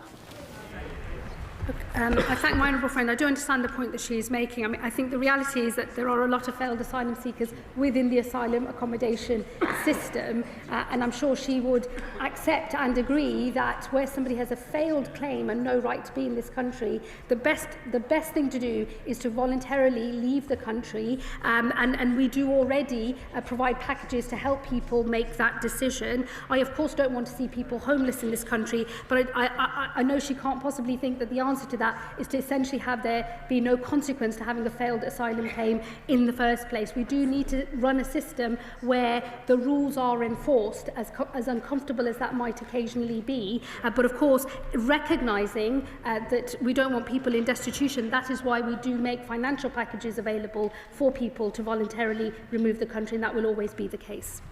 Pete Wishart.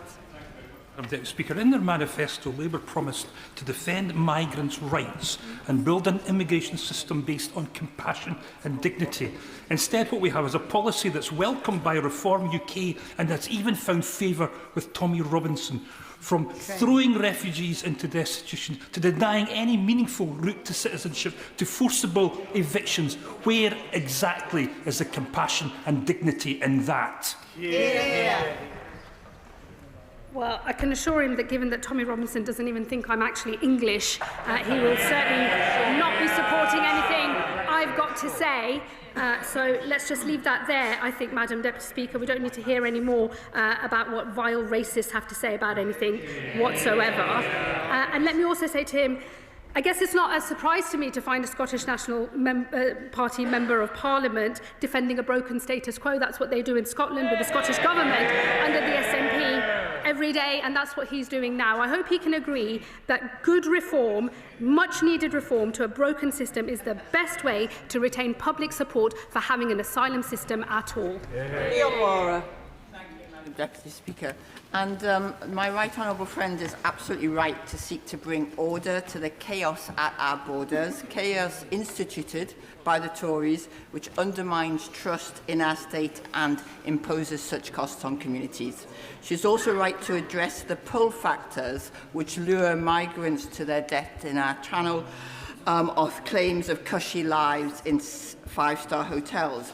And she is right to insist that our proposals must reflect British values and work in practice. So on that, could she say a little bit more about how reviewing refugee status every 2 years will work in practice, particularly with regard to the Home Office capacity and also with regard to integration? I thank my honourable friend for her comments as well as her question.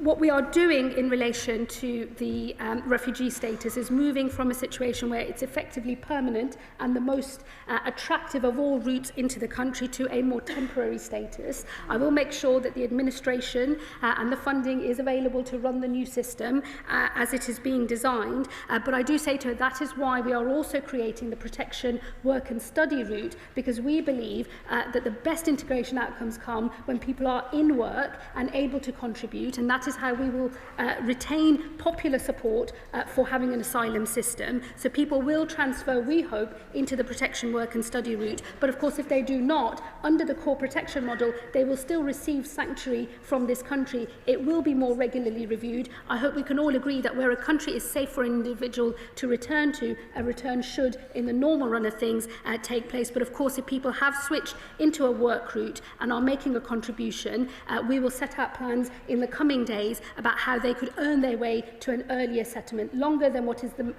available to people today, and still longer than what will be available to people on safe and legal routes, but shorter than those who remain on the core protection model. Nick Timothy. Thank you, Madam Deputy Speaker. Most on the benches opposite disagree with us, but I share the Home Secretary's admiration for the Danish model, and the Danish Finance Ministry publishes data regularly on the fiscal contribution of different profiles of migrants. This shows in Denmark that migrants from MENAT, the Middle East, North Africa, Pakistan and Turkey are net recipients over the course of their lifetimes. will the Home Secretary ensure that the Treasury publishes the same data in the same way in this country? Well, we keep all statistics under review, as he knows, and as was the case, I believe, when he was an advisor to a former Home Secretary. And let me say to him that the principle that underpins all of these reforms is about fairness and contribution. We believe most people want to be able to contribute to this country because the refugees themselves recognise that is the best way for them to have stability and security in their lives, and it is what is needed for the wider community as well. And we think that all refugees, if they're on the protection work and study route, will have that opportunity. I'm not interested in models that start separating out different nations from one another. Once somebody has got status in our country, they are on a path to becoming one of us if they are working and contributing. Gary McCarthy. Thank you, Madam Deputy Speaker. I agree with the need for a fairer asylum system in which the public can have confidence. But all that she proposes today is predicated on there being decent legal advice available for people. And I know from 20 years as an MP that is simply not the case. Despite the best efforts of the advice sector in Bristol, which is proud to be a city of sanctuary, there's just a real dearth of decent immigration lawyers. And I see too many constituents that fall into the hands of dodgy lawyers who will help them falsify and fabricate claims. What is she going to do to ensure that decent legal advice is there? Well, look, I agree with her in that my own constituency experience as a Member of Parliament is many people have turned up at my advice surgery believing that there are things that I can do as a constituency MP to assist them in their migration claim, which I cannot do, and they've been completely misled and robbed, frankly, by unscrupulous individuals. In the new appeal system that we are going to set up, early legal advice will be available from the start. We believe in access to justice. People need to have the right legal advice, but doing it early and right at the start of claims means that we can run a system where you can have one claim and one appeal rather than the absolute merry-go-round and whack-a-mole of claims that we see today. Danny Kruger. Thank you, Madam Deputy Speaker. I welcome the rhetoric that the Home Secretary has announced. In fact, I recognise the rhetoric of the Home Secretary today. We have our plan for restoring justice. She has announced a plan to restore order and control.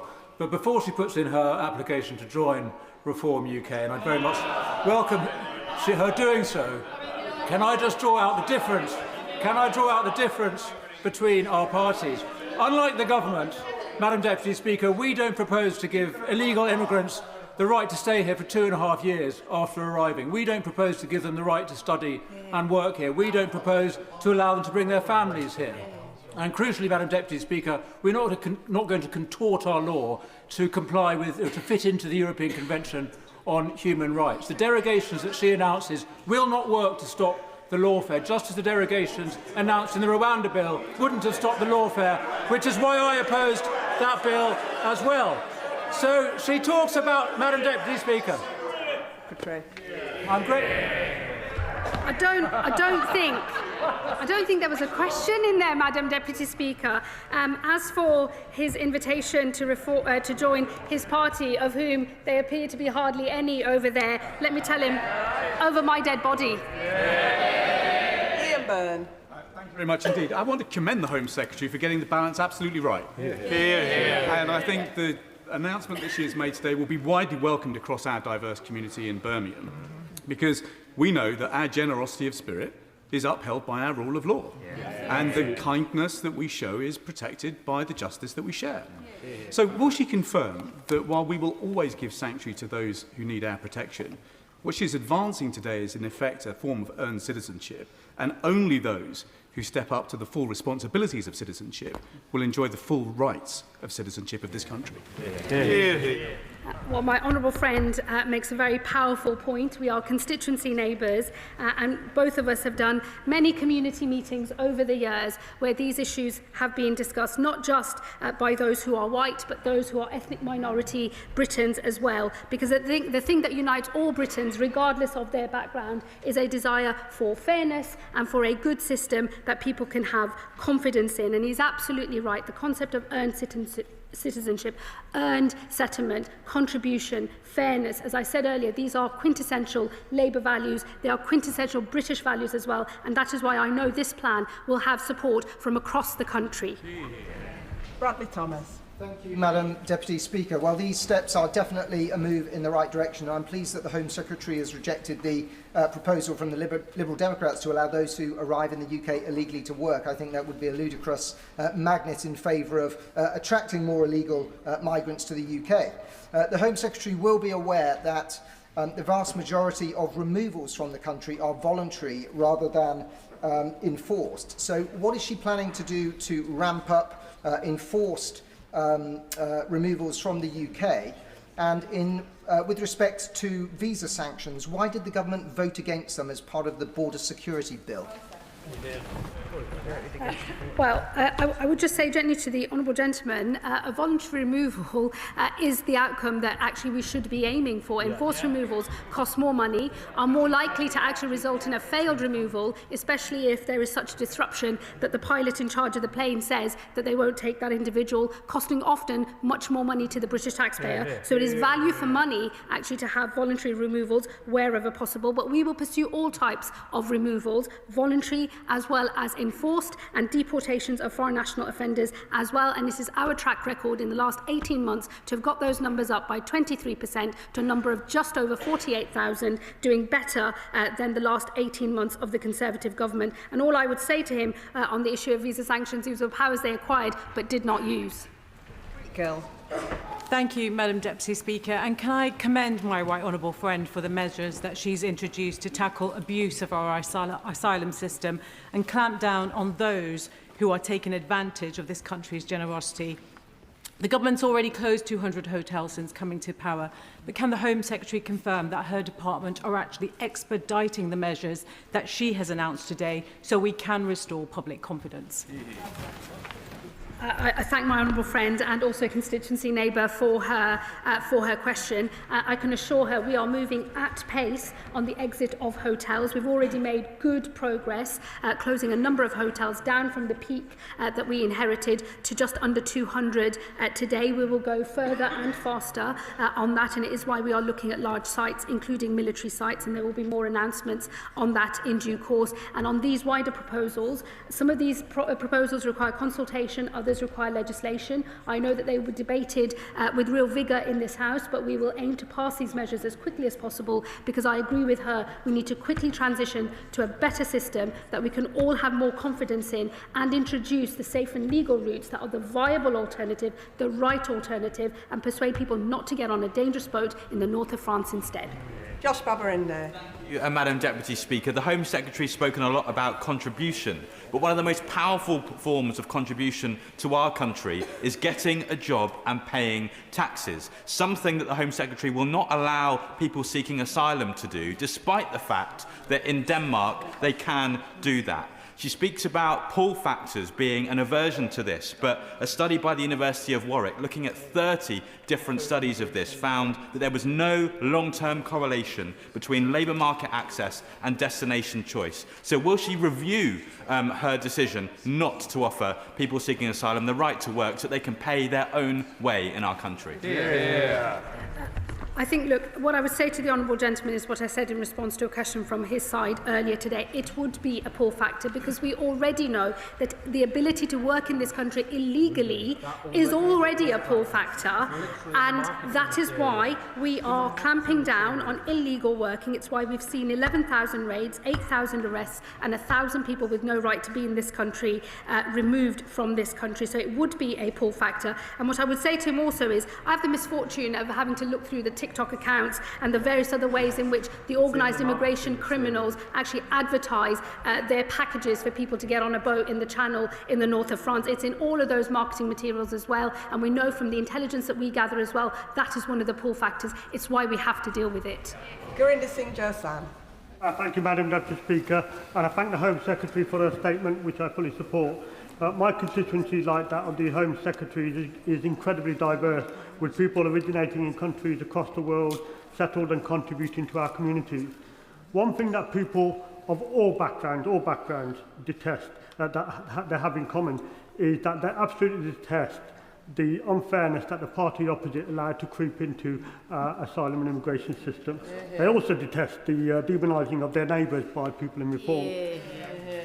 So does the Home Secretary agree with me that the choice is clear a choice between chaos handed over by the party opposite of a system taken advantage of by those who can pay the people smugglers or a system of fair and safe legal routes for those who need them. Home Secretary. Thank my honourable friend. My own parents were migrants to this country in the late 60s and 70s. Migration is woven into the story of my own family and that of thousands of people that I represent in my constituency of Birmingham, Ladywood. And let me say to him, I agree, ethnic minority Brits are just like every other kind of Brit. We value fairness and contribution as well. That is why those principles sit underneath all of the policy announcements that I've made today. Carla Denyer. Madam Deputy Speaker, it isn't people seeking sanctuary that are tearing our country apart. It's toxic, racist narratives and the scapegoating of migrants and asylum seekers for what is nothing to do with them. The chronic housing crisis, the running down of public services are not caused by migrants. They are caused by political decisions and by the grotesque inequality in this country. Does the Secretary of State understand that attempting to out-reform reform is actually just boosting this baseless far-right narrative and will only deepen divisions when we urgently need leadership and hope instead? Let me tell her, I couldn't care less what any other political party has to say about these matters. I don't care what other politicians are saying on the television. I don't care what other activists are saying either.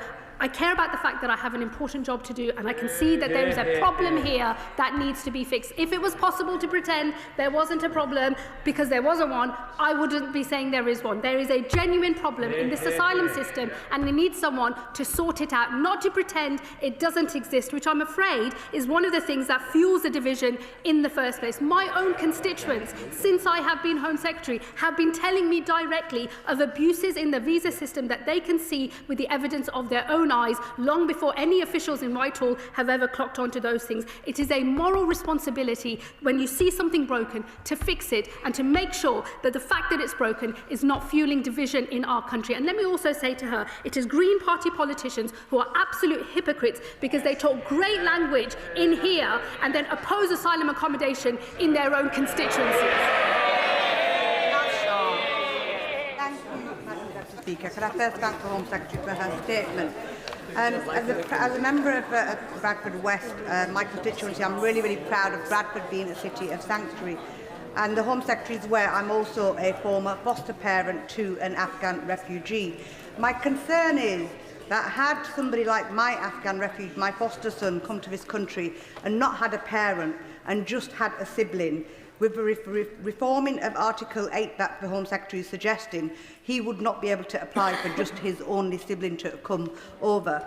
And that would also apply to potentially a Ukrainian woman if we were to look at contributions who had young children, came to this country and couldn't contribute because of a trauma or she experienced. So will the Home Secretary meet with me when she's doing her consultation around the safe passage for refugees and asylum seekers?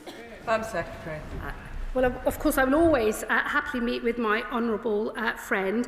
We made clear in the asylum policy statement that the routes for these measures do not apply to unaccompanied children and other vulnerable groups. We will be setting out our specific policies in relation to vulnerable groups, including unaccompanied children, separately. So these measures do not apply to them. She will know that the scheme for Ukrainians is a bespoke temporary scheme brought in by the party opposite when they were in government and supported not just by our party but across this House. So I would expect the rules of that scheme to apply in the normal way, but I will of course discuss with her the issues that she raises. Dr. Luke Evans. Can I thank the Home Secretary for a copy of her speech? And in it says the public rightly expect we can determine who enters this country and who must leave, and I agree. One thing that's missing, though, is verifying the people who come in. This side put forward the idea of age verification that many other countries have. Is that part of her plan? Would she consider putting it back in the plan so we know exactly who is coming in, that they are who they say they are? Home Secretary. Well, if he reads the asylum policy statement, he'll know that on age verification, we are pursuing AI as a more effective and workable model, unlike that suggested by the party opposite, which was all about MRI scans and bones. We believe we have a much more effective way of ensuring age verification is available and that the methodology for it actually works. Sarah Russell. Thank you, Madam Deputy Speaker. Thank you to the Home Secretary for her statement. There is currently a loophole within employment law in the UK that it means that people who are self-employed are not subject to right-to-work checks. And that means that many people work illegally within the gig economy with no potential risk to their non-employer. Will the Home Secretary discuss how we can close that loophole while simultaneously ensuring that we do uphold rights for British workers, but also the rule of law and the remainder of our rights within the UK? Home Secretary. I really thank my honourable friend for her question. We are closing that loophole in the Borders Bill. It is important that colleagues support us when that is debated again on Wednesday. She's absolutely right that closing down these loopholes, ensuring that everyone is subject to a right to work check and therefore build support for a rule of law approach to the way that people are able to access employment in this country is incredibly important, and I hope that all colleagues, even those across the House, might see it to support these measures later this week. Jeremy Corbyn. Thank you, Madam Deputy Speaker. Nowhere in the Home Secretary's statement does she put this into any kind of global context about the millions of people that have become refugees or homeless all around the world, and that more than 2/3 of those are housed by the southern countries, the poorest countries in the world, with the least resources possible to do it. And what she's doing instead is putting in draconian measures against refugees trying to come to this country, failing to recognise that more than 6,000, for example, of those that crossed the Channel this year come from Afghanistan, a war-torn country that we helped to make into a war-torn country. And she instead is trying to appease the most ghastly right-wing racist forces all across Europe in undermining and walking away from the European Convention on Human Rights, a convention created by the post-war Labour government.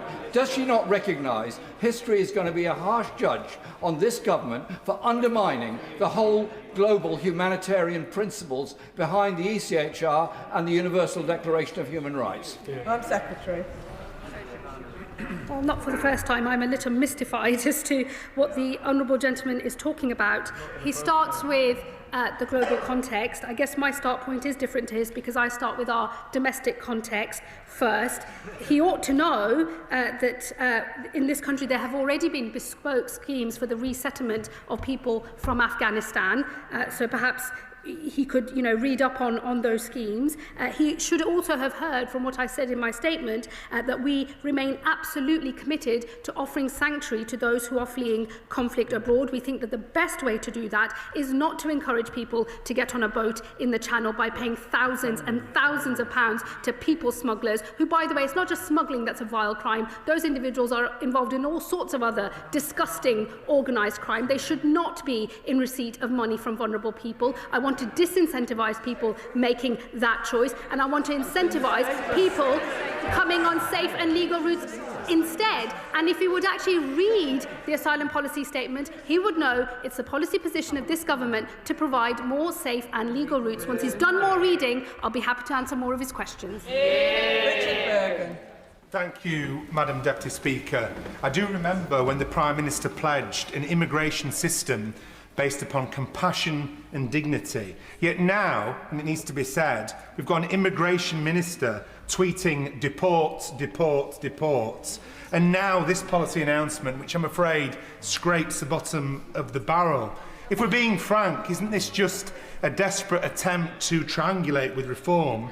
And like some of the other terrible policy errors that have been made in recent months, isn't it not only morally wrong, but another policy which is set to push away Labour voters? Why not recognise that now than in a few months and make a U-turn?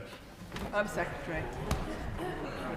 I would really caution my honourable friend not to defend a broken status quo. He should also know that it is foreign national offenders that are deported from this country, and I would hope he could agree that foreign national offenders should be deported from this country. We should not be keeping convicted criminals in our nation a day longer than is absolutely necessary. And I just say to him, the thing that's morally wrong is knowing that you have a broken system and then pretending either that it's not broken or defending a broken status quo. I will never tolerate that. And I have to say to him, as I've said to other members opposite today as well, I do not care for what other parties are saying on these matters or what other politicians have to say either. I have thought first and foremost of my moral responsibility to the people of this country as I fulfil my duty as Home Secretary. I have a series of reforms here that are underpinned by the values of the Labour Party and the values of the British people. They are fairness and they are contribution. I hope he will reflect on that as he reads up on the detail of these reforms. Ben Oxojecti. Mr. Speaker, in February, during the Border Security, Asylum and Immigration Bill, I raised the issue of the generous financial and accommodation package advertised on the government's own website, Asylum Support What You'll Get, which outlines the provision of an Aspen card with £49.18 of cash loaded onto it each week, on top of free accommodation, even if you've been refused asylum. Cards that are able to be used for gambling and have been over 6,000 times, according to an FOI. In May, I raised it again when I asked the previous Home Secretary what she planned to do to address the pull factor of this free cash and free home. So can this Home Secretary now commit to my previous calls that these pull factors must be mitigated to be a deterrent, and will those on Section 4 or Section 95 support have the benefit withdrawn under these measures? Home Secretary. Well, I would urge him to look at the detail of the asylum policy statement, the whole point of which is to deal with the pull factors that we know are drawing people to get on a dangerous boat and cross the channel illegally. The upshot of the reforms is to deal with those pull factors, and you will know that within the asylum policy statement we have said that it is a relatively small number, it's just under 10%, but just under 10% of those in asylum accommodation already do have the right to work, and in future we will expect them, where they have the right to work, to work. Stella Creasy. Thank you, Madam Deputy Speaker. The Home Secretary is arguing that what will heal this divided nation is to get somebody who we have agreed is a refugee with a well-founded fear of persecution to feel a permanent sense of limbo, because they will never be able to plan for the long term for them or their family, because their status will always be uncertain, because they could still face deportation. Her consultation document, which I have read, talks about using enforced return for families. Last year alone, 10,000 children, many of whom are with their families, were granted refugee status in this country. I know she plans to consult, but given this does involve children, can she be clear with us whether she intends to incarcerate children with their families as part of enforced return, or whether she intends to separate children from their mums and dads as part of this policy, and how we will continue to uphold the UN Rights of the Child Convention returns of education? Home Secretary. Well, I would encourage my honourable friend to look at the detail of the asylum policy statement on our intentions in relation to the protection, work and study route, which in future will be the route by which refugees can contribute and earn their way to settlement in this country. And of course, it is the express intention of this policy statement to disincentivise people coming through dangerous channel crossings and to incentivise and to push people towards what will, over time, become more generous, safe and legal routes of entry into this country with more privileged status when it comes to the earning of permanent settlement. Let me say to her on failed asylum-seeking families, because I think that is the important context that was missing from her question. There are 700 Albanian families at the moment who have made asylum claims. Those asylum claims have failed, and the only reason they've not been removed from the country is because of the policies around not removing families, that is to say parents with their children. We are not going to separate parents and their children, but we are going to consult on the removal of support and how we effectively and safely ensure that those individuals are returned. But we will of course want to see most of those people return voluntarily instead. Liz Saville-Roberts. Stoking fear and division through the kind of performative cruelty trailed over the media this weekend has consequences. We saw that in Caerphilly last month, where Reform UK spread information. Ukrainians spoke of intimidation. So when she speaks of unity, Surely the lesson from Caerphilly is that imitating reform doesn't create unity, doesn't win trust, but standing firm on values does. Here, here. I'm sorry, that's just unserious from the Honourable Lady. I'm sorry to find that the Reform Party is living rent-free in so many people's heads. I can assure you it's living nowhere near mine. These policy proposals are designed to fix what we all know to be true, which is we have a broken system. It is driving division across our country. I see that in my own constituency. I hope she's not suggesting that the evidence of my own eyes and my own experience in my own constituency, where over 70% of those people are not white, and most of them have a migration story just like my own. These are matters of great interest across our country, across every type of community in our country, and it is incumbent on any government that wants to make sure that we can run a decent system and not fuel division in our country to pursue the sorts of reforms that we are talking about today, underpinned by what I would have hoped were values that her party could have signed up to as well, and that is to say fairness and contribution.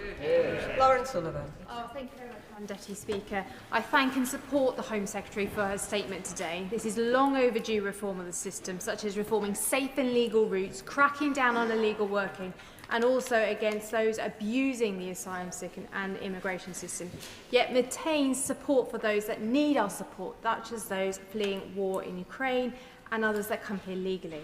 It is about fairness. Can the Home Secretary detail when these reforms will be in place so that residents can see the outcomes of these actions? Thank my honourable friend for her question. We will pursue the consultation, the measures that require consultation as quickly as possible, and there will be legislation in the coming months, and certainly in the second session, which we will seek to offer, obviously subject to the agreement of the House, pass as quickly as possible.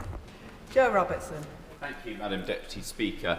The Home Secretary's asylum plans still have a gaping hole in the middle of them, in that she doesn't know what to do with failed asylum seekers who can't be returned home. Her statement today says that she's exploring possibilities with third countries. Can I suggest she swallows her pride and speaks to a third country we know is willing, Rwanda? Home Secretary. Look, I do say to members opposite, they are going to have to ditch their addiction to Rwanda. It didn't work, and nobody in the country supported it. We are, as he well knows, and as members opposite well know, when you are negotiating with other countries about possible agreements, the one thing you do not do is publicise them before an agreement is reached. Rebecca Long-Bailey. The Home Secretary is aware that in absence of safe legal routes, the law forces the situation where a refugee has to set foot on UK soil to seek asylum, which has led to dangerous journeys and no checks or vetting taking place. Now, the Secretary's referenced sponsorship as the primary safe route. Could she clarify whether this is capable of being applied for from outside the UK? And what consideration has she made of recommendations by Safe Passage to implement a visa refugee scheme so that applications can be done from outside the UK, cases assessed, vetted and decided upon before a refugee embarks on a dangerous journey here? Home Secretary. Well, I thank my honourable friend for her question. The whole purpose of the new safe and legal routes is that those individuals are accepted as refugees before they enter into the United Kingdom. The point of that being is that they never then pay thousands of pounds to illegal smugglers along any sort of route that they might travel on. So it is in fact exactly as she says, you want to accept people as refugees before they set foot on UK soil, and then once they are here on that safe and legal route, they will access permanent settlement more quickly than any other route in this country, and it is a good thing that the government is seeking to incentivise people to come through safe and legal routes and not pay thousands and thousands of pounds to criminals along the way. Dr. Andrew Murison. Thank you, Madam Deputy Speaker. It was a genuinely good statement as far as it went, from which we learnt that countries could be determined to be safe at some point in the future and refugees from them returned home. Can the Home Secretary say what her criteria for safety would be? Which countries does she have in her sights? Would it, for example, include a Council of Europe and NATO member, ECHR signatory and EU candidate Turkey? Home Secretary. Look, I'm not going to provide a running commentary on countries. He will know that, of course, I referenced Syria specifically in my speech earlier to the House. That is because the basis on which many thousands of Syrians were making the claims related to the regime that was in place before, during the conflict, which has now fallen, and there is a new regime.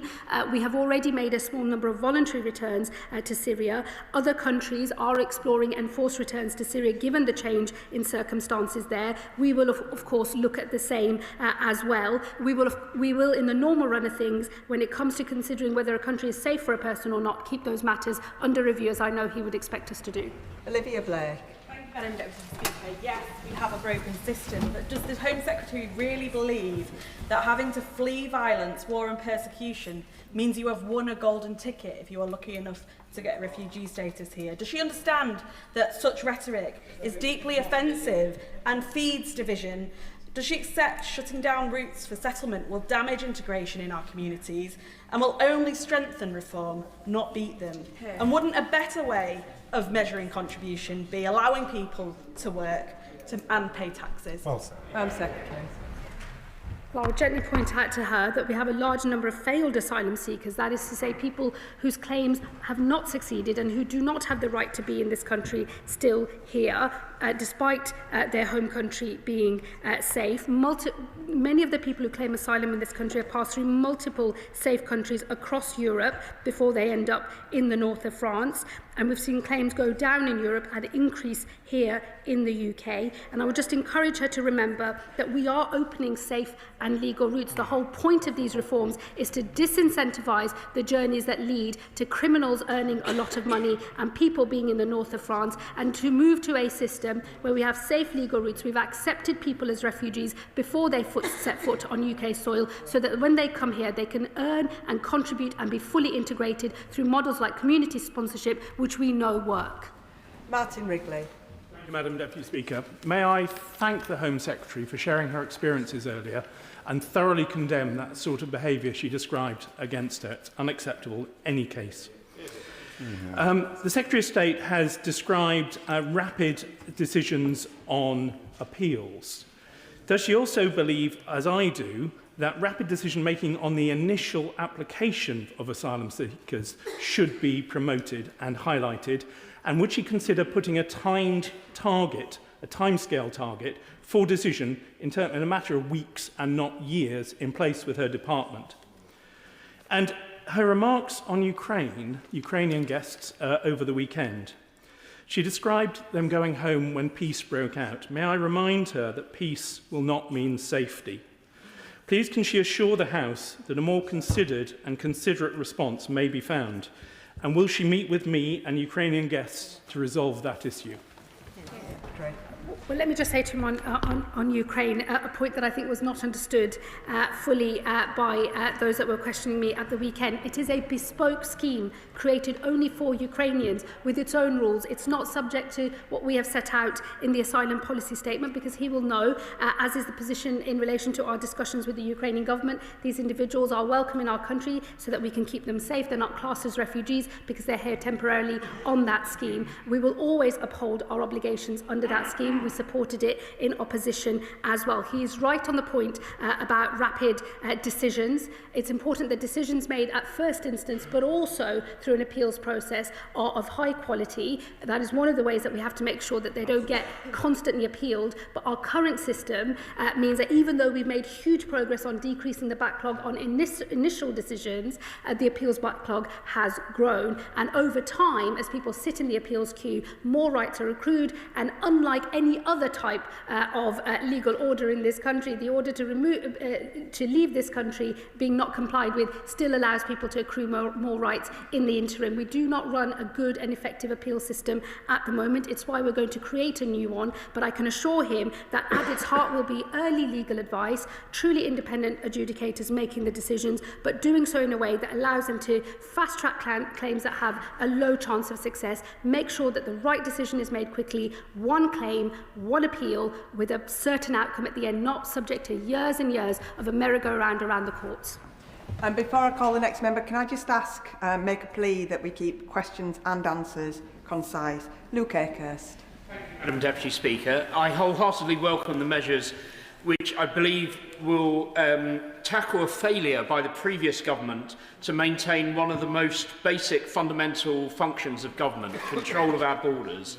My constituents in North Durham are worried and they're angry about the proliferation of HMOs to house asylum seekers locally in towns and villages which already have significant social and economic problems.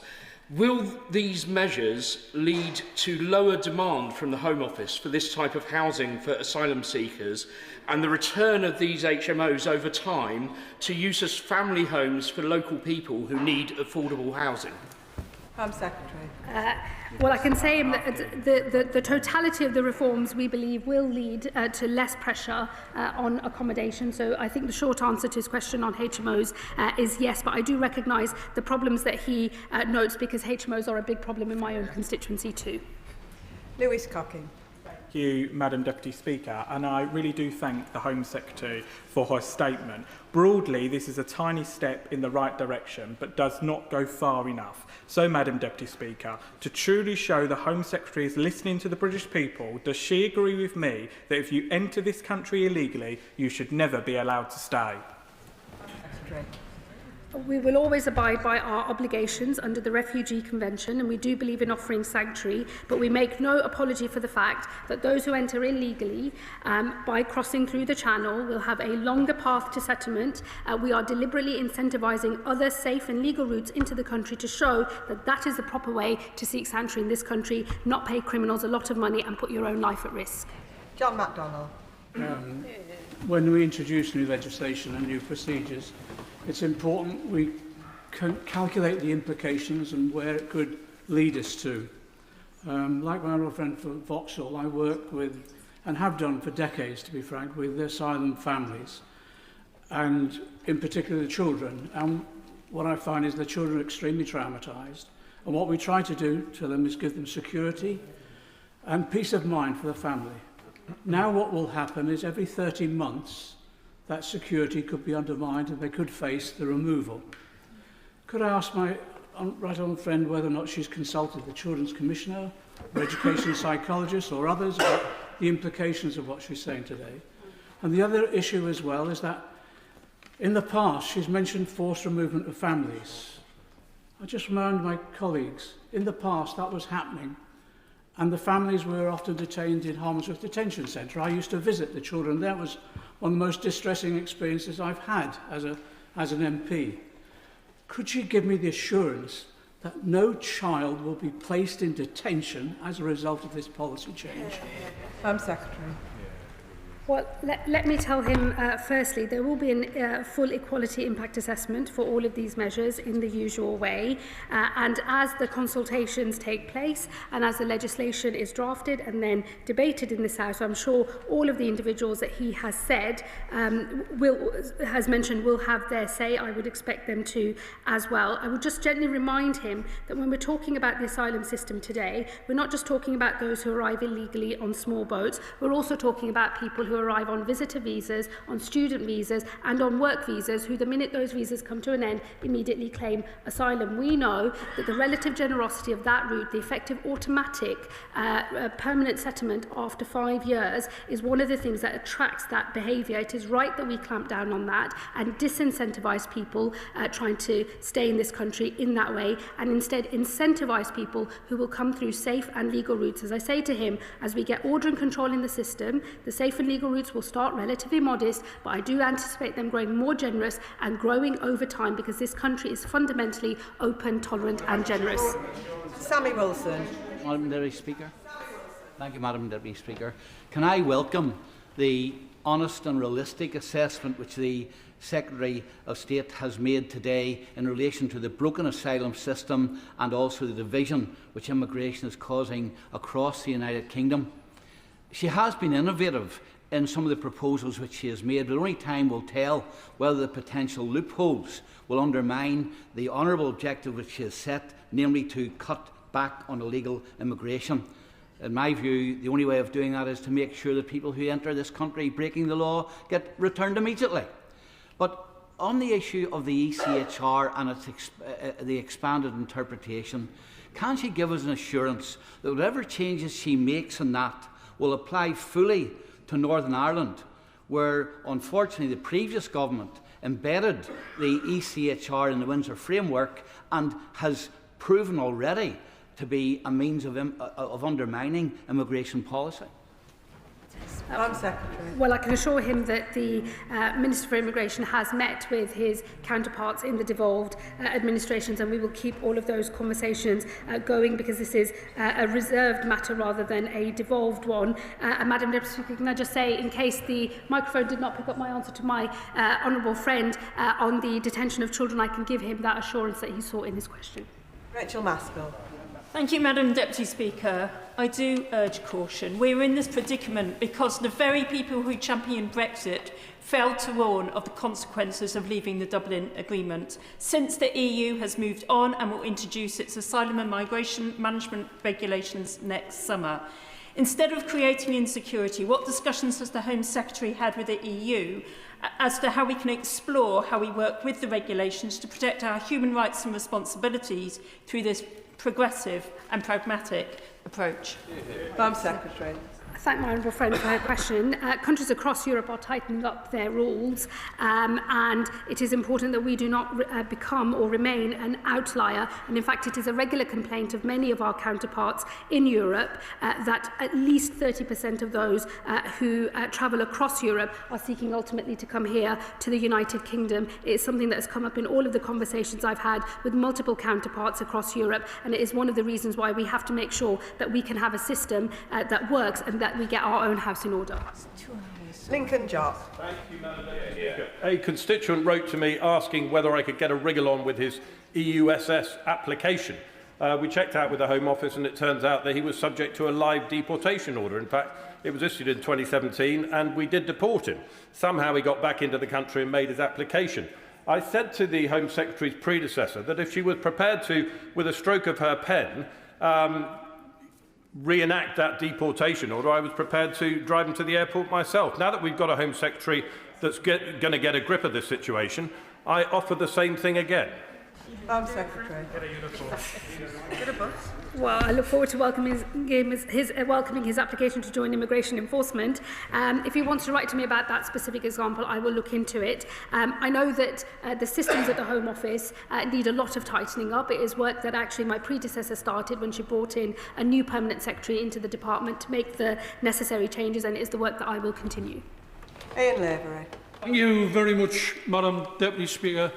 I agree with my right honourable friend that this system is absolutely smashed to smithereens. It's smashed to smithereens because of 14 years of destruction from the benches opposite. But of course we all want to see the control of our borders. We want to stop the boats. We want to see better, safer, legal routes. But I appeal to my right honourable friends and honourable friends on the front bench. When the opposition parties, the Tories, Reform UK, not to mention that odious racist Chancellor, bankrolled by the world's wealthiest man, are championing our policies, is it not time to question whether we're actually in the right place? I have a lot of time and high regard for my honourable friend, and what I would say to him is he shouldn't allow mischief making by those that he names to throw him or our party off course. I hope that he will have heard the support from our own backbenches today, from members of Parliament who can see that these are changes that are necessary to fix the very broken system that he agrees that we have. And I would just ask for people, please don't keep repeating the name of a man who doesn't even think I'm English. I find that very offensive, and I would just ask everyone to refrain from doing so. We don't need to do that, and we do not need to go there. Don't fall for the mischief that others are making here. We know there is a broken system. It is our solemn responsibility as a Labour Party and as a Labour government to get on with fixing it. Charlotte Kane.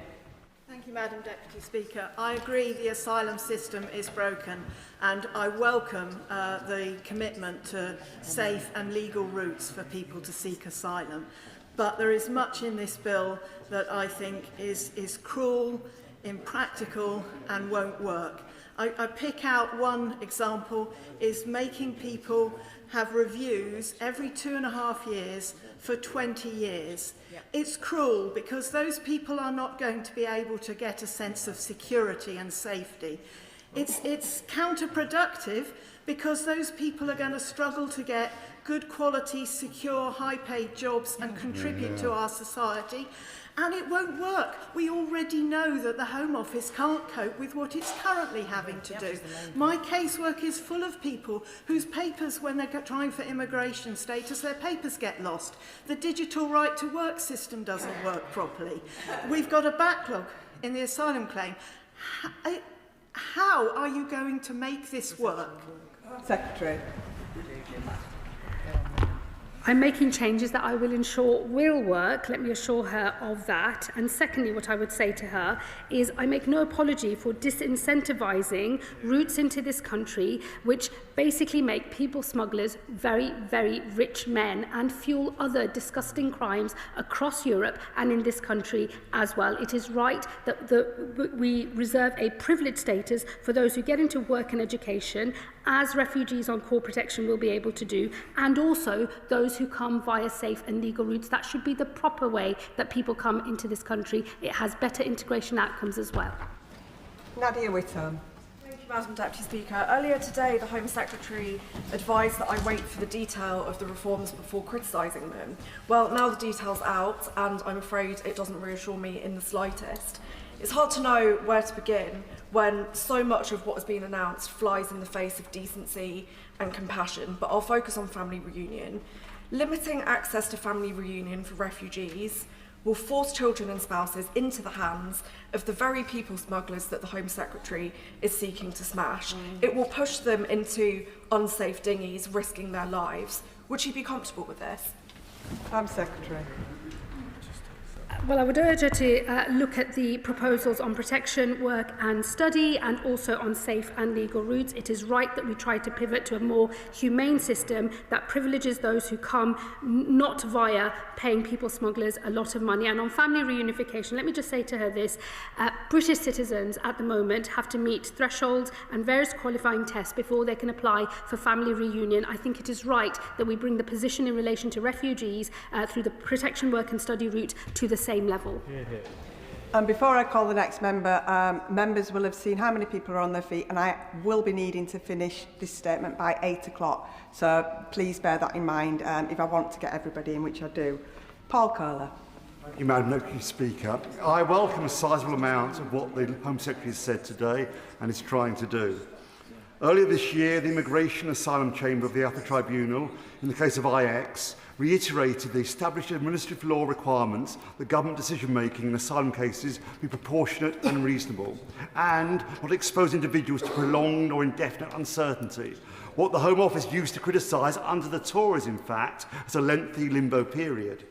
So can the Home Secretary clarify how her proposal to require a 20-year period before someone granted asylum may obtain a permanent right to remain complies with these fundamental principles? Home Secretary.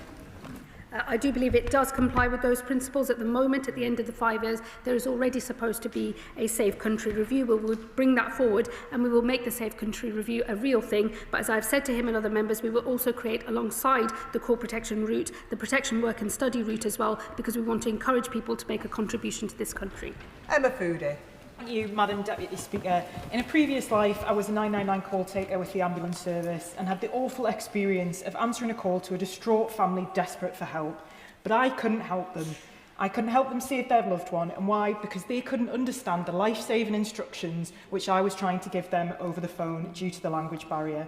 Does the Home Secretary agree with me that there is nothing progressive about defending a status quo where vulnerable people are unable to access emergency services due to an inability to speak our language? Home Secretary. My honourable friend is absolutely right, and I endorse every word that she just said. Robin Swan. Thank you very much, Madam Deputy Speaker. The Common Travel Area allows movement across the UK, Northern Ireland and to the Republic of Ireland. It's been reported in the Irish media that a UK Home Office official briefed the Irish Department of Justice last Thursday in regards to what the Home Secretary was bringing forward. Can I ask her, what's the Irish Government's response to her proposals? Home Secretary. I'm afraid I don't recognise the briefing that he refers to. Clive Efford. Madam Deputy Speaker, I can recall a predecessor of my right honourable friend who described the Home Office as not being fit for purpose, and I've never known a time when there wasn't a backlog of cases with the Home Office. And this set of proposals is going to require people's cases to be reviewed every 30 months. Is that a realistic aim? And is she clear that she can make the Home Office fit for the purpose she set out today? Home Secretary. Well, we're already supposed to do safe country reviews and we will ensure that they are done every 2.5 years. We will also ensure that wherever possible, refugees move into the protection, work and study route instead. And I just say to him, I recognise the phrase not fit for purpose. I've been very clear that I don't think the Home Office is fit for purpose yet. There is new management at the Home Office. They're getting on with making the changes that are necessary, and I will ensure it is both fit for purpose and able to enact the reforms that I've set out today. Lara Sultana. Thank you, Madam Deputy Speaker. Sivanandan warned, and I quote, "What Enoch Powell says today, the Conservatives say tomorrow, and Labour legislates the day after. Seizing valuables belonging to asylum seekers, making refugees wait 20 years before they can apply to settle permanently, and deporting entire families, including children, who have built new lives here because their country of origin is deemed safe. These measures are straight out of the fascist playbook." The Home Secretary has described herself as a child of immigrants, so I ask her, is she proud to introduce measures that punish and persecute desperate and vulnerable people seeking sanctuary? And how does it feel to kick away the ladder and be praised by fascist Tommy Robinson? And I must add, he has a... Order, Home Secretary. Home Secretary. Order, Home Secretary. I'm just going to clarify a point of fact. She said I described myself as a child of immigrants. It's not a description, it's just a statement of fact. And everything else she said is beneath contempt. Madam Deputy Speaker, migrants make immeasurable contribution to our communities. In Manchester, Russian, Wendy, who has Jamaican heritage, is a community health champion. Najma from Somalia leads local initiatives to tackle knife crime, and Hafsa grew up in the Middle East and leads nature improvements projects. So does my right honourable friend agree that the language we use to talk about immigration must reflect the important role immigrants play in the functioning of our nation? Home Secretary. I absolutely agree about the contribution that migrants and refugees make to our country, and it is precisely the reason that I'm making these reforms, because I can see a broken system that is creating deep division across our country, and I think it is important we not only fix this system but make sure that we retain public consent for having an asylum system at all. Jim Allister. At an earlier point in this debate, the Home Secretary said that nothing matters more to her than holding our own country together. Does she therefore accept that to succeed, her reforms must operate equally across the whole United Kingdom, including her adjustments to Article 8 of the European Convention? And if so, how is that application to be secured in Northern Ireland, given the impeding effect of Article 2 of the Windsor Framework? How is that going to be achieved? Secretary. All of the measures in the asylum policy statement are compliant with the Windsor Framework. Anna Begum. Thank you, Madam Deputy Speaker. Deporting families after they've resettled here because their country is deemed safe is simply wrong. Could the Home Secretary tell us how the government determines what a safe country is, and will she publish the criteria? And given that she mentioned the DRC earlier, is she really saying it is a safe country over there? And will she also publish all existing returns agreements so that members of this House and indeed the British public can properly scrutinise them? I have done the reading and it's not in the detail. Home Secretary. Well, we already do safe country reviews, so we would seek to continue that. They are publicly available in terms of our position on different countries, and in fact mostly pass through secondary legislation in this House. I make no apology for a system that will privilege in the future those who come to this country through a safe and legal route rather than those who pay people smugglers thousands of pounds and end up in the north of France instead. And the point on visa sanctions is related to the fact that many countries do not comply with us when we seek to return people lawfully to their own countries, and this is just one of the tools that we have at our disposal to have compliance with those countries so that they do take their own people back. Iqbal Mohammed. Thank you, Madam Deputy Speaker. Given the UK's historical and ongoing involvement in unlawful military interventions alongside allies such as the United States and Israel, how does the Home Secretary assess the correlation between these foreign policy actions and wars and the displacement of populations resulting in increased numbers of refugees and asylum seekers arriving in the UK? And what steps will her government make toward proactive peace-building initiatives and the restoration of overseas humanitarian aid, which could address the root causes of displacement and reduce the long-term pressures on our asylum system? Home Secretary. Well, the government always plays its full part in peace processes wherever we can. We put our shoulder to the wheel on the delicate and diplomatic efforts that are required to bring conflicts to an end.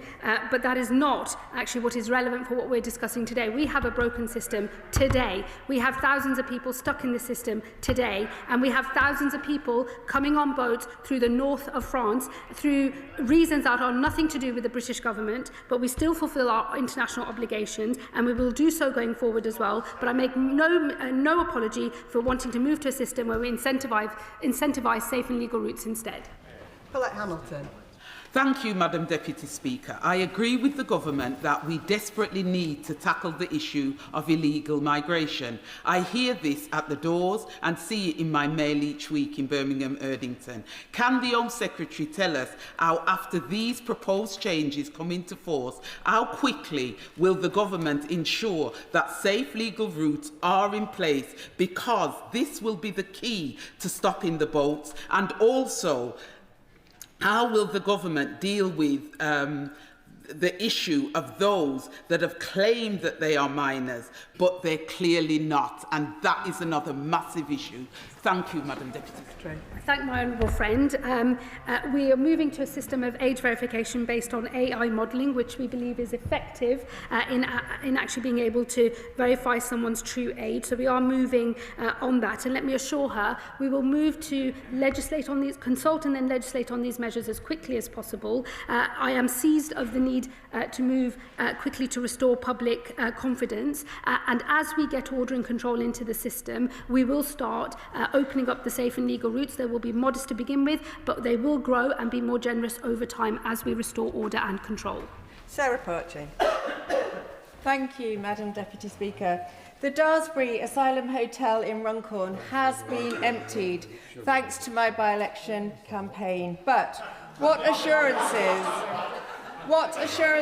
can the Secretary of State give my constituents of Runcorn and Helsby that the many HMOs in Runcorn will be emptied of illegal migrants and criminals under her government, and that they will be deported without delay, never to be allowed legal entry into the UK? Well, it is this government that is exiting hotels and will do so. It's a manifesto commitment that we will do so by the end of the Parliament, and I intend to bring that forward as much as possible. And let me say to her, we will always fulfil our international obligations, but I make no mistake for wanting to privilege safe and legal routes rather than illegal entry into the country. Samantha Niblett. Thank you, Madam Deputy Speaker. Every single day I campaigned in South Derbyshire whilst a candidate and since becoming an MP last July. Immigration has been the #1 issue dividing my communities. They have either been pushed to apathy, and we're talking about Labour voters here, or they've been pushed towards reform. I cannot thank her enough for today's statement, because finally at last my constituents feel heard. But my question to her is, how frequently can they expect an update so that they can see that these promises being made today will result in delivery sooner rather than later? Home Secretary. Well, I thank her for her comments and her question. Let me assure her that I know that the way to build public confidence in the new system is not just to announce the reforms here, but to get on with legislating and then implementing those reforms so that her constituents, my constituents and people all across the country can see the impact and can see that we can fix this system and that the public confidence in having an asylum system at all can be retained. Adnan Hussain. Thank you, Madam Deputy Speaker. stripping people of the very few belongings they have left after fleeing war and persecution runs contrary to the very principle of asylum, a principle rooted in protection and compassion. So I ask the Home Secretary, how do such measures help address the real root causes of displacement and the refugee crisis? War, destabilisation, persecution and dangerous crossings. Secretary. Well, I shouldn't be surprised to see the honourable gentleman indulging in misinformation here. Let me tell him the example I used in my speech.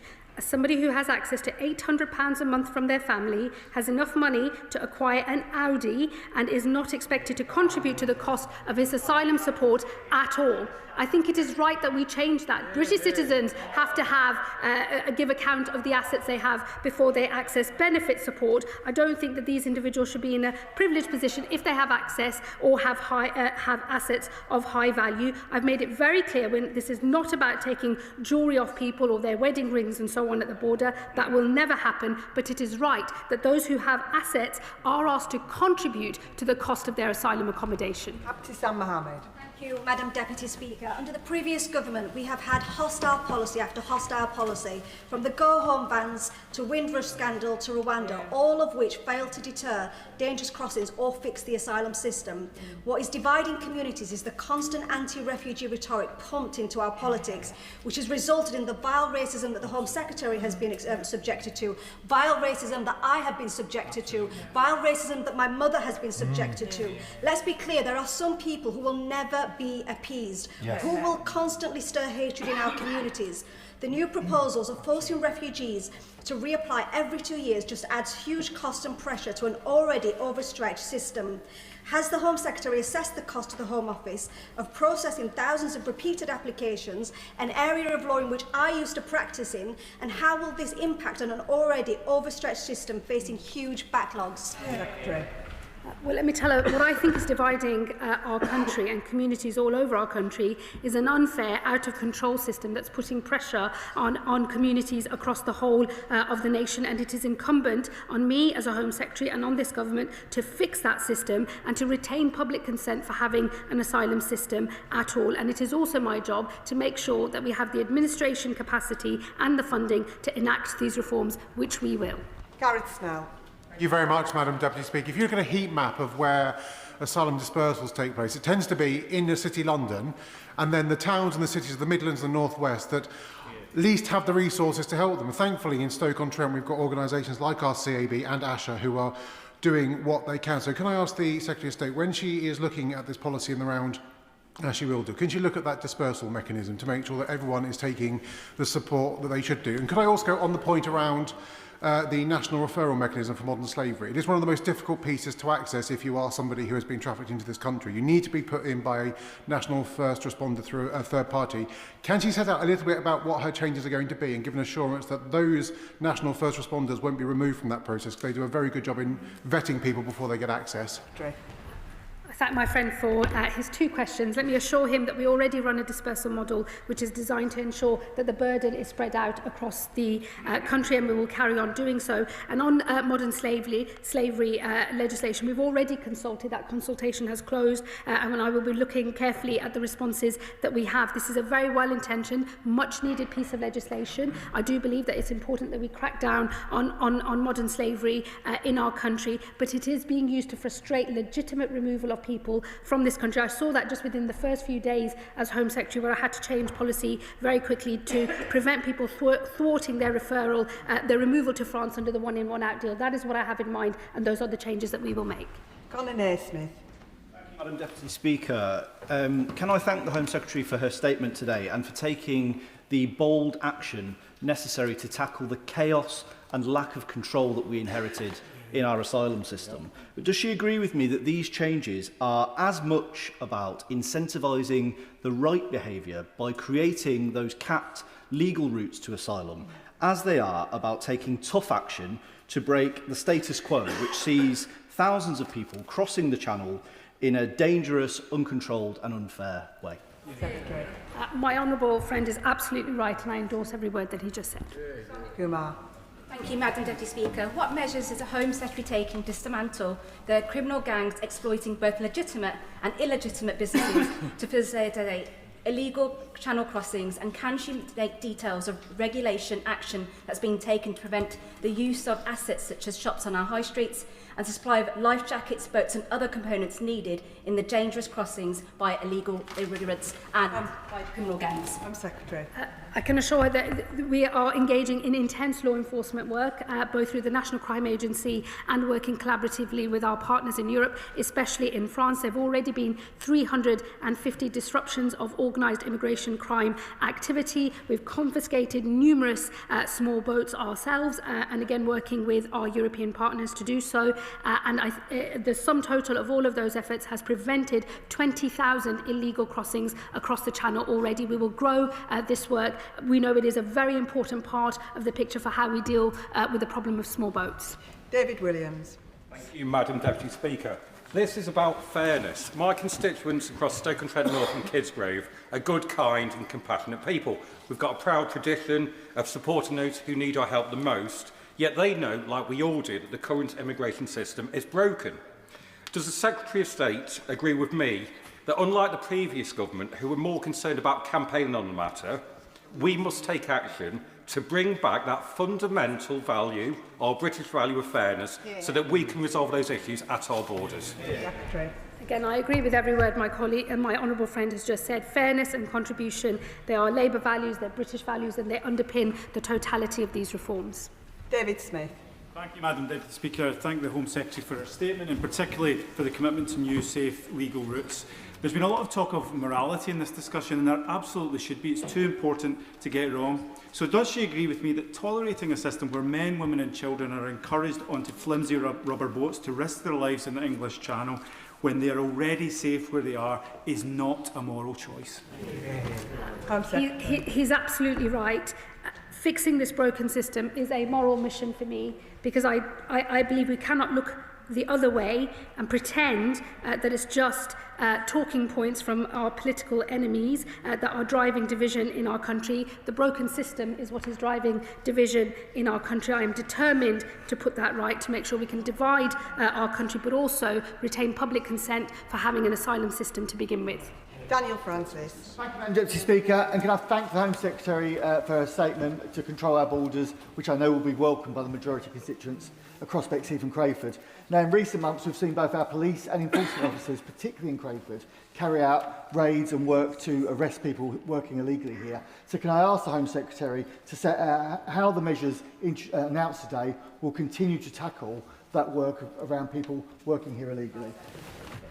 Cracking down on illegal working is absolutely crucial to all of these reforms, and to make sure that we can retain public consent for not just our asylum system, but for our legal migration system as well. We've already seen a record number of raids, over 11,000 since this government took office, leading to 8,000 arrests and over 1,000 removals of those with no right to be in this country. We will build on all of that work. Charlotte Nichols. Thank you, Madam Deputy Speaker. Warrington has one of the largest communities of Hong Kongers in the country, many of whom I met with over this weekend, where they reiterated their profound concern that the BNO 5+1 scheme is at risk as a result of the government's wider agenda on tackling issues in the asylum and immigration system. Will the Home Secretary give a clear commitment to Hong Kongers that the UK is their home, that the British state will keep its promise to BNOs and Hong Konger refugees, and that the 5+1 scheme is safe? We are committed and have always supported the repatriation of Hong Kongers. The consultation on earned settlement will be announced to this House very shortly, later this week, I believe, and I look forward to discussing that in detail with her then. Kat Eccles. Thank you, Madam Deputy Speaker. As a delegate to the Council of Europe, I will always defend the ECHR and its institution and treaties, and that's why it's important to talk about it in the correct context. In the last 45 years, the Strasbourg Court has has ruled against the UK on immigration rules only 3 times, and in the latest year, for which figures are available, the number of successful human rights-based appeals represented 0.73% of all sentenced foreign national offenders. And the last time Article 8 successfully applied to block deportation was in 2020. So why does the Home Secretary believe that Article 3 and Article 8 of the ECHR are blocking the UK from controlling its borders when the data simply does not back that up? I don't think that the data relating to the Strasbourg court is necessarily reflective of what we're seeing in our own courts here at home.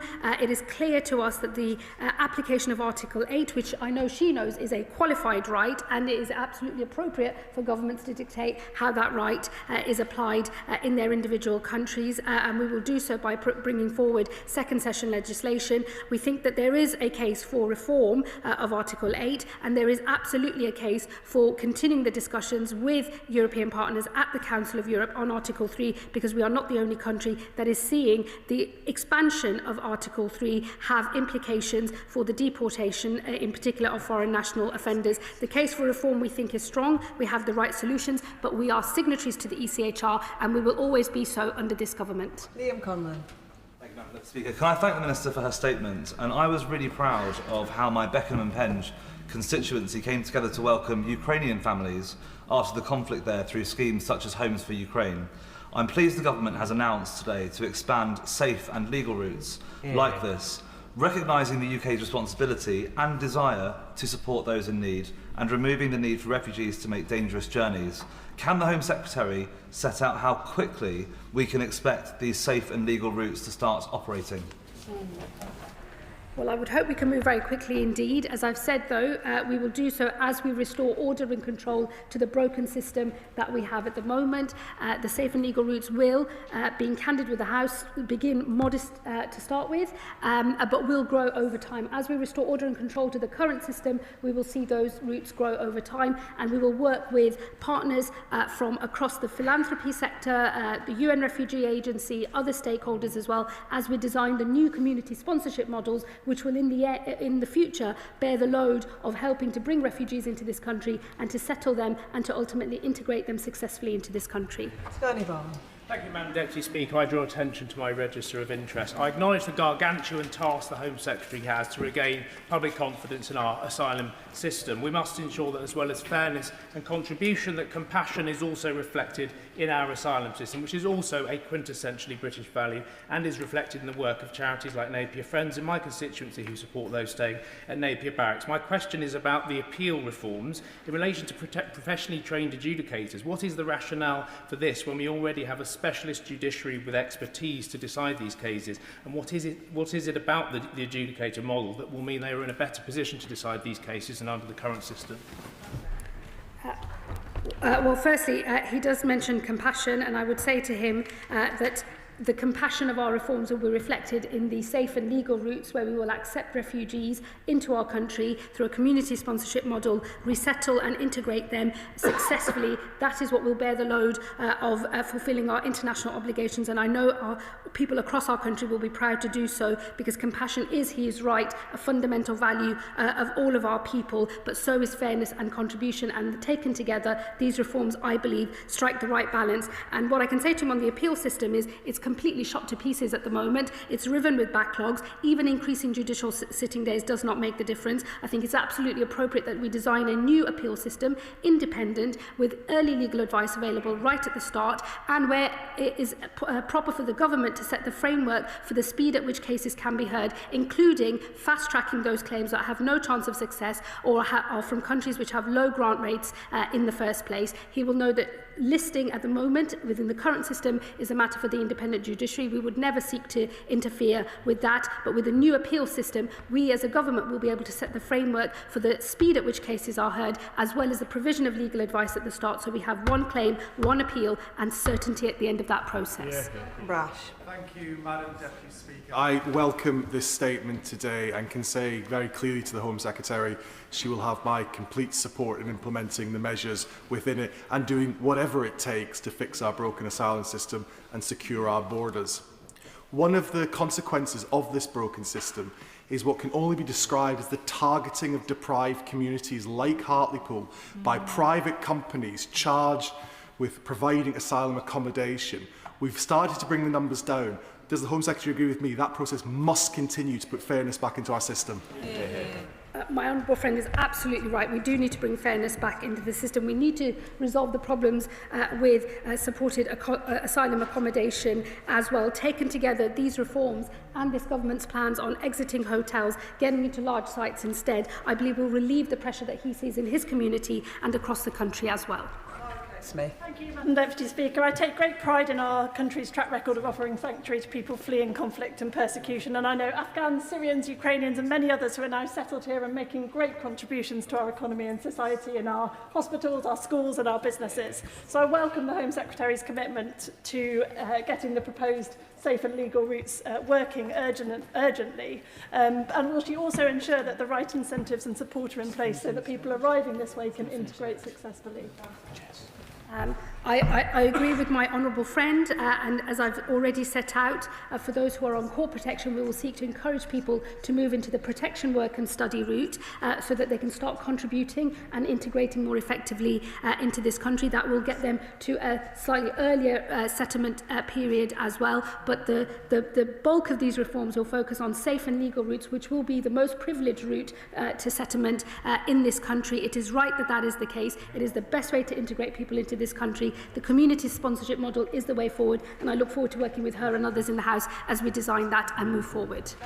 Thank you very much, Madam Deputy Speaker. South Norfolk expects to have a robust and compassionate asylum process. I welcome this statement today. One of the aspects that I'm most interested in is the penultimate paragraph on page 28 of the document, which states that the new model will give greater say to communities and support refugees to settle and become self-sufficient. I was wondering if the Home Secretary could expand on what mechanisms would be put in place to make sure that happens.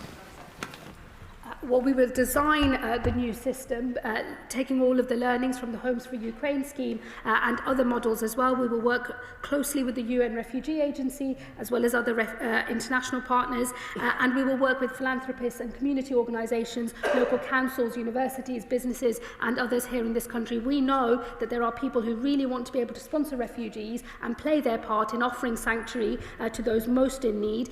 People recognise that the current system is broken. As we get to grips with the current broken system, we will be able to increase the number of people that come on safe and legal routes in the medium and long term, and that is the right future and that is the right compassionate answer, and it enables us to fulfil our international obligations as well.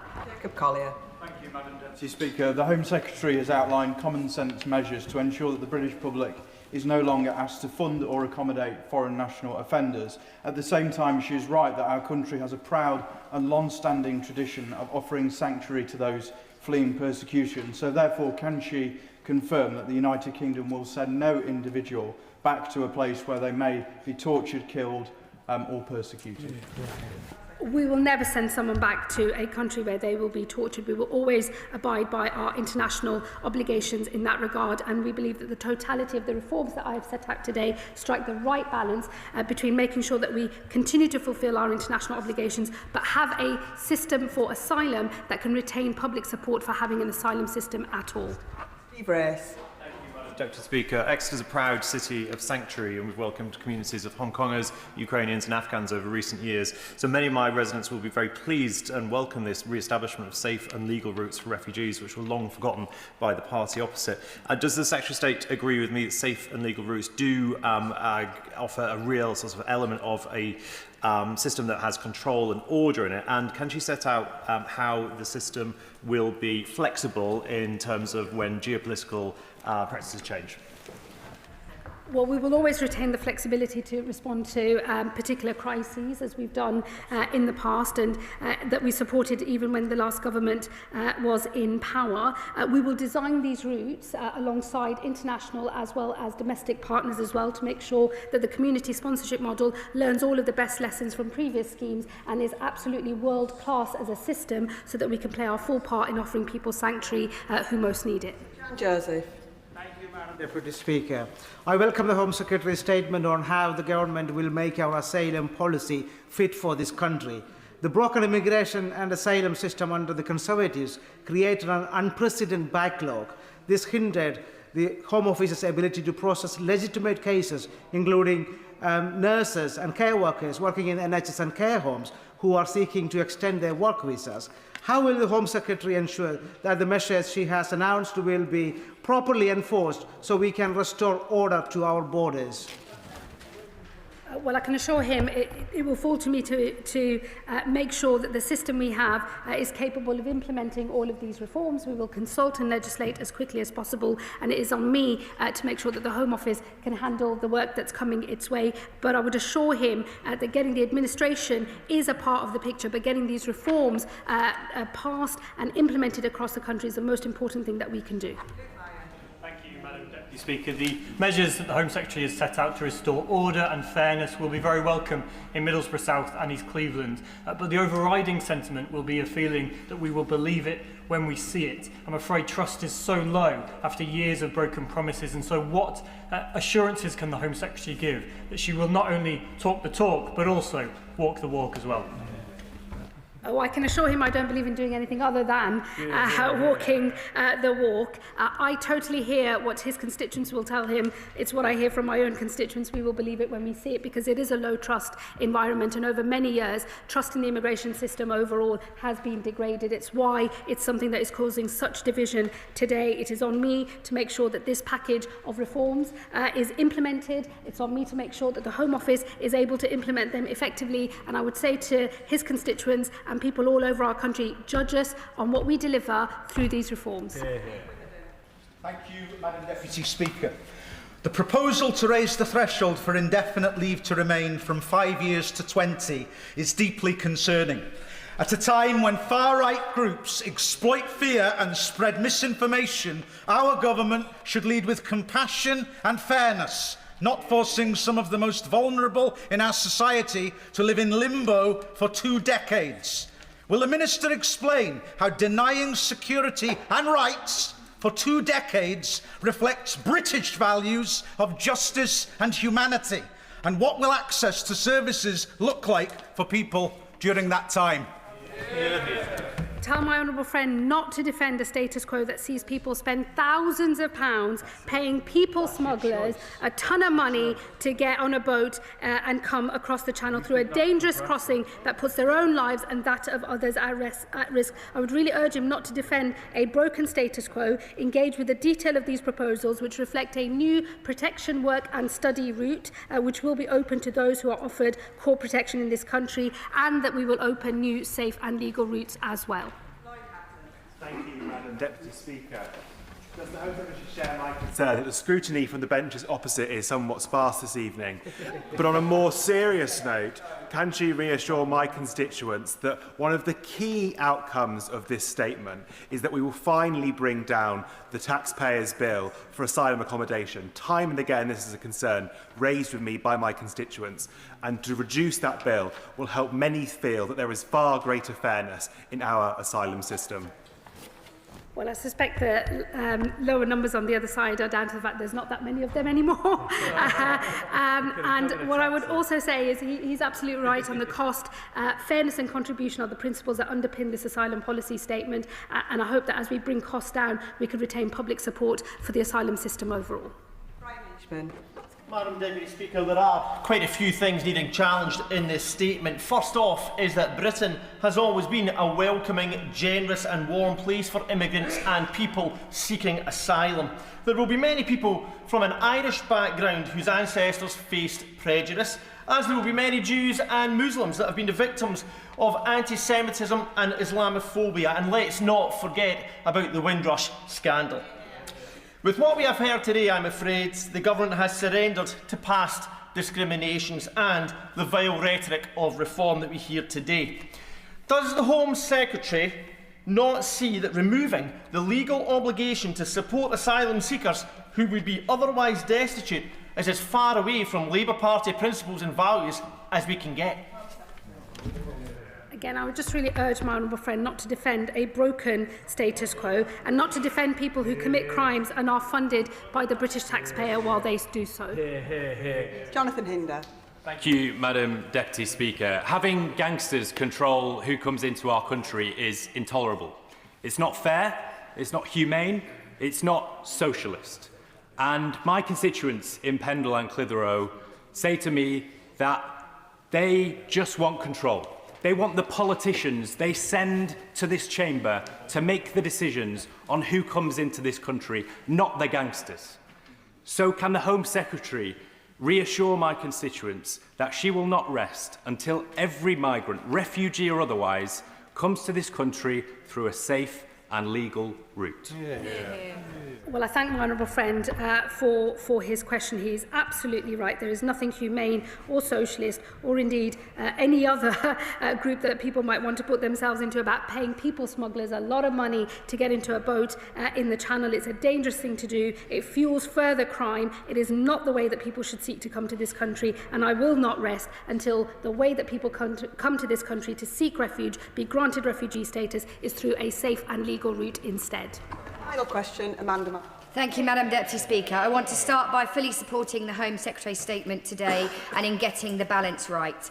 In Portsmouth North, we've seen how quickly immigration misinformation can spread on our high streets, on local forums and even, Madam Deputy Speaker, forcing businesses to put up signs on developments to say who will be living there. This chaos took hold because the Tories never got a grip, gave up on governing and allowed division to reign across our country.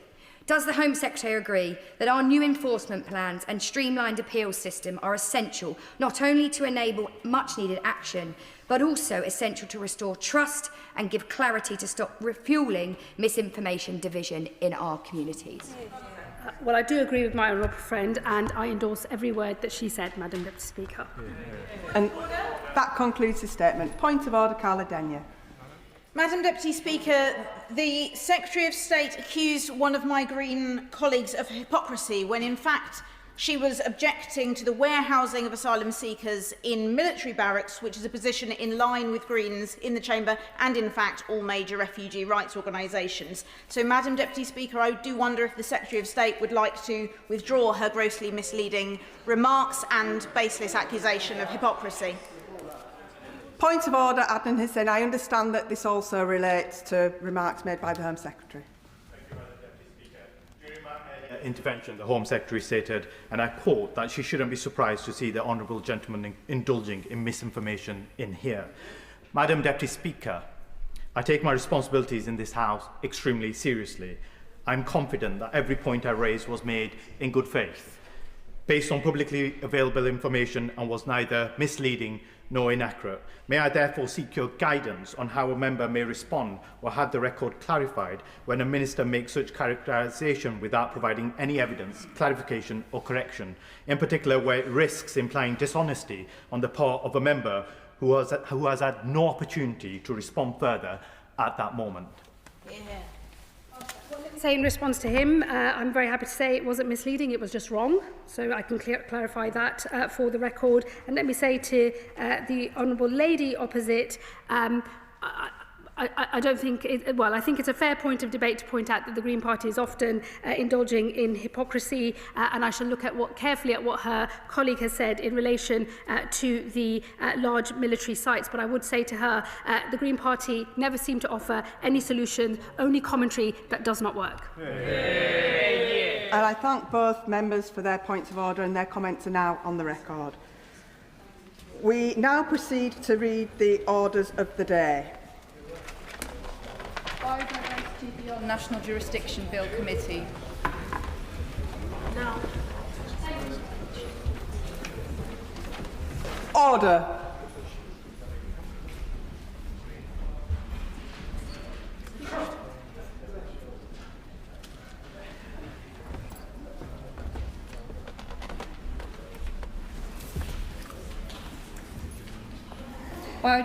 Order. Biodiversity Beyond National Jurisdiction Bill.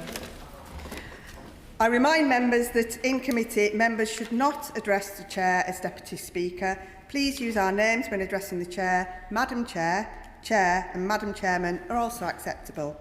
We begin with the question that Clause 1 stand part of the bill, with which it will be convenient to consider all amendments. Clauses stand part, new clauses and the schedule as on the selection and grouping paper. The question is that Clause 1 stand part of the bill, and I call the Minister, Seema Malhotra.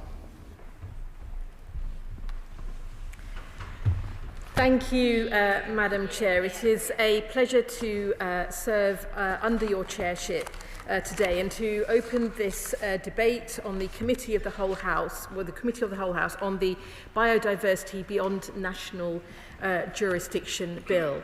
Before turning to the detail of the clauses and the amendments in my name, I want to begin by underlining why it is so important that this House sends a clear signal today by progressing this legislation. This bill will, along with subsequent secondary legislation, enable the United Kingdom to implement obligations in the United Nations Biodiversity Beyond National Jurisdiction Agreement into UK law and enable us to move towards ratification of this historic agreement.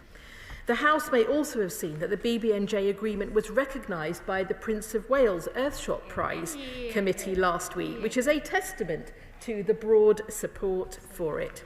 The BBNJ agreement is the culmination of nearly 2 decades of international negotiations. The agreement covers roughly 2/3 of the world's ocean, which is home to ecosystems that regulate our climate, support fisheries, drive weather patterns, and sustain the livelihoods of millions around the world. I will give way to the honourable gentleman. Minister, and it's such an important subject, and I appreciate the opportunity to ask a question. I've been asked it by those that I represent involved in fishing. Does the Minister not agree that the fact that the Biodiversity Bill and the international treaty implements will affect the fishing industry primarily through the creation of MPAs and the imposition of stricter environmental impact assessments, which means that engagement with our fishing sector is essential? And can the Minister please confirm that the viability of fishing and food security will be a priority for this government? Thank you.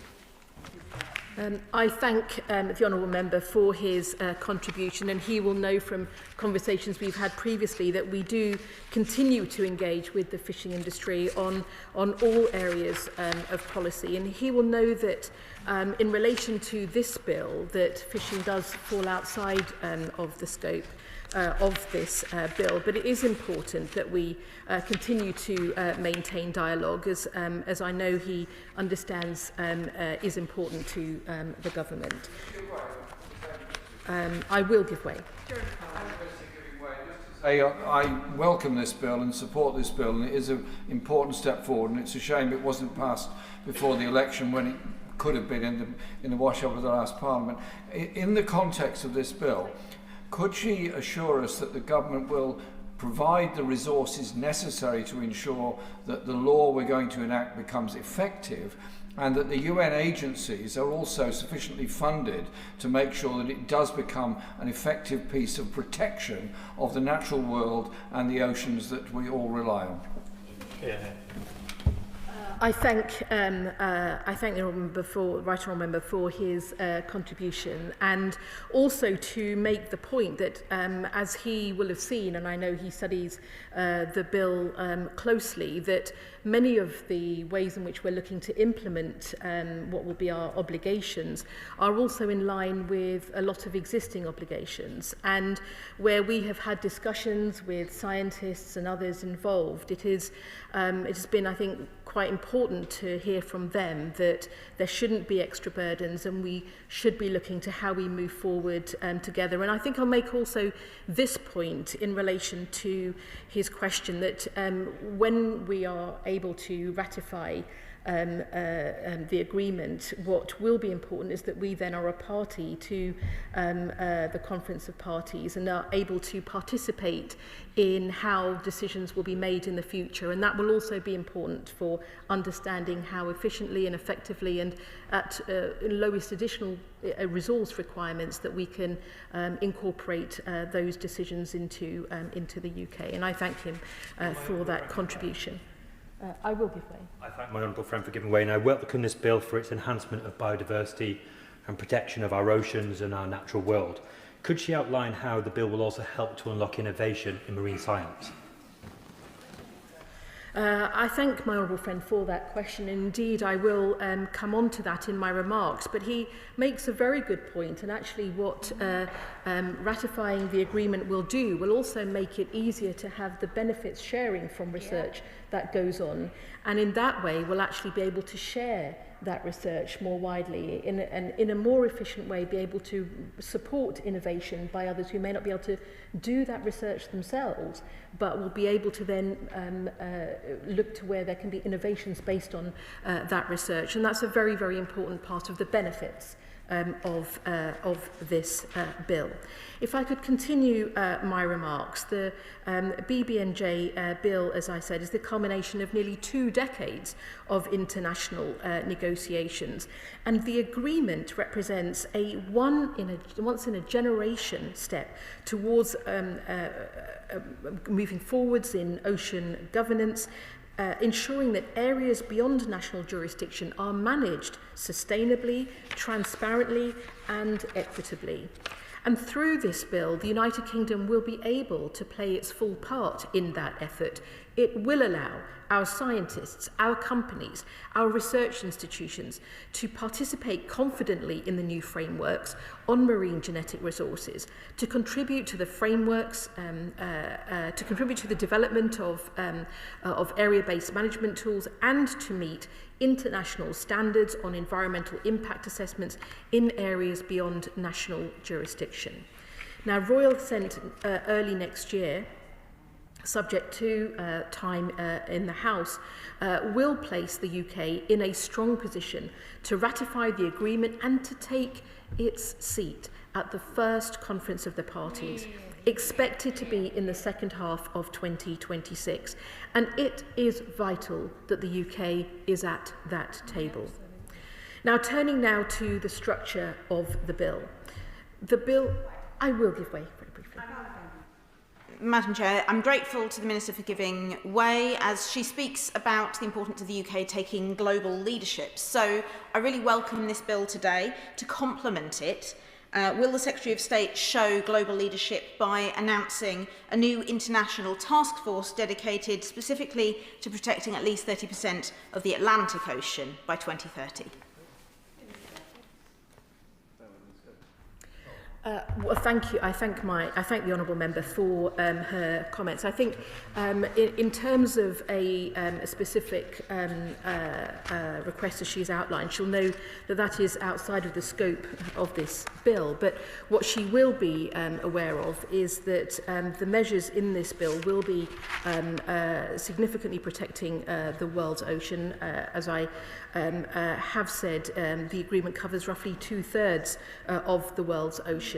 And indeed, we look to our responsibilities in all areas of our work internationally to do all we can for the environment around the world. And I thank her for that contribution. If I just could make a bit of progress, and I thank him for his patience. The bill is divided into 5 parts. Parts 2, 3 and 4 align directly with 3 operational pillars of the BBNJ agreement: marine genetic resources, area-based management tools and environmental impact assessments.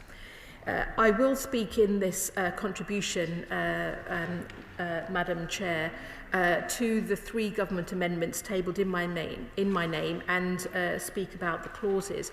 But I will leave addressing the amendments tabled by the opposition to my subsequent and closing speech, so that I've had an opportunity to hear the contributions from the opposition front bench. But if I could speak first about part 1. This sets out the definitions which underpin the rest of the bill.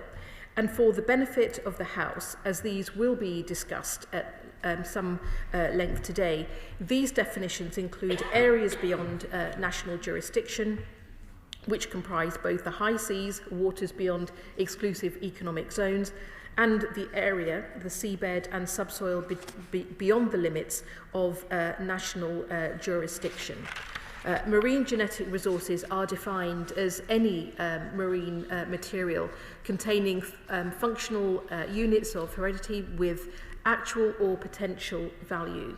These definitions mirror the agreement and ensure consistency between domestic law and our international obligations.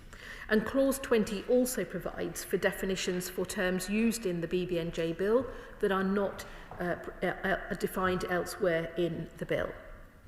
Part 2 on marine genetic resources. Clauses 2 to 10 implement the provisions of the agreement relating to marine genetic resources.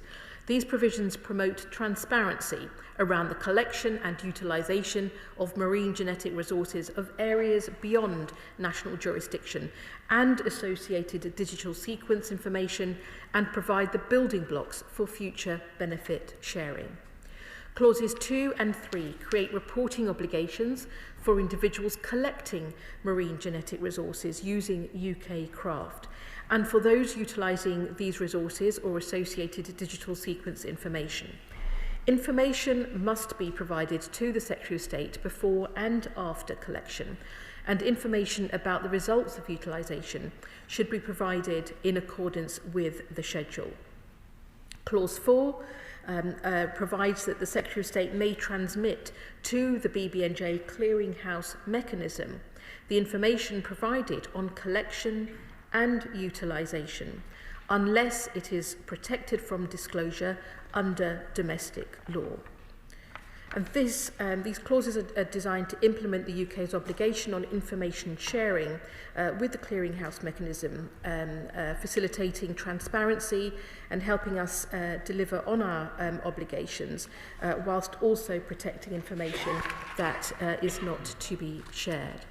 Now, clauses 5 to 7 impose duties on those managing repositories holding marine genetic resources from areas beyond national jurisdiction or databases of digital sequence information on those resources. They must ensure that samples or data can be identified as originating from areas beyond national jurisdiction, provide access, and submit biennial reports.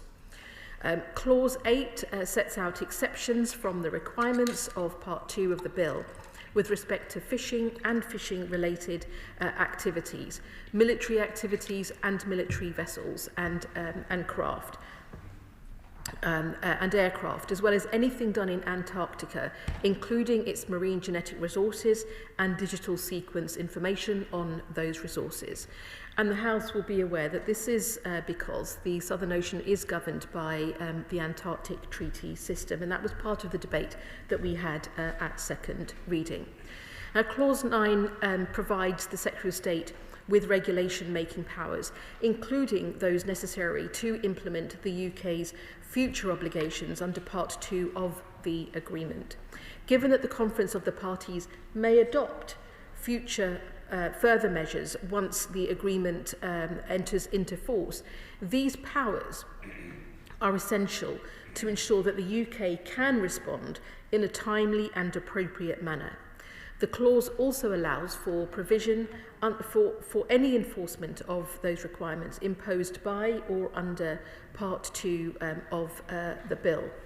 In relation to these measures, it is perhaps also helpful to say that we will be looking to make sure that there is ample time for scrutiny of additional measures that may be brought in under secondary legislation. Now, finally, Clause 10 requires guidance to be published in relation to the above-mentioned provisions on marine genetic resources.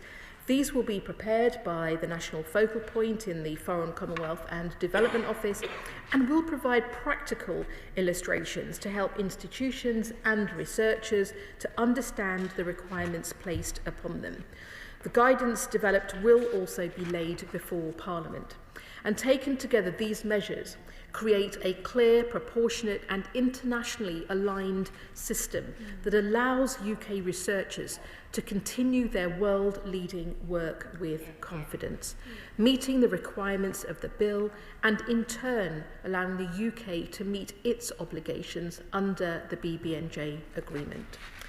Now, moving on to Part 3, area-based management tools. I will give way very briefly. Just very briefly, on the Antarctic Treaty, which was long and hard fought for in this House and other places, I think has been very important and generally speaking very successful. But there are issues about increasing access to the Antarctic and the pollution that causes, and the need to clean up after the substantial number of visitors that go there at the present time. Is she confident that the resources will be available to ensure that the Antarctic Treaty is fully adhered to?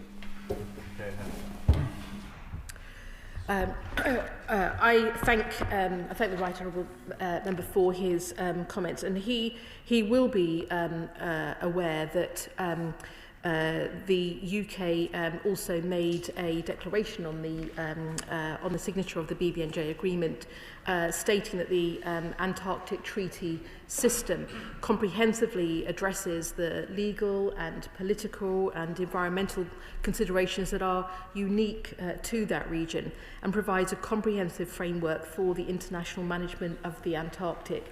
And it is important to recognise it is also about the international management of the Antarctic, to which we are obviously committed as the international community. And I thank him for putting his comments into the debate today. If I could just make some further progress in relation to Part 3. Clauses 11 to 13 implement the provisions relating to area-based management tools, including marine protected areas designated to areas beyond national jurisdiction. Clause 11 contains provision for the Secretary of State to be able to make regulations to implement decisions adopted by the BBNJ Conference of the Parties under Part 3 of the agreement.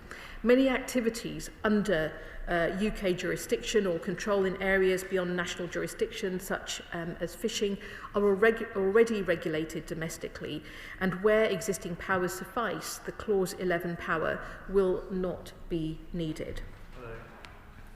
However, where new measures are adopted by the Conference of the Parties, where they require additional controls or restrictions, this clause ensures that the UK has the necessary legislative mechanisms to comply. And Clause 12 sets out the parliamentary procedure for regulations made under Clause 11. Clause 13 provides a power for the Secretary of State to issue directions to UK craft without the need for secondary legislation in order to implement emergency procedures adopted by the Conference of the Parties. As emergency procedures may require immediate action to prevent serious harm to marine biodiversity, regulations alone may not provide sufficient responsiveness. This clause enables swift operational steps, such as directing vessels to avoid a particular area. This clause is modelled on existing direction-making powers available to the Secretary of State's representative under Schedule 3A of the Merchant Shipping Act 1995. By nature of any scenarios that could arise, it is a power limited in scope and emergency in nature. This part of the bill ensures that the UK can both meet, again, its obligations and exercise leadership in protecting ecologically important areas in areas beyond national jurisdiction. I will give way very briefly. Thank you, Madam Deputy Speaker. I think my honourable friend is making an excellent speech, and I would like to just pay tribute briefly to her and the work of the government in showing UK leadership in this very important environmental area. Could she just briefly also touch on the importance of working in a multilateral way with partners from around the world, and perhaps, I hope she will maybe move on to this point later in her speech, just outline how the UK will be working with other countries to try and protect these areas and indeed carry out other important work. I thank my honourable friend for his comment, and he is absolutely right. This is an area where obviously no nation can work on its own. It has to be through working together, being influential on the world stage, working through and with the UN, and working with our international partners, and working with other nations. And indeed what we do as part of our work, whether that's in the Foreign Office or with DEFRA or with other departments, is Through the course of all of our conversations, we maintain dialogue on this and other important matters in relation to our environment and climate impact around the world. And I'm grateful to him for raising that, because it is another example of where being outward facing as a nation, as this government has chosen to do, is incredibly important, not just for what we achieve at home, but also our responsibilities on the world stage. Now, if I could, Madam Chair, just make progress on discussing Part 4 of the bill, environmental impact assessments. Clauses 4 to 19 implement the environmental impact assessment provisions of the agreement where relevant to marine licensing, and ensure that UK marine licensable activities in areas beyond national jurisdiction are subject to the appropriate level of scrutiny.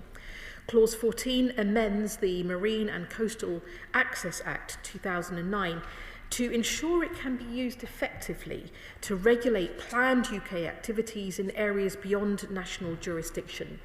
A minor government amendment, Amendment 1, has been tabled to omit the heading on the continental shelf, which will adjust the Marine and Coastal Access Act 2009 so it more accurately reflects the content of this section, including the section that is amended by Clause 14, Part 4 of this bill.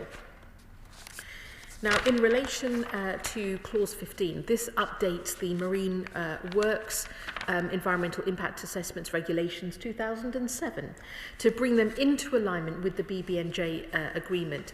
And the government has tabled Amendment 2 to add person after Clause 15 5B as a minor clarificatory amendment to the regulations. Clause 16 allows regulations to be made to implement standards and guidelines adopted by the Conference of the Parties under Article 38 of the agreement. Clauses 17 and 18 ensure that equivalent provision exists for Scotland, amending the Marine Scotland Act 2010 and enabling Scottish ministers to make regulations where it's a devolved competence to implement environmental impact assessment obligations for Scottish regulated marine activities. Clause 19 amends the Levelling Up and Regeneration Act 2023 to ensure that any future environmental outcomes reports can apply to licensable activities in areas beyond national jurisdiction. And in relation to this also, the BBNJ environmental impact assessment provisions closely replicate our existing domestic arrangements for marine licensing, which operators are familiar with. So these are minor technical changes to align our existing regime with BBNJ processes. Together, these provisions deliver a coherent and modernised framework for assessing and mitigating the environmental impacts of activities linked to the United Kingdom on the high seas. And concluding with Part 5 of the bill, Clauses 20 to 25 contain technical and standard legislative provisions, including key definitions relating to the bill. Clause 21 provides a power for the Secretary of State via secondary legislation to make changes to the legislation which may be required because of provisions in the bill. Clauses 22 and 23 cover the making of regulations and Crown application. Clause 24 provides that the bill extends to the whole of the United Kingdom, with the exception of clauses 17 and 18, which extend to Scotland only. Some of the obligations in the bill relate to devolved matters, including environmental protection and scientific research. The legislative consent motion process is therefore engaged for Scotland and Northern Ireland to varying extents by parts 2, 3 and 4 of the bill. We are in the process of seeking legislative consent, and we expect motions in the Scottish Parliament and the Northern Ireland Assembly to be passed by final reporting stages of the bill in the House of Lords. This clause also provides for future extension of any of the provisions of the bill, with or without modifications, to British overseas territories.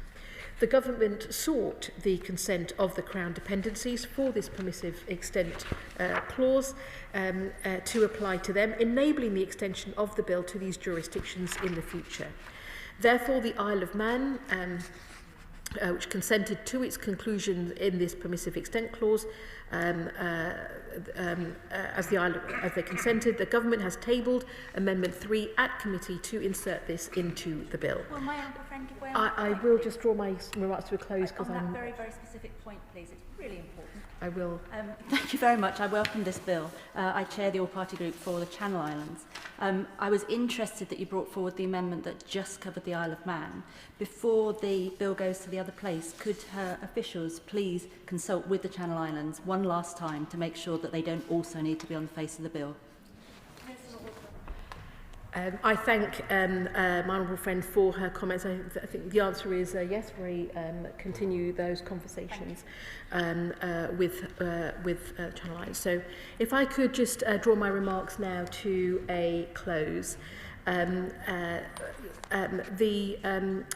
provisions of the bill would only be extended to British overseas territories and the Isle of Man with their agreement. And finally, Clause 25 sets out when most of the bill's provisions come into force and gives the Secretary of State the power to make regulations to appoint entry into force dates for other provisions. In summary, this bill provides the legal foundation for the United Kingdom's participation in the new global regime for protecting biodiversity on the high seas. It will enable us to fulfil our international commitments, provide certainty to our scientific and research communities, and demonstrate once again the UK's leadership in marine conservation. I commend the bill to the committee and look forward to engaging with honourable members during the debate. I call the Shadow Minister, Andrew Rosendale.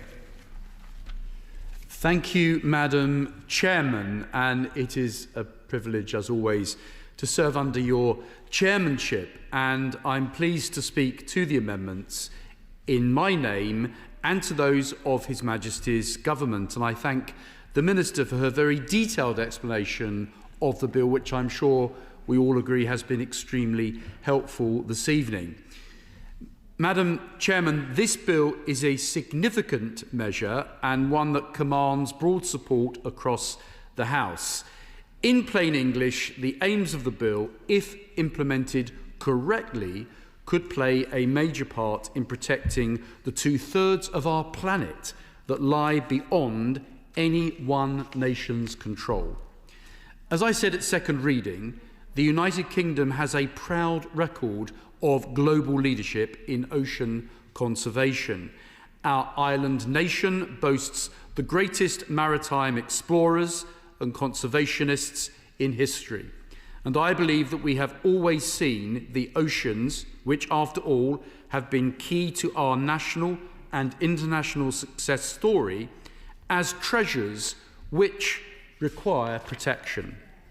But, as with all international frameworks, even those that are without controversy, and especially those which confer upon our ministers prerogative powers, the details really do matter. The amendments that His Majesty's opposition are proposing are by no means intended to undermine the bill.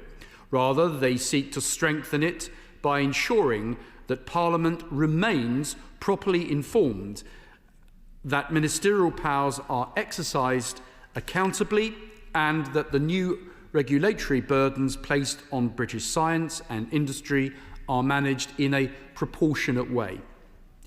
The first of my amendments relate to Clause 7, which deals with reporting requirements under Clauses 5 and 6 of the bill. Those clauses concern, respectively, priorities of marine genetic resources and databases of digital sequence information. As drafted, Clause 7 requires a separate report to be provided to the Secretary of State every 2 years from each repository and each database, detailing the number of times samples or data have been accessed, viewed or downloaded. Our amendment, simple though it may seem, would allow those two reports to be combined into a single report, provided that all the necessary information is fully included. It is a modest step to reduce duplication and unnecessary bureaucracy. Many institutions, whether they be our universities, the Natural History Museum, the National Oceanography Centre, amongst many other institutions in this country, will operate both repositories and databases. It makes no sense to me to require two separate reports when a single consolidated report could serve exactly the same function. The scientists of our island home lead the world in marine biodiversity research. We should ensure that compliance with this new regime is as straightforward as possible, while still meeting our obligations under the agreement. The amendment therefore aims to strike a sensible balance between upholding the requisite protections prescribed by the treaty, whilst also ensuring that we do not unnecessarily hinder our researchers, especially those belonging to smaller enterprises or university projects, and I hope the Minister will view it in that way. The second amendment I wish to speak to introduce a new clause, which is new clause 1, entitled Powers of the Secretary of State Review. This clause would require the Secretary of State, within 3 years of the Act coming into force, to lay before Parliament a report on the exercise of the powers conferred by the Bill. The report would describe how those powers have been used, for what purposes, and crucially, how effectively they have been implemented. It would also assess whether the use of those powers has aligned with the objectives of the international agreement itself. And so, Madam Chairman, we live in a nation where Parliament is sovereign. And whilst I respect that this is not a unique case, nevertheless, Parliament is owed the right to proper scrutiny. The Bill grants extensive powers to the Secretary of State, powers to make regulations that could amend primary legislation, impose civil sanctions, and even create new offences. Clause 9 and 11 in particular confer broad regulatory authority to implement future decisions of the International Conference of the Parties. It is entirely appropriate, Madam Chairman, that Parliament should have the opportunity, after a period of operation, to review how those powers have been used. We have seen in other fields that delegated powers can expand far beyond what Parliament originally intended. And so a statutory review clause would ensure that we learn from experience and, if necessary, recalibrate. It would also enhance trust, and I think trust in the treaty itself.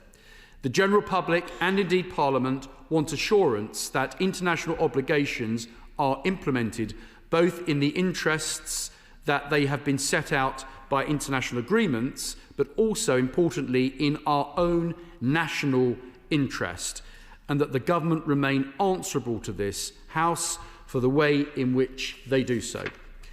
A report after 3 years, I believe, is hardly an onerous expectation and would create a constructive means of evaluating whether the mechanisms in this bill are working as intended, and it would, I believe, strengthen rather than hinder the effectiveness of this legislation.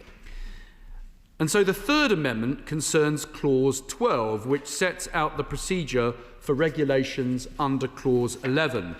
Clause 11 allows the Secretary of State to make regulations in response to decisions taken by the Conference of the Parties under the agreement, including in relation to area-based management tools, such as marine protected areas and emergency measures under Article 24.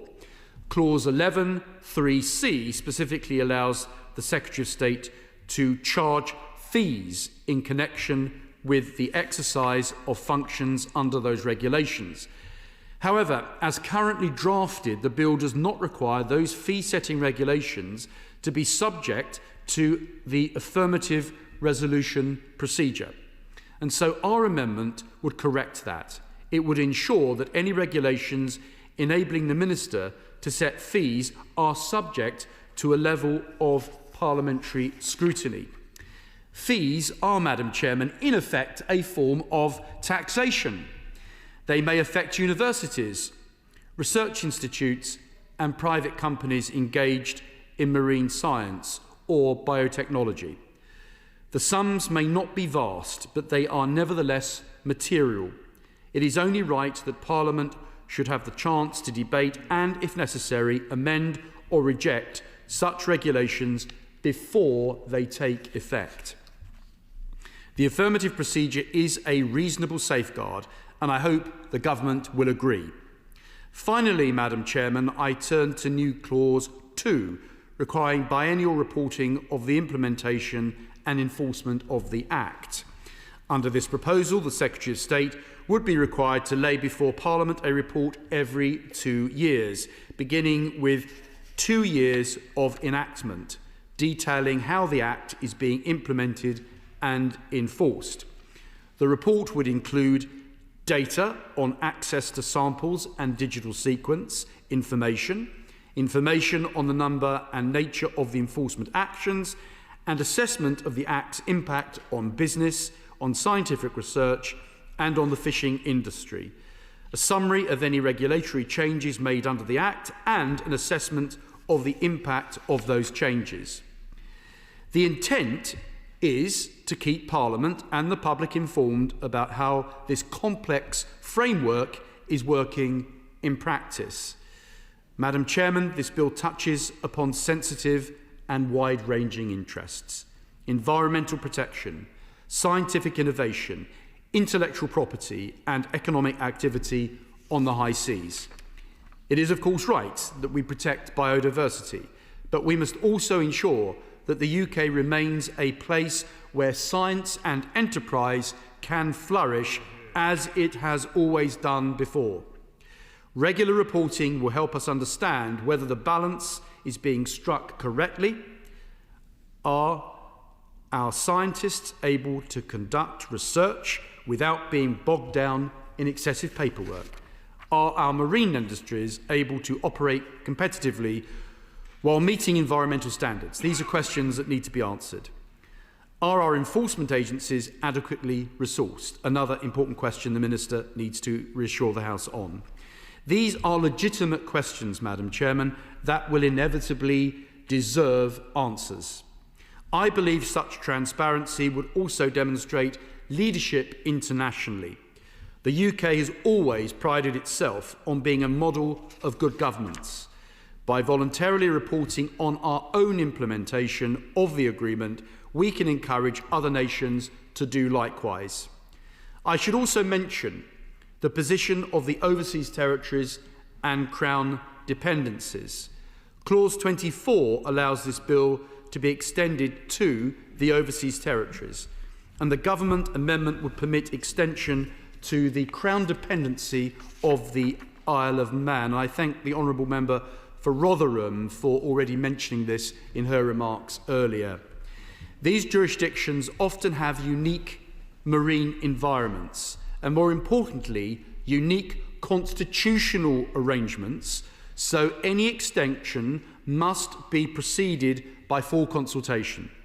I hope the Minister can give assurances today that such consultation will take place before any orders are made, and that the Government will work with the governments of the Crown dependencies and overseas territory administrations, who are elected governments of our wider British family, to tailor the regime to their circumstances.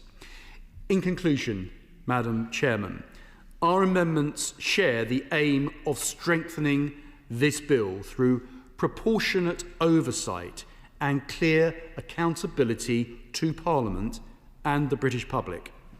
They would ensure that Parliament remains properly informed, that ministerial powers are exercised transparently, and that our world-leading scientists and industries can comply with the new regime without unnecessary bureaucratic burden. Far from hindering the bill, they would bolster its credibility and effectiveness, supporting both our international obligations and, crucially, our British national interests. It is on that basis that I commend my amendments to the House. Madam Chair, it's a privilege to speak under your chairmanship.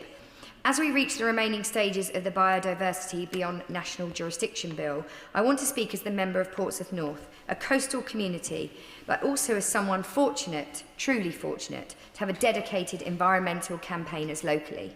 And Madam Chair, although I cannot always provide the answer she needs, I do want to thank one constituent in particular, Viola, whose emails cover everything from ocean acidification to regenerative farming to the health of our chalk streams, for her valued, informed and tireless campaigning. Much of what Viola raises is exactly why this bill matters, including the important issues of pollution and harmful algae blooms in Langston Harbour, about the need to protect local bird species and drinking water.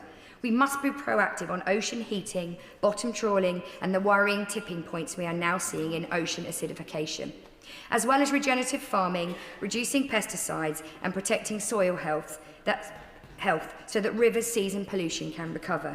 And although this bill focuses on biodiversity beyond national jurisdiction, the principle is the same. What happens in our oceans affects us all, from the south coast to the high seas. This is why the government amendment today, strengthening the bill, covers particular clarity and accountability. I particularly want to note Government Amendment 1. It introduces what updates Section 81 of the Marine and Coastal Access Act, so it accurately reflects the extended conservation responsibilities created by this legislation.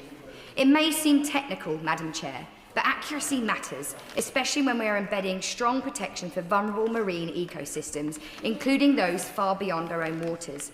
This bill is how we ensure the UK plays a serious leading role in implementing the High Seas Territory, tackling the over-exploitation of shared oceans and improving transparency and reporting.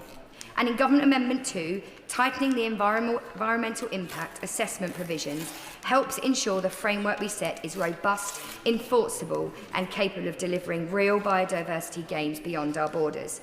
And while stakeholders may not always agree on how best to align planning reforms with environmental goals, the mission is shared, to restore nature and not merely preserve what is left. This bill is one part of that mission.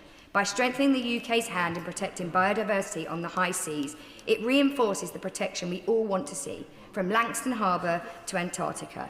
And, Madam Chair, it demonstrates a leadership and of this government's commitment to restoring nature at every scale. I call the Liberal Democrat spokesperson, Dr. Ross Savage. Thank you, Madam Chair. It's a pleasure to serve under your chairmanship. And I am very honoured to support the passage of this bill along with my Liberal Democrat colleagues. And it's also a real pleasure to see across the House people who have been long-time champions for the ocean. And I know that there are many people who would have liked to be here tonight but are forced to be absent by COP30, but will be watching from afar and wishing as well. So I'd like to thank the Minister for taking us in detail through the provisions of the bill and the Shadow Minister for setting out their amendments. So it maybe falls to me to remind those here in the House and beyond just how significant a step this bill is. It may not be enough to save the oceans from their catastrophic decline in health, but it is certainly a very big step in the right direction. The oceans cover 2/3 of the planet, and the high seas, the areas of the ocean beyond national jurisdictions, make up nearly half the world's surface and much of its livable volume. Up until now, they have existed in a legal grey zone, vulnerable to exploitation, and they certainly have been egregiously exploited. But these high seas are essential not just to life in the seas, but on dry land as well. And with this bill, the UK finally places itself in a position to uphold the new global agreement to protect ocean biodiversity. It is long overdue and much damage has been done, but it is nonetheless very deeply welcomed. We often speak about forests and land ecosystems, yet the ocean is really the Earth's most powerful driving force, regulating our climate, generating oxygen, absorbing carbon and heat, feeding billions, sustaining cultures, and anchoring our weather systems. And as anyone who has spent much time out there knows, its power is matched only by its fragility. During my crossings of the Atlantic, Pacific and Indian Oceans, I came to understand the sea in a very intimate way. Alone in a small boat, weeks or months from the nearest coast, you're immersed in the rhythms of the ocean, the long rolling swells, the astonishing wildlife that appears from the deep, and the immense silence that settles when the wind drops away to nothing. At times, the ocean felt overwhelmingly powerful. At others, unexpectedly tender. Those lessons that I learned on the ocean have stayed with me, especially the lesson that survival depends not on domination, but on partnership. It's not about survival of the fittest, but about the species that fits in the best with its surrounding ecosystem, and humans would do well to remember this. That is why I'm particularly heartened that today we see genuine cross-party alignment. When Parliament chooses collaboration over confrontation, we show what is possible. It echoes the spirit that I felt when I first introduced the Climate and Nature Bill earlier this year, and I'd like to give huge credit to my co-sponsors, a genuinely cross-party group from Labour, Conservative, Lib Dems, Greens, SNP and Plaid Cymru. This consensus from across the House was based on the understanding that long-term environmental policy only works when it transcends party politics, rather than being used as a political football. I'm proud that the Climate and Nature Bill campaign contributed to the ratification of this treaty and commend the government on following through on their promise to all the hard-working campaigners. But we must also recognise that there are headwinds, internationally and domestically. Some voices are questioning climate ambition, watering down commitments, or treating environmental progress as optional. We cannot afford that drift. Climate and ocean policy must be future-proofed against short-term politics. Nature does not bend to electoral cycles. On that point, would the Honourable Lady give way? I will give way. I'm very grateful to the Honourable Lady for giving way. As she will well know, 94% of the UK's biodiversity lies within the territorial waters of our overseas territories, and yet just north of the Falkland Islands there's the so-called blue hole, an area of unregulated fishing beyond fishing regulation and indeed beyond national jurisdiction, an area where trackers are turned off and illegal fishing takes place. Does my honourable friend agree with me as that the BBNJ, the ratification of it, provides perhaps the opportunity, the common cause, to tackle intractable geopolitical issues that have led to that lack of regulation and perhaps point a way forward in terms of the international cooperation that she talks about?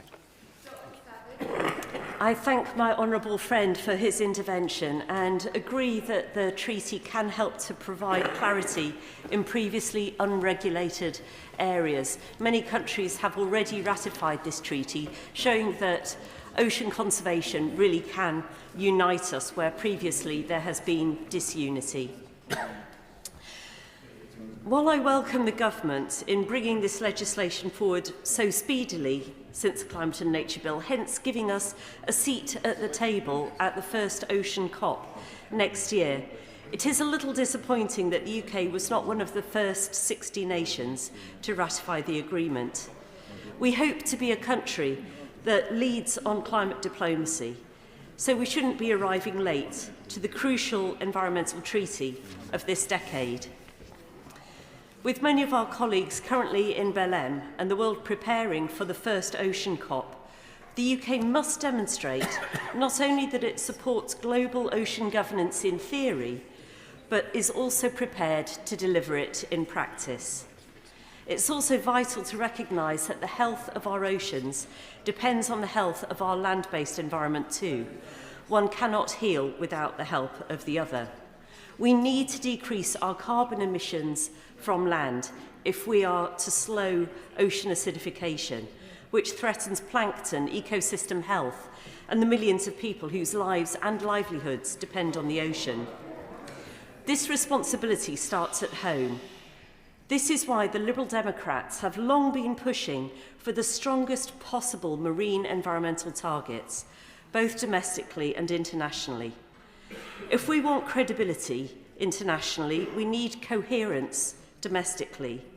Our own marine protected areas must live up to their name, which means ending destructive practices like bottom trawling and implementing a clear, science-driven ocean strategy that rises above and beyond departmental silos and party political lines.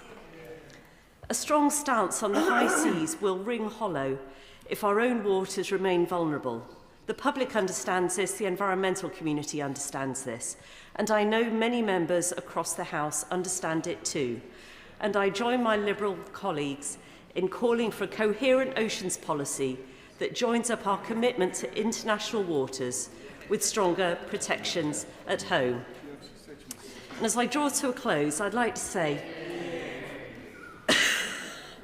getting there, if we choose to pursue a strategy of high ambition, the UK can once again be a leader in global ocean protection, championing the first generation of high sea sanctuaries, pushing for robust monitoring and enforcement, supporting small island states, and ensuring that the benefits of marine science are shared fairly.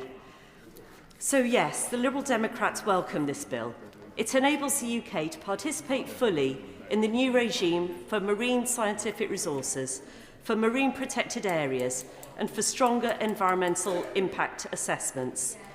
The bill is necessary, but not sufficient. It is the work that follows which will determine its true legacy, and I trust that the government will continue to draw support and perspectives from across the House in order to secure the well-being of the oceans for generations to come. Yeah. Jeremy Corbyn. Thank you, Madam Chair. Very briefly, I want to repeat my welcome for this particular bill, and it's a pleasure to follow the member for South Cotswold, and every time she describes her ocean journeys, I keep thinking of that wonderful poem, The Rime of the Ancient Mariner by Coleridge, which she must have repeated to herself dozens of times as she's pulling on those oars. The bill is very good, and it will hopefully lead to much greater protection of the oceans. One point I'd like to ask the Ministry to respond to is, over the years we've been through all kinds of arguments about Antarctica, from the original Thatcherite concept of mineral extraction from there to the much later protection of the whole continent and also protection of the seas around it. Is she satisfied that there is sufficient protection of the whaling industry, or the whaling industry that was, the protection of the whales that have survived and the growth of their numbers? Because there is still endless reports of illegal whaling that does go on there, particularly by Japan and other countries. The member for South Cotswolds quite rightly raised the issue of plastic pollution. There are many wonderful schemes to try to clean up the plastic island in the Pacific Ocean and ensure that that plastic is recycled in a proper manner, and that is good, and they're hoping that it will be clean by 2040. The problem, as I understand it, is that 2/3 of the plastic is actually under the ocean and not on the surface, and therefore something else has to be done. But crucially, it's up to us, the amount of plastic that flows into the oceans through our rivers and through dumping and through illegal activities. And so it is a responsibility also of our water industry and sewage disposal system to ensure that plastic does not flow into the ocean. And the other point was made about bottom trawling and overfishing of the oceans is absolutely true. And this is why I asked the question about the resources that the government will have and other governments will have to enforce this piece of legislation. There are massive commercial interests involved in overfishing, in pollution, in dropping plastic in the ocean and so much more. So the inequality of resources between the powerful commercial interests that have done so much damage to our oceans and so much damage to fish stocks is not met by the equivalent resources of the public in either monitoring what's going on or indeed cleaning up after them. And so I hope that the Minister will understand this is not a criticism of the bill, it's very much in support of the bill, but if the resources are not there to monitor and correct what is going on with our oceans, then we will not have achieved what we should have. Yes, of course, I can wait. I'm grateful to my honourable friend for giving way. does he agree that one of the most important things the government can be doing at COP1 when it meets next year is to establish a regime with the other members of the Conference of the Parties about how enforcement of this new treaty is going to take place? Absolutely, that is a very good intervention. I completely agree with the honourable member on that point, and that means you have to bring in to the enforcement regime those countries that are the worst polluters and the ones that are most guilty of overfishing and the most guilty of turning a blind eye to fishing companies that do that. And so it's not an easy gig, but it is very important to do it. If we don't do it, then fish stocks will reduce, the biodiversity will reduce, and the pollution will get worse, and ultimately those that eat fish will be eating plastic fish. Wind-ups, I call the Minister, Minister Malhotra. Thank you, Madam Chair. I know in the interest of time, I will do my best to just come back on the amendments that were spoken to, and to make a broad point that I think the contributions from the honourable members for South Cotswolds and honourable friend, the member for Portsmouth North, showed the importance of a healthy marine ecosystem that underpins global fisheries and climate regulation. The BBNJ agreement is an essential step towards protecting marine biodiversity and the creation of marine protected areas in areas beyond national jurisdiction. If I could speak very briefly in relation to the amendments tabled by the Shadow Minister and our reasons for not supporting those amendments today. I recognise the point he makes about reducing burdens, and that's something on all of our minds, and I thank him for tabling these amendments. But on Amendment 4, the Government considers that this amendment is not necessary, as the possibility to provide a single report already exists. And if a person that controls the repository on which a report is required is the same person that controls the database on which a report is required, then there is nothing in the current bill which actually prevents them from providing a single report covering both elements. So I hope that is some reassurance to him. In relation to new clause 1, again, I think it will be helpful to say that as we don't currently know when or if powers in the bill will be used, our approach of a post-implementation review after 5 years, we believe, provides the necessary flexibility to review the implementation of the Act at a more appropriate point. And therefore, we do not think that his amendment is needed. In relation to Amendment 5, the purpose of enabling provision for charging of fees under Clause 11(3)(c) is to allow for recovery of costs associated with the carrying out of functions. This is standard practice to ensure effective use of public money, as set out in the Treasury's Managing Public Money Guidance. In the bill, regulations made under Clause 11, which amend an Act of Parliament or create a civil sanction or vary the maximum amount of any monetary penalty and so on, are regulations which also contain provision to the charging of fees and are already made by the affirmative procedure. So he may not have been aware of that detail, but I hope that will assure him. And finally, on new clause 2, the consequences of this, we believe, and various reporting requirements included in this amendment are disproportionate in relation to the value they would provide.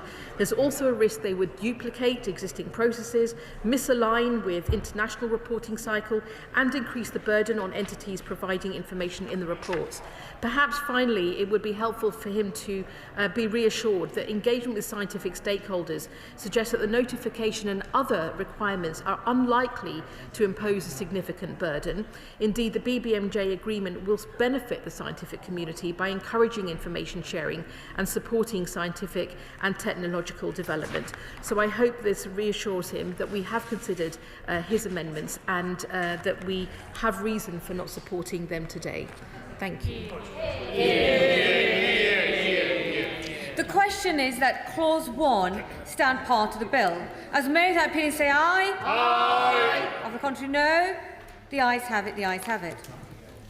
With the leave of the committee, I will put the question on clauses 2 to 6 stand part together.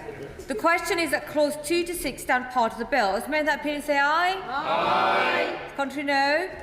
The ayes have it, the ayes have it. We now come to Amendment 4 to Clause 7, which has been selected for separate decision. I call Andrew Rosingdale to move Amendment 4 formally. Move formally. Amendment 4 proposed to clause 7 as on the amendment paper. The question is that the amendment be made. As many that opinion say aye. Aye. Contrary, no. No. Where the lobby?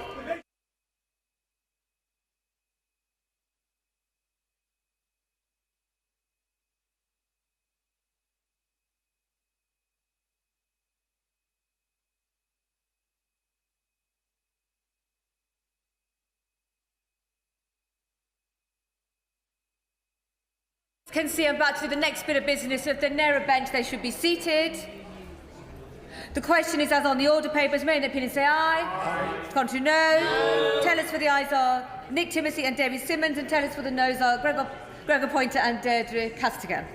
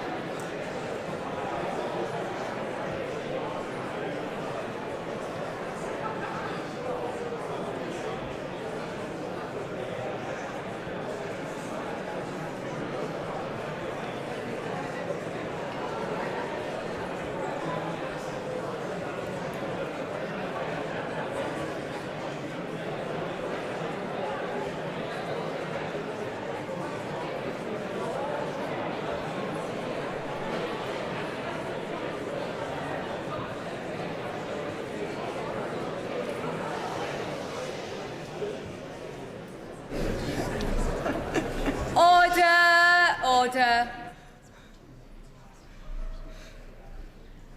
The ayes to the right, 143. The noes to the left, 318.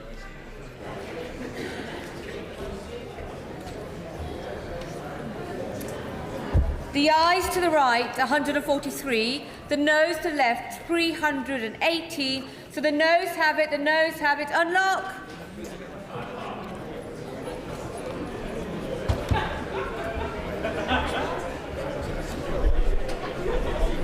Quick. With the leave of the committee, I will put the questions on clauses 7 to 11 stand part together. The question is that clauses 7 to 11 stand part of the bill. As many in that opinion say aye. Aye. The contrary, no. The ayes have it, the ayes have it. We now come to Amendment 5 to Clause 12, which has been selected for separate decision. I call Andrew Rosingdale to move Amendment 5 formally. Move formally. Amendment 5 proposed to Clause 12 as on the amendment paper. The question is that the amendment be made. As many in that opinion say aye. Aye. On the contrary, no. No. Division. Clear the lobby.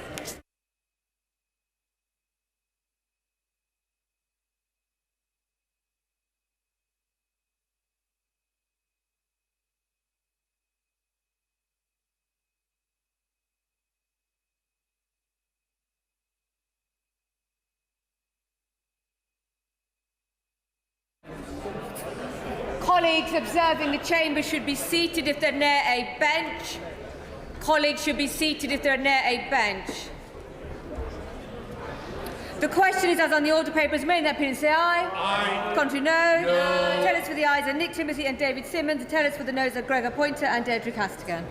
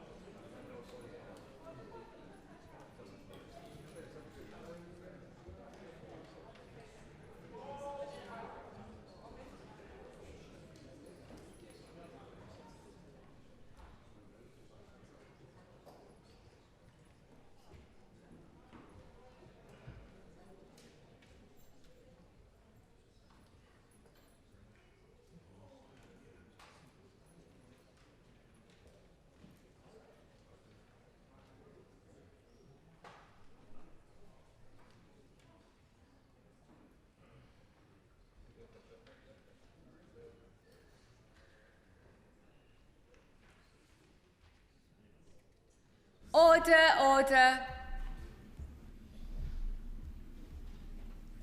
The ayes to the right, 147. The noes to the left, 318.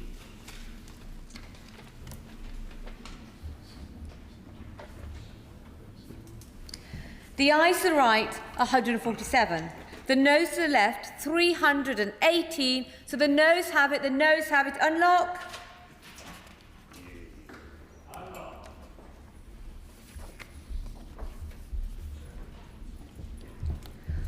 With the leave of the committee, I will put the questions on clauses 12 and 13 stand apart together. The question is that clauses 12 and 13 stand part of the bill. As made in that opinion, say aye. Aye. Contrary, no. The ayes have it. The ayes have it. I call the Minister to move Amendment 1 formally. Formally. Government Amendment 1 proposed to clause 14 as on the amendment paper. The question is that the amendment be made. As made in that opinion, say aye. Aye. Of the contrary, no. The ayes have it. The ayes have it. The question is that clause 14 as amended stand part of the bill. As made in that opinion, say aye. Aye. Of the contrary, no. The ayes have it. The ayes have it. I call the Minister to move Amendment 2 formally. Formally. Amendment 2 proposed to clause 15. As on the amendment paper, the question is that amendment be made. As made in that opinion, say aye. Aye. Contrary, no. The ayes have it. The ayes have it. The question, with the leave of the committee, I shall put the questions on clauses 15 to 23 together. The question is that clauses 15 as amended and clauses 16 to 23 stand part of the bill. As made in that opinion, say aye. Aye. Contrary, no. The ayes have it. The ayes have it. I call the Minister to move Amendment 3 formally. Formally. Government Amendment 3 proposed to clause 24. As on the amendment paper, the question is that the amendment be made. As made in that opinion, say aye. Aye. Of the contrary, no. The ayes have it. The ayes have it. With the leave of the committee, I shall put the questions on clauses 24 to 26 together. The question is that clause 24 as amended and clauses 25 and 26 stand part of the bill. As made in that opinion, say aye. Aye. Of the contrary, no. The ayes have it. The ayes have it.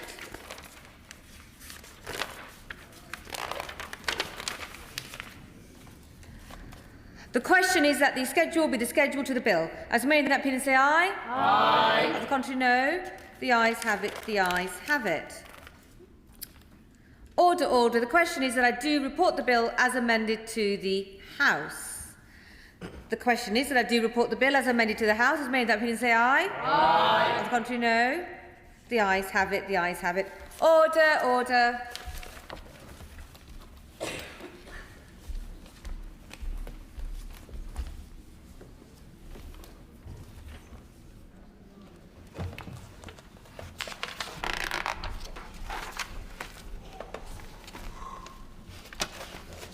Order. Whip to report.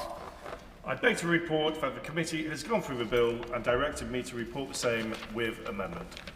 Under the order of the House of 16th of October, we now proceed directly to consideration. No amendments on consideration. Under the order of 16th of October, we now move to third reading of the bill. Now. Minister to move third reading. Thank you, Madam Deputy Speaker, and I beg to move that the bill be now read a third time. If there is one message that members should take from today's debate, it is that this bill is essential.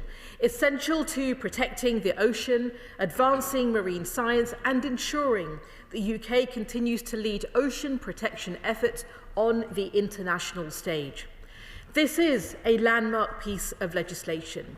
It will, along with the subsequent secondary legislation, enable the United Kingdom to ratify the Biodiversity Beyond National Jurisdiction Agreement to protect marine biodiversity in the 2/3 of our ocean that lie beyond any one nation's control.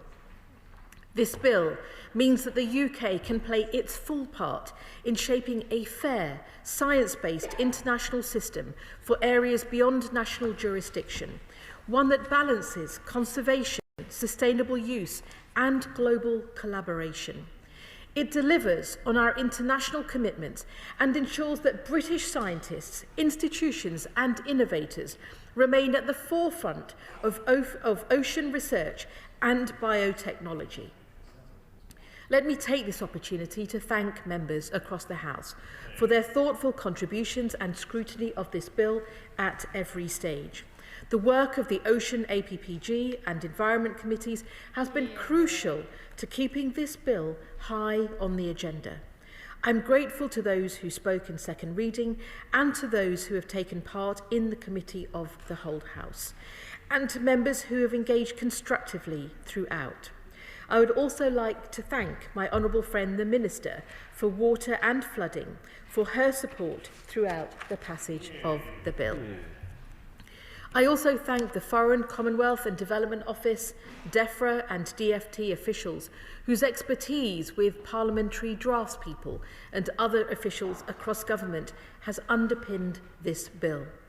I also thank the devolved governments for their engagement on the bill and legislative consent processes. Finally, I want to acknowledge the scientific community, from the National Oceanography Centre to the National History Museum and our universities, who have been pivotal to presenting the need for this legislation. Madam Deputy Speaker, let us be clear why this bill matters. The ocean regulates our climate, it sustains global fisheries, it provides half the oxygen on Earth. Protecting it is not just an environmental choice, it is an economic, scientific and moral imperative. The previous government began this process by signing the BBNJ agreement in 2023, but delayed bringing forward legislation through Parliament. This government is now finishing the job, taking the necessary steps to implement its obligations in UK law and ratify it.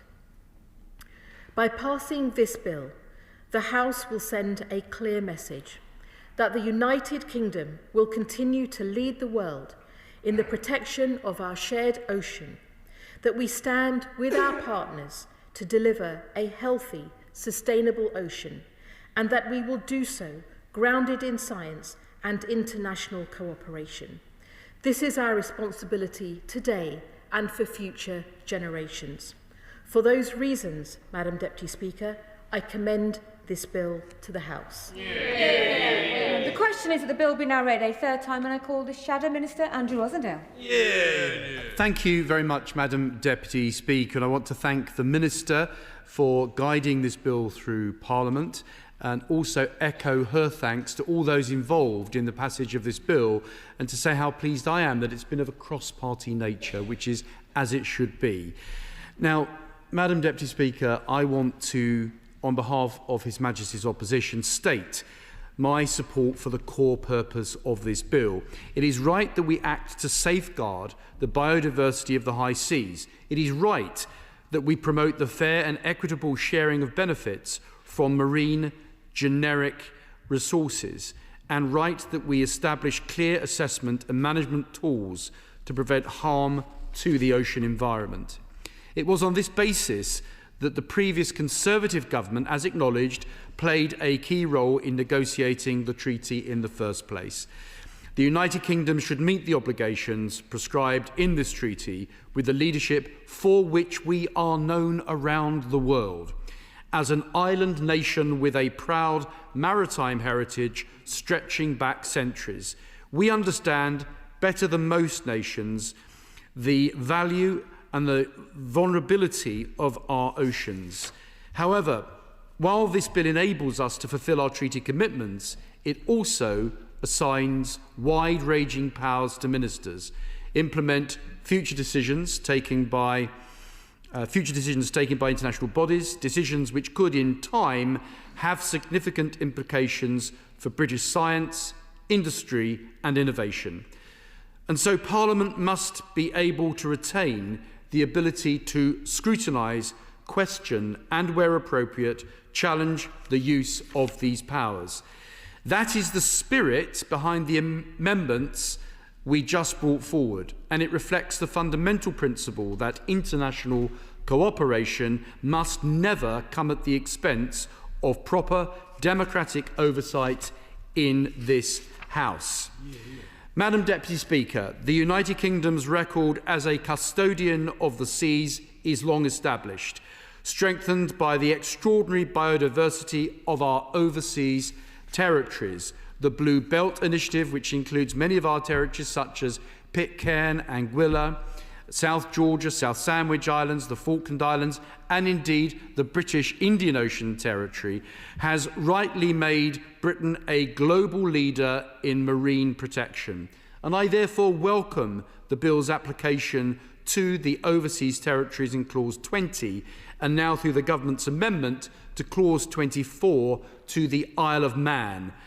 Although, Madam Deputy Speaker, it must be said again that proper consultation with those territories and dependencies is essential and has been starkly absent from the Government's shameful handling of the Chagos Islands. Our overseas territories are part of the British family and they deserve to be treated with respect and consideration that such a relationship demands. And so, Madam Deputy Speaker, the challenge of protecting the oceans is not a partisan one, nor do I think it is subject to open conflict between nation states. Our seas sustain every nation, and the success of such cooperation on the high seas will depend on the integrity of domestic implementation. If we are to lead internationally, then our own house must be firmly put in order first. And that is what we are doing in passing this bill. As we send this bill to the other place, I hope the Government will reflect on the constructive contributions made from across this House and ensure that the final bill upholds both our environmental responsibilities and our democratic principles. Britain can and must lead by example.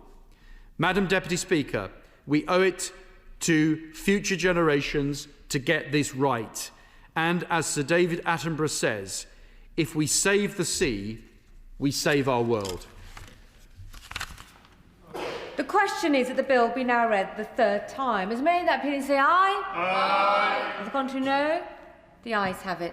The ayes have it. That concludes business on Biodiversity Beyond National Jurisdiction Bill Committee and remaining stages. I'll give the front benches a moment to shuffle over.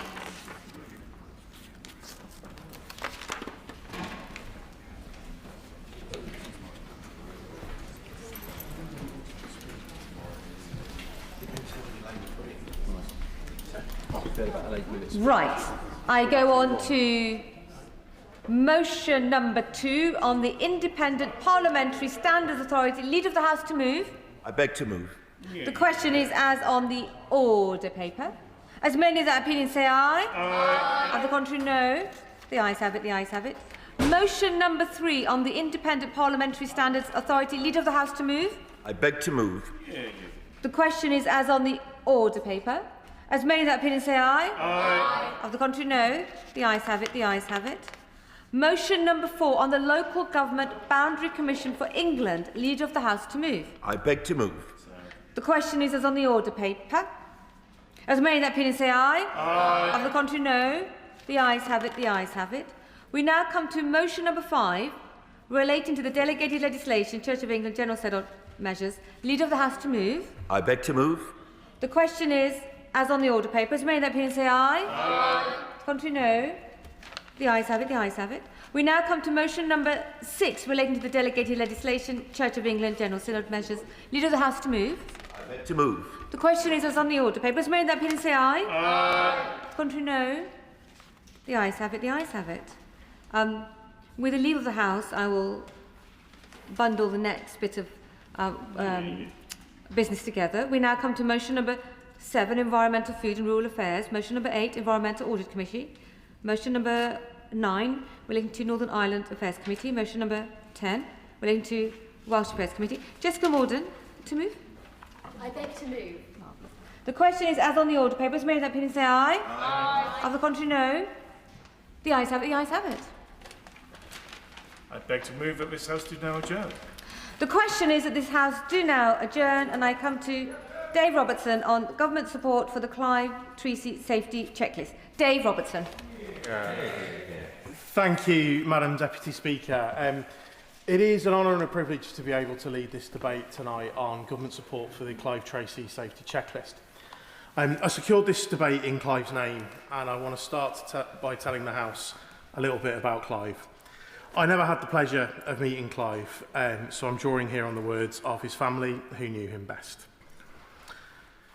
Clive's sister and his father Michael are in the gallery this evening, and I'm really glad that they were able to see proceedings. They've been tireless advocates for Clive, making sure that his voice is heard, and I hope that I can do their efforts justice tonight. Clive was born in Lichfield in my constituency in 1969. He was soon diagnosed with a learning difficulty and between the ages of 8 and 10 with epilepsy. Now, I will be covering both of those factors today. Sadly, they are important to understand Clive's death and the failures of care throughout his life, but they do not define what Clive's life was. And I really do want to make sure that the House can hear who Clive was. He was a talented artist and gardener, gifted with a brush and able to make plants spring seemingly from nothing. He loved music, especially Elvis Presley, and was often singing and dancing. His family remember him as the life of the party. He wanted to work in a garden centre, helping to raise plants. He wanted to have his own home, close to his family, to own a cat, to learn to drive, to go on holiday to Blackpool and to Somerset. And he was really devoted to his family as they were to him. He was known as the family calendar, never forgetting a card for a birthday, Christmas, Easter, or any other reason. His sister Elaine says her brother was engaging, humorous, gentle and loving. His parents, Pauline and Michael, have said that his heart knew no bounds and described their son's magical qualities throughout his life. In all of the accounts of Clive that I've heard, his love and optimism really do shine through. Clive passed away in 2017 at just 47 years of age after a seizure caused by his epilepsy brought on cardiac arrest. This is what's known as SUDEP, or sudden unexpected death in epilepsy. Clive had been living in residential placements for years up until this point, moving often. Before he died, Clive's family had become really worried about his deteriorating health, and tragically, so had Clive. He left a message on his dad's phone, which was not received until some days after his death, saying that he was dying and that he needed an ambulance. Clive was not listened to, his family were not listened to, and the consequences were devastating. Clive's family, after that terrible event, had to fight hard for answers. First, to secure an inquest into his death, and later to secure an independent review. When that review was completed in 2021, 4 years after Clive died, it confirmed what they had suspected all along. The independent review found that Clive's care fell far short of what should be expected of somebody with drug-resistant epilepsy. It identified multiple system-wide failures in delivering his care and treatment that put him at greater risk. It found that his death was potentially avoidable and that he had been failed both in life and in death. But what does that mean in practice? It meant that management of Clive's epilepsy was fragmented.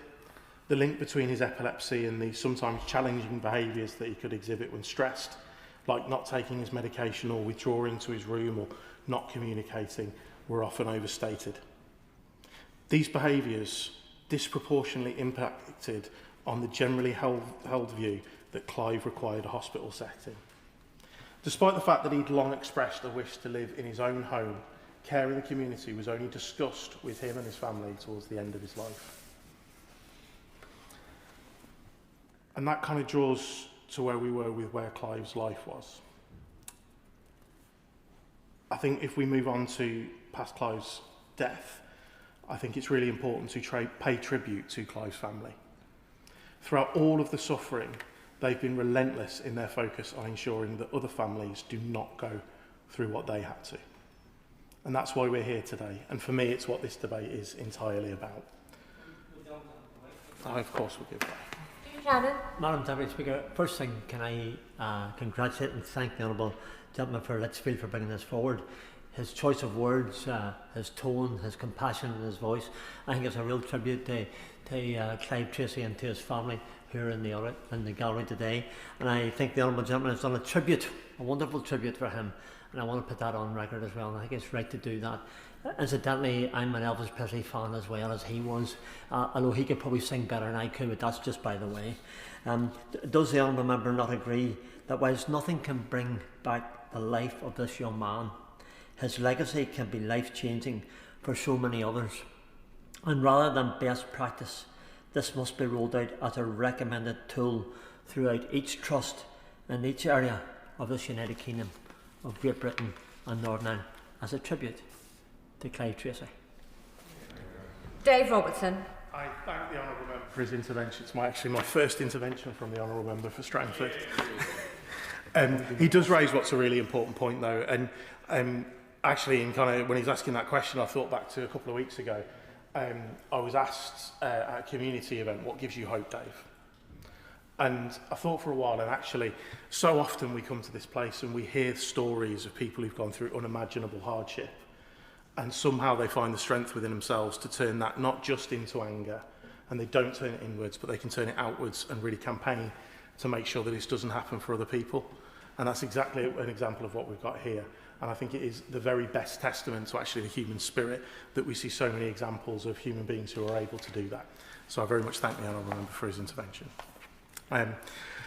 If we return though to Clive, Clive, like a quarter of people with a learning disability, had epilepsy.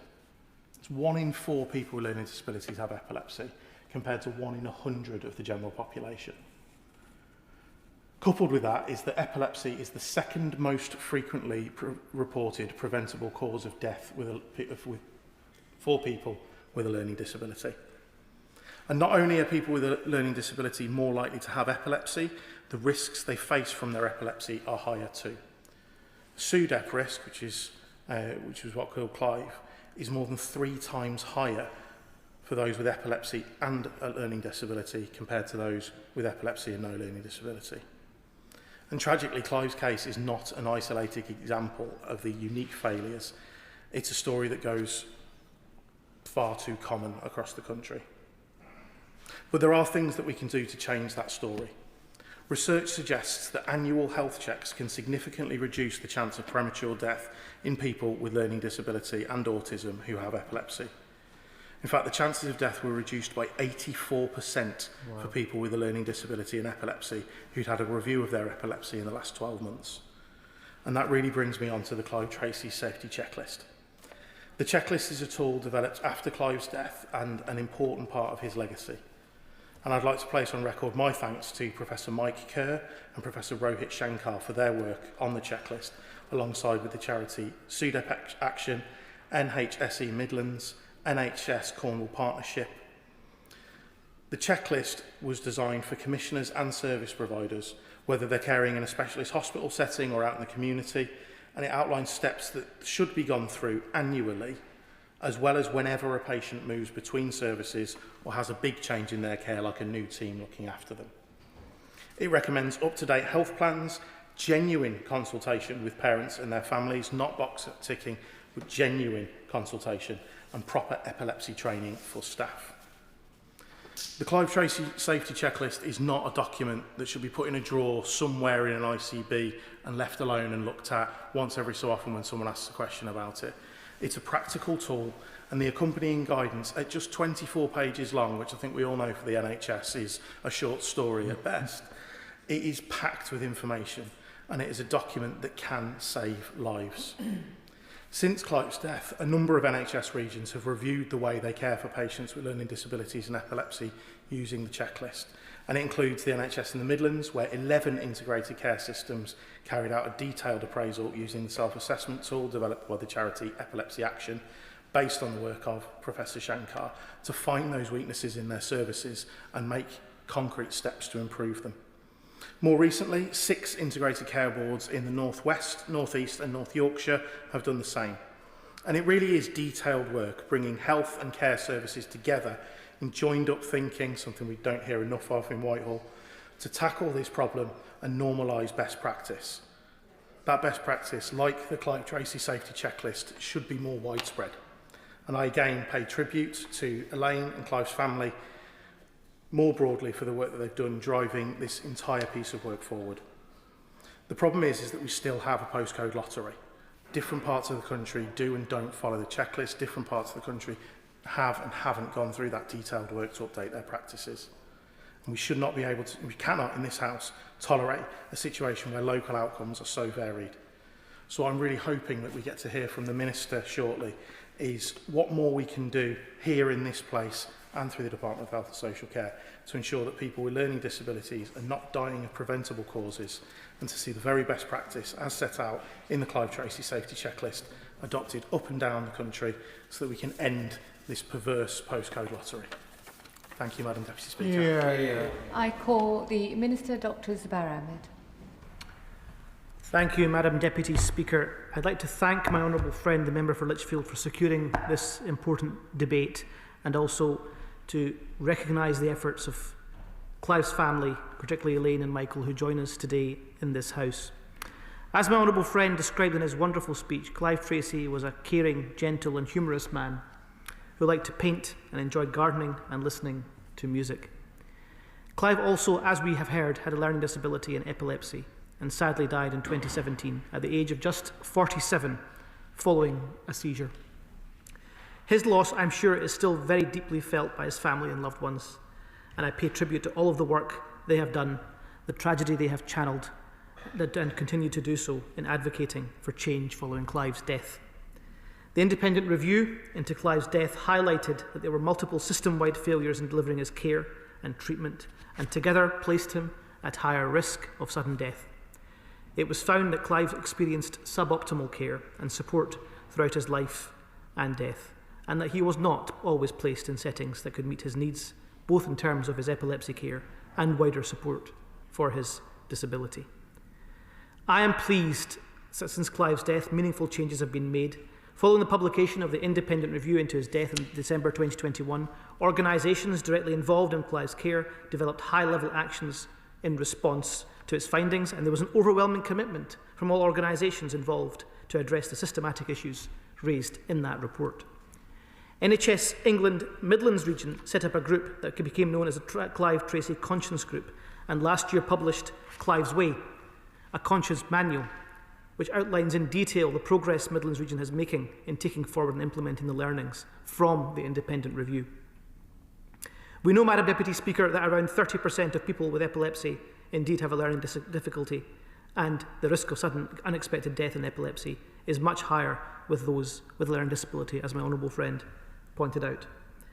The latest annual Leader report, that's Learning from Lives and Deaths report, found that epilepsy was one of the most common underlying causes of death for people with learning disability between 2021 and 2023. This highlights how crucial it is that information and support for patients with epilepsy who have a learning disability is tailored to their individual needs. We welcome the development of the Clive Tracy Safety Checklist. It is an important part of Clive's legacy, and we would encourage commissioners and service providers to use the checklist and its accompanying guidance as a key tool when designing services for their local populations, and to make sure that the steps outlined in the checklist are followed whenever a patient experiences a significant change in their care.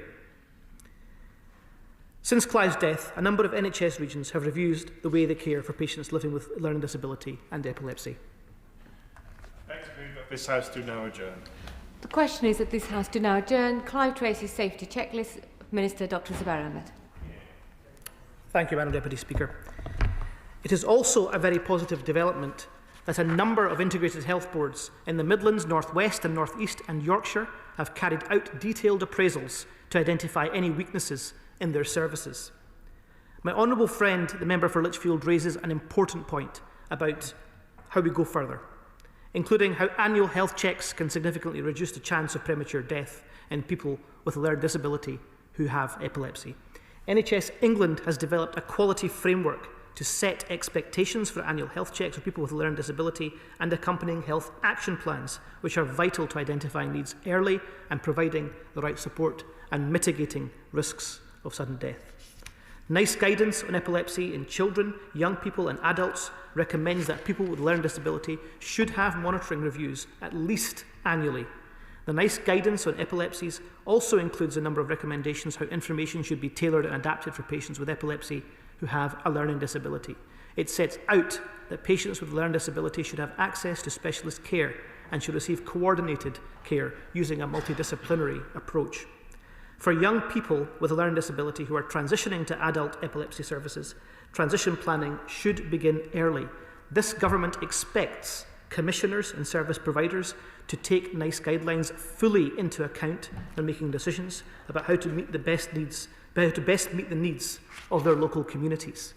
We are also rolling out mandatory training on learning disability and autism to health and adult social care staff. Support for people with a learning disability is also a key area of focus for the NHS Right Care Epilepsy Toolkit. This toolkit includes a number of actions that systems should be taking to support people with epilepsy who have a learning disability, such as ensuring that specialist epilepsy services are upskilled and are making reasonable adjustments to support the needs of people with a learning disability, including working in partnership with staff trained in how to manage learning disability.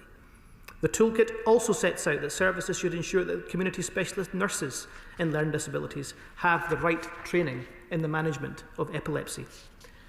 I would also like to recognise, Madam Deputy Speaker, the important work of organisations like Epilepsy Action and SUDIP Action. Epilepsy Action has produced the Step Together toolkit, which describes what good quality integrated services for people with a learning disability and epilepsy should look like. SUDIP Action has developed an epilepsy self-monitoring app, which is a digital tool designed to help patients understand their own personal risk of seizures and to track this risk. SUDIP Action has played a key role in the development of the Clive Tracy Safety Checklist. Madam Deputy Speaker, I would once again like to thank my honourable friend, the Member for Lichfield, for securing this important debate, and to also thank the Honourable Member for Strangford for his contribution.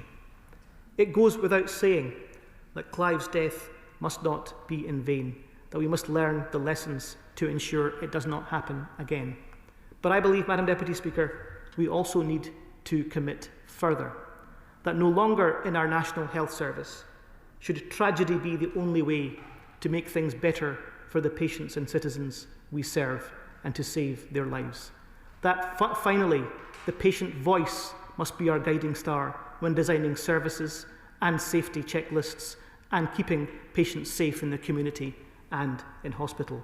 And I believe to the actions we have taken in our 10-year health plan, and I, in my position as Patient Safety Minister, can undertake today to members of this House that shall be the case going forward in this government's approach to patient safety. Thank you. The question is that this House do now adjourn. As may that opinion say aye? Aye.